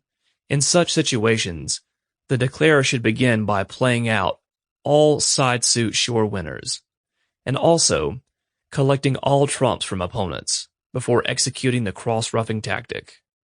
Without playing sure winners first, opponents may discard in the side suits, creating voids, and thus allowing them to trump the winners later.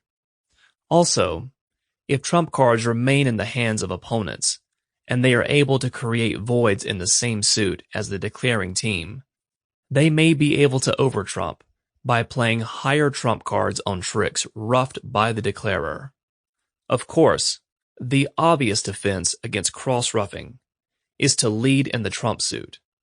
Forcing the declarer to waste valuable trump cards on trump tricks cuts down on the number of trump cards available for potential cross-ruffing.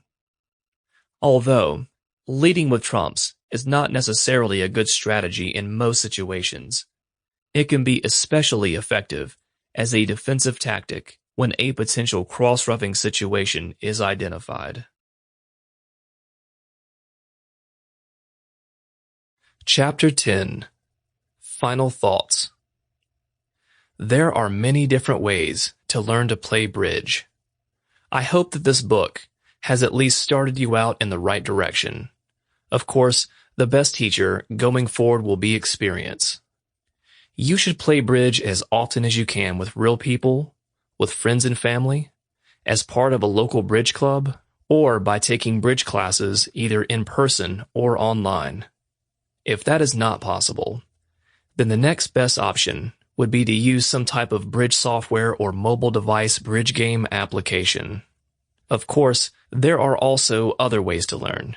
You can practice on your own, watch bridge-related TV shows or videos on YouTube, read bridge articles in newspapers or magazines, read about the game on bridge-related websites, or even read additional books. Rest assured, you are not alone in having difficulty rounding up 3 other people with the time, knowledge, and desire to spend a few hours at a bridge table. That is why there are few places in the world without 1 or more bridge clubs nearby. Just search your telephone book or online directory, and you will likely find several such groups that most certainly would welcome your involvement. You can develop your skills, make new friends, and have some fun. I once heard a story about a young woman at a bridge club who, while playing a rubber with 3 other club members, looked at her watch and announced, "I'm sorry to have to break up this very pleasant game, but I'm getting married in half an hour." Bridge clubs typically have many members with varying levels of experience. They may even allow you to just watch bridge games as a kibitzer, if that is how you prefer to get started, as long as you follow a few basic rules.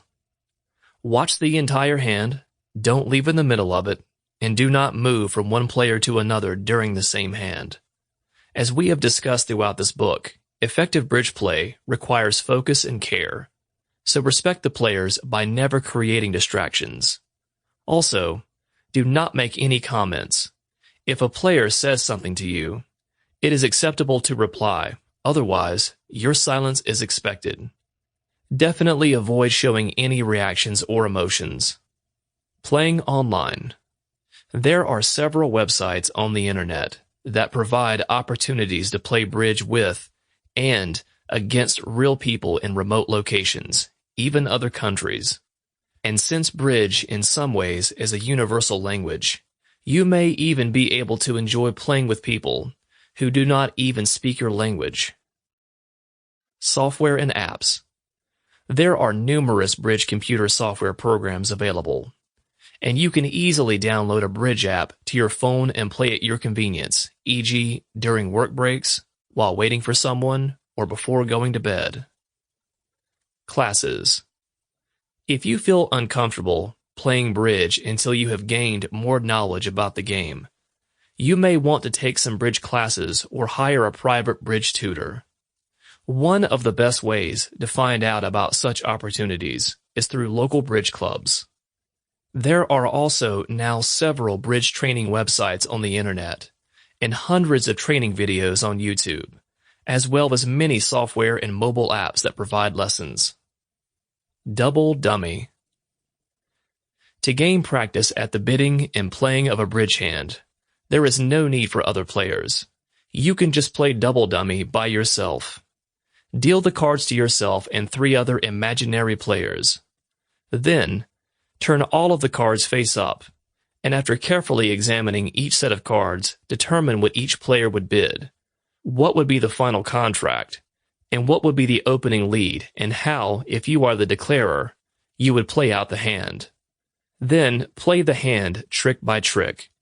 If you carefully follow the guidelines presented in this book for bidding, offensive play, and defensive play, you should be able to do this honestly and productively.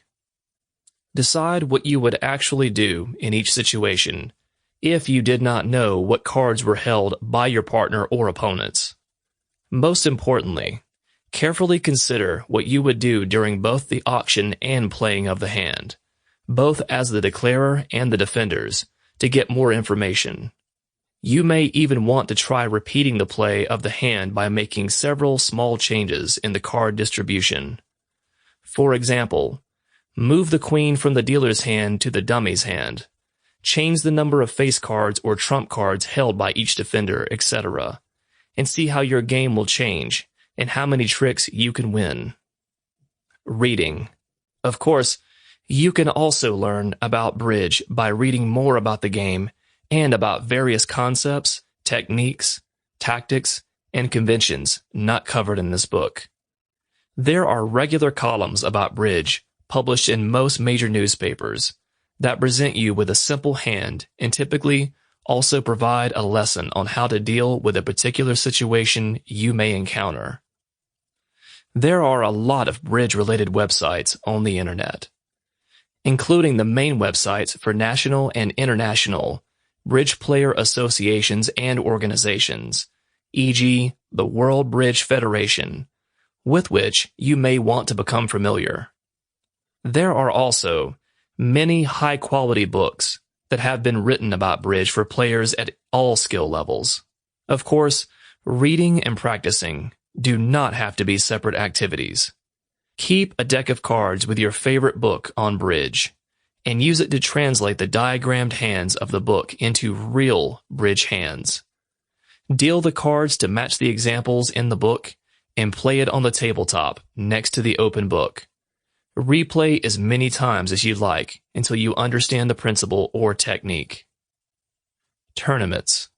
Once you have gained sufficient experience and discover that you enjoy the thrill of being at a bridge table with high stakes, you may be ready to make your first entry into a bridge tournament. You can even work into the bridge tournament experience gradually, if you prefer. At many tournaments, including major championships, kibitzers are often allowed, and you might even be able to volunteer as a game recorder or monitor. Conclusion. No matter how much you learn, bridge can never be completely mastered, and that is one aspect of the game that makes it so compelling. Moreover, no matter your age, physical condition, level of experience, or psychological state, playing bridge can provide you with many hours of relaxation, distraction, mental stimulation and challenge, entertainment, meaningful social interaction, gratifying teamwork, and just plain fun. Bridge truly is the game for a lifetime.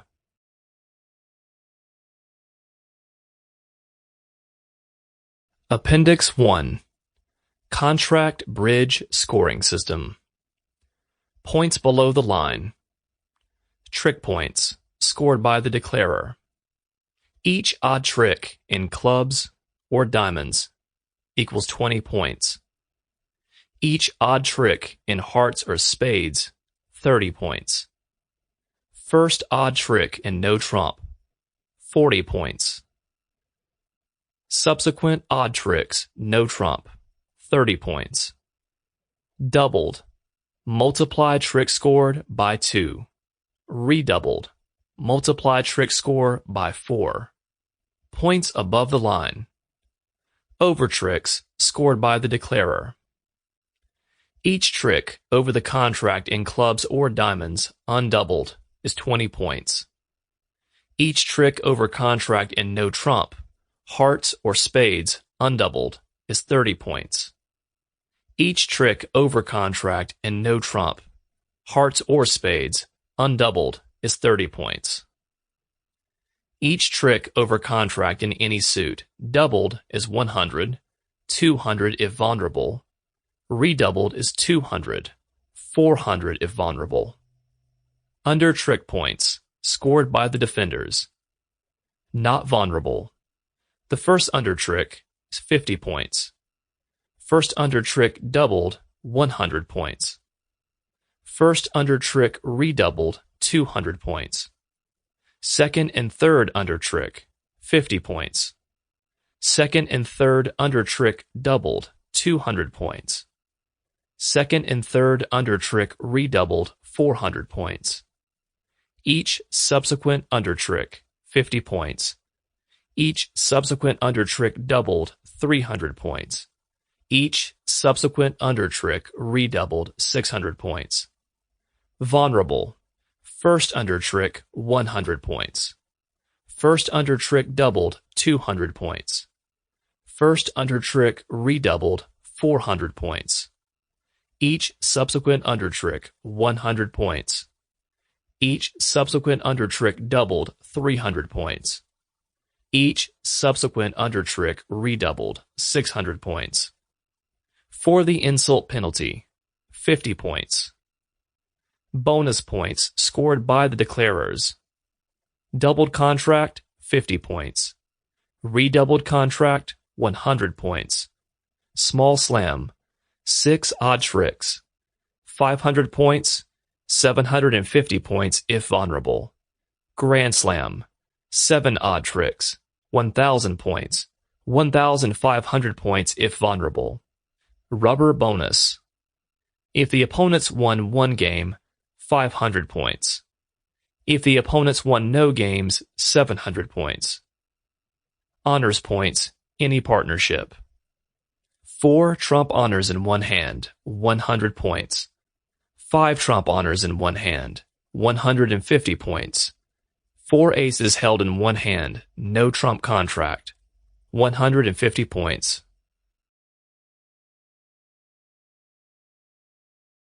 Appendix 2. Glossary. Above the line refers to the horizontal line on a bridge score sheet. Bonus points and penalty points won are written above that horizontal line. Ace. The highest ranking card in any suit, symbolized by A. Artificial bid.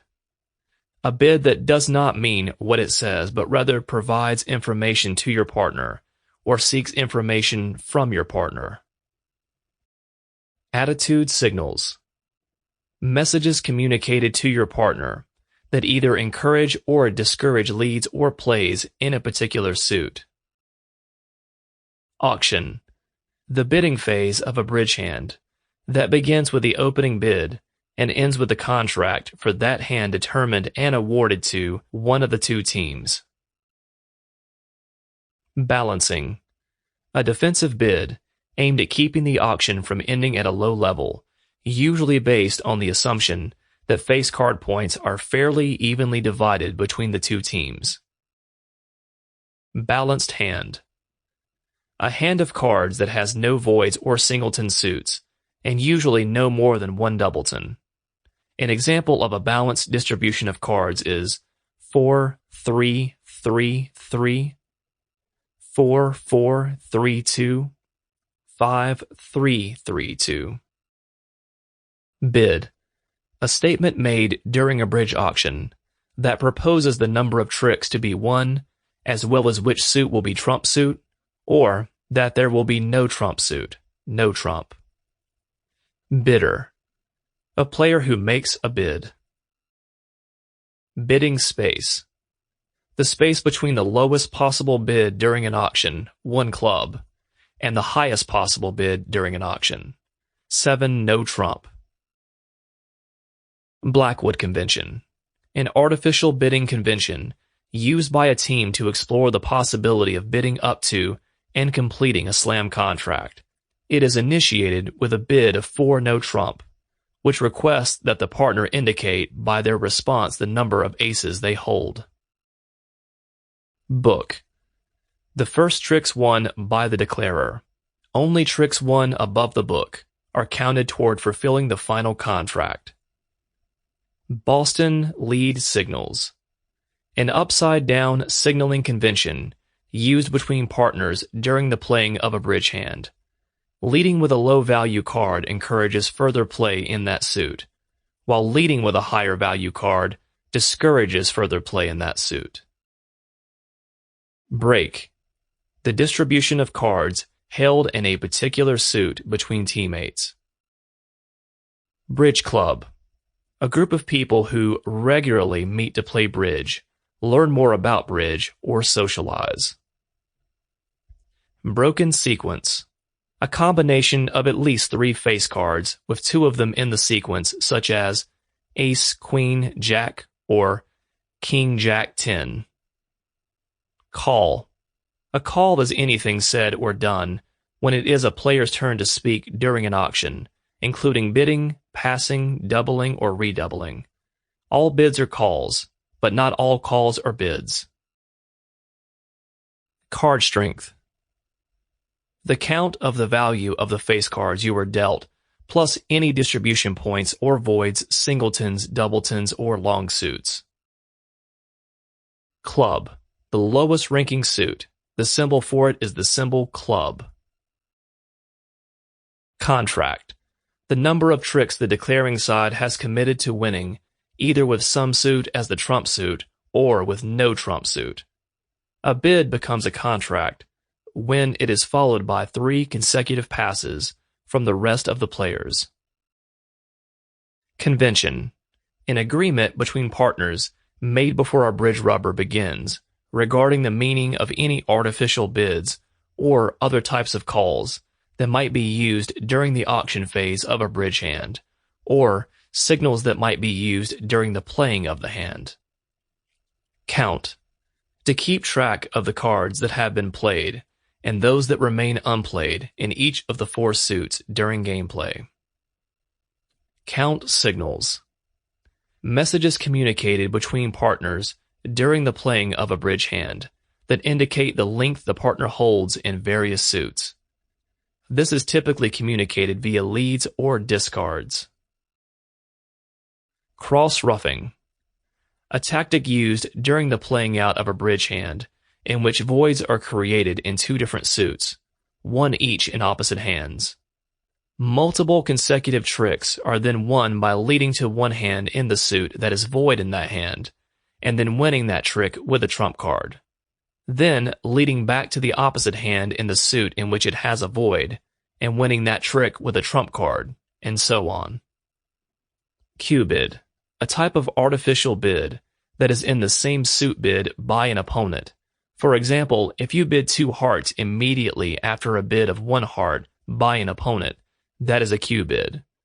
It communicates at least 8 points, at least 5 cards in 2 different suits, and requests that your partner respond by bidding at the next possible level in their best suit. Cut. Splitting a deck of cards into 2 stacks of relative equal height, and then placing the stack that was originally the bottom half of the deck on top of the stack that was originally the top half of the deck. Deal. To distribute all 52 cards evenly between 4 players, resulting in a hand of 13 cards for each player. Dealer. The player who distributes the cards between the players, and who is the first to make a call in the auction. Declarer.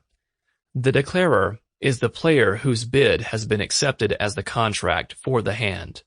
As the declarer, you will play out both your cards and those of the dummy as you attempt to win enough tricks to complete the contract. Defenders. The defenders are the players on the team that did not win the auction. They are attempting to stop the declaring team from completing their contract. Defensive points. Points scored as results of penalties imposed on the declarers for failure to complete their contract. Diamond. The 3rd highest suit in rank. The symbol for it is the symbol diamond. Discard. A card you play on a trick when you are not able to follow suit with a card that was led, or choose not to play a trump card. Distribution.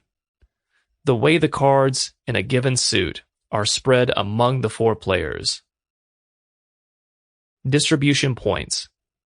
When evaluating the strength of the cards you are dealt, points can be counted for doubletons, singletons, void, and extra long suits. These points are then added to your face card points to get you to a combined total point count and an assessment of card strength. Distribution points are not included in this assessment if the contract is no trump. Double. A call that challenges an opponent's bid. It doubles the number of game points they will get if they are successful, or the number of penalty points you will get if they do not complete their contract. Double dummy. A way of practicing bridge play without any other actual players. Cards are dealt to yourself and 3 imaginary players, but then all hands are placed face up on the table. The auction and play of the hand proceeds with you playing the role of all 4 players. Doubleton. 2 cards only in a particular suit. Double jump to game. An artificial response to an opening bid at the one level in some suit that tells your partner that you have very good length in a suit and an unbalanced hand with at least one singleton or a void. A response of 4 hearts to an opening bid of 1 heart would be a double jump to game. Duck. To intentionally lose a trick by playing a low-value card. This may be done to establish or promote other cards into sure winners. Dummy. The dummy is both the declarer's partner and the cards they hold. After the auction has been completed, and the lead card has been played by the defender to the left of the declarer's partner places their cards face up on the table, sorted by suit, and then these cards are played only by the declarer for a particular hand. The declarer's partner can only watch at this point, and their cards are referred to as the dummy. Entry. A card that will guarantee the winning of a trick in a hand, so that the lead can be regained for that hand. Establishing. To make a suit or a card into sure winners, as in forcing out the ace and king in a suit to make the queen and jack or other cards in that suit into sure winners. Face cards. The 4 highest value cards in any suit, ace, king, queen, and jack, also referred to as honor cards. Face card points, FCPs. Points assigned when evaluating the strength of cards based on face cards held. 4 points for each ace, 3 points for each king, 2 points for each queen, and 1 point for each jack. These points are then added to your distribution points, resulting in a total point count. Finesse.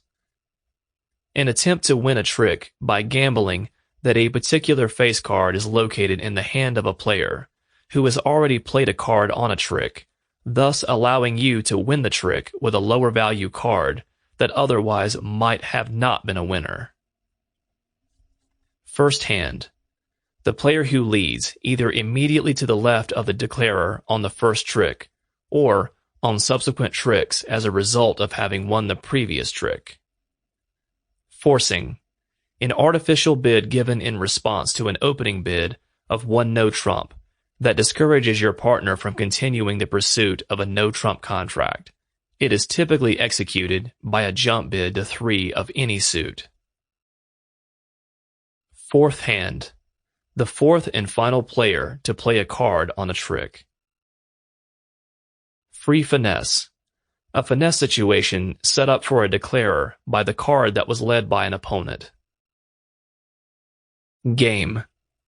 When a team bids and completes 1 or more contracts that score a total of at least 100 points, a game has been completed and won. When one team has won 2 games, a rubber has been completed, and the team with the most total points scored during the rubber wins the rubber. Gerber Convention. An artificial bidding convention used by a team to explore the possibility of bidding up to and completing a slam contract when the opening bid is no trump. It is initiated with a bid of 4 clubs, which represents that the partner indicate by their response the number of aces they hold. It is also used in part to conserve bidding space. Grand Slam. Contract, where your team contracts to win all 13 tricks. Hand. The portion of playing bridge that begins with the dealing of the cards and ends with the scoring of the results, from either the completion of a contract or the failure to complete the contract. Heart. The second highest suit in rank. The symbol for it is a heart. Hold up. Choosing not to play an ace or other face card when provided with an opportunity to do so. Honor card. The 4 highest value cards in any suit. Ace, king, queen, and jack. Also referred to as face cards. Honors. Bonus points awarded when one player holds 4 or give of the top cards in a trump suit, 100 points or 150 points, Or all four aces in a no-trump contract, 150 points. These points are recorded above the horizontal line on the score sheet and do not count toward winning games, only toward winning the rubber. Invitation. A bid that suggests that a team explore further bidding to the level needed to win a game contract or complete a slam contract. Jacoby transfer. An artificial bid in response to an opening bid of one no trump that communicates to your partner that you have 5 or more cards in a specific major suit and request a response indicating support. Jack. The 4th ranking card in a suit, symbolized by J. Jump raise. A bid that raises the suit at least one level higher than a simple raise. 3 hearts after 1 heart. Such jumps usually show a long suit and extra strength in your hand. Jump shift. A jump shift is a jump raise that also changes suits, e.g. 3 diamonds after 1 heart. This signals a very powerful hand. King. The 2nd highest ranking card in a suit, symbolized by K. Lead. The first card to be played on a trick. All 3 other players must then also play a card in clockwise order in the same suit if they can. Limited overcalling. An agreement worked out in advance between teammates, guiding the circumstances under which overcalls will be made and at what bidding level they will be abandoned. Loser. A card that cannot win a trick. Major suit. Spades or hearts. Make. To successfully complete a contract, as in, he made 4 spades. Michael's Q bid. A type of artificial bid that is in the same suit bid by an opponent. For example, if you bid 2 hearts immediately after a bid of 1 heart by an opponent. Minor suit. Diamonds or clubs. Misdeal. When some mishap occurs during the dealing of the cards, e.g., too many cards dealt to one player, the deck is dropped mid-deal, etc. Not vulnerable. A team is not vulnerable when they have not yet won a game during a rubber. When not vulnerable, the risk of a failed contract are lower. No trump. A contract for which no suit will be the trump suit. The only factor determining the winning of tricks in any suit will be the face value of the cards played in that suit. Offensive points. Points scored as a result of completing contracts. These points are added to the score sheet below the horizontal line and count toward the winning of games. Opening bid. The first bid offered during an auction. The player who makes this bid is called the opener. Opening lead. This is the card that starts the first trick of the hand after the auction is over.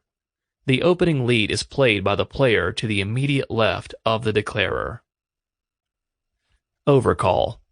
A bid that has been made after a bid has already been offered by an opponent. Overcalls must be higher on the hierarchy of bidding than the original bid. Overtrick. A trick won above what is required to complete a contract. Points scored for overtricks are recorded above the horizontal line on the score sheet and do not count toward the winning of games. Overtrump. Winning a trick with a trump card by playing one that is of higher value than another trump card already played on that trick. Partial game. Points scored for a completed contract that are less than the amount required to win a game, 100 points. Pass.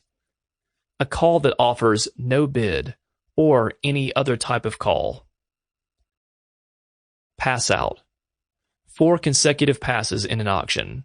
After the 4th pass, the cards are reshuffled and dealt again. Penalty card. This is a card played in error that is prematurely exposed to the players. It usually stays face up on the table. Penalty double. This is a call that challenges the bidding team, indicating that you believe they will not complete their contract. It also increases the penalty they will receive for an unsuccessful contract. It is usually made at a high level after the opponents have reached their final contract. Penalty. The score awarded to defenders when a normal, doubled, or redoubled contract has been unsuccessful. Pip. The face value of a card, e.g. Ace, 10, 4, 3, etc. Cards that are not face cards are also called spot cards. Preemptive bid. A high-risk bid that shuts off bidding space from opponents, so as to prevent them from winning an auction and/or rubber. Usually made with a long suit, but not a lot of face card points, particularly outside the long suit. Also can be a sacrifice. Promoting. Making one or more cards into potential winners by forcing out high-value cards on earlier tricks. Queen. The third-ranking face card in a suit, symbolized by a Q. Raise. A bid that indicates support for your partner's suit. For example, bidding 2 clubs after your partner opens at 1 club. Redouble. A possible response to a penalty double challenge by your opponents. If you then complete the doubled contract, the points scored by your team toward the game are multiplied by 4. If you do not complete your contract, the penalty points scored by your opponents are multiplied by 4. Responder. The partner of a player who has made a bid or takeout double. Rubber. A bridge match consisting of at least 2 games, and no more than 3. The rubber is over when one team has won 2 games, but the winner of the rubber is the team that scored the most total points during the rubber. Ruff. Winning a trick with a trump card when you are not able to follow suit. Rule of 11. A mathematical calculation based on the assumption that the player who led did so with the 4th highest value card in that suit. It allows players to determine how many cards higher than the lead card are held in the hands of other players based on the value of the card that was led. Rule of 20. General rule for opening bids, specifying that if the face card points and the length of the 2 longest suits are equivalent to at least 20, an opening bid can be made even with cards worth fewer than 13 total points.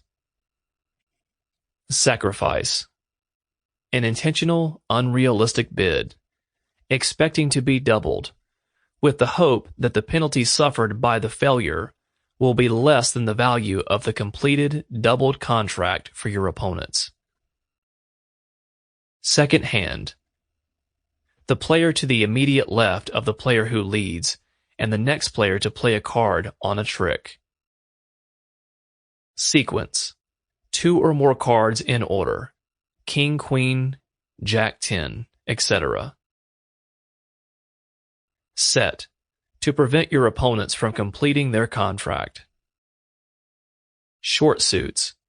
Suits with 0, 1, or 2 cards. Signaling. Messages sent between partners during the play of a bridge hand to communicate information with the cards led, played on tricks, or discarded. Sign off. A bid that reaches the level necessary to win a game and communicates to your partner to not bid up any further, e.g. 4 spades or 3 no trump. Singleton. 1 card in a specific suit. Slam. A contract requiring the declarer to win either 12 tricks, small slam, or 13 tricks, grand slam.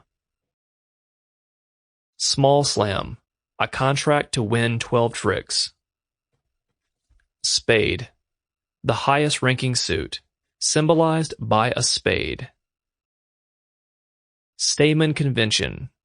Used after a 1 no trump or 2 no-trump opening, through which the players can determine whether the opener has a 4-card major. Stopper. A card in a suit that is sufficient to keep the opponents from winning many tricks in that suit in succession. Examples are the ace, king, queen, and jack of a suit. Strength. An assessment of the worth of a hand of cards, based on the total number of face card points and distribution points in a hand. Suit. One of the 4 groups of cards in a deck: spades, hearts, diamonds, and clubs. Suit length. The quantity of cards held in a particular suit, either individual or between partners. Suit preference signals. Messages sent between partners, indicating strength or lack of strength in particular suits.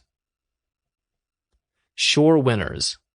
Cards held that would be certain to win tricks when played, without the need to establish them. For example, the ace and king of a trump suit are certain winners if they are both held in the same hand.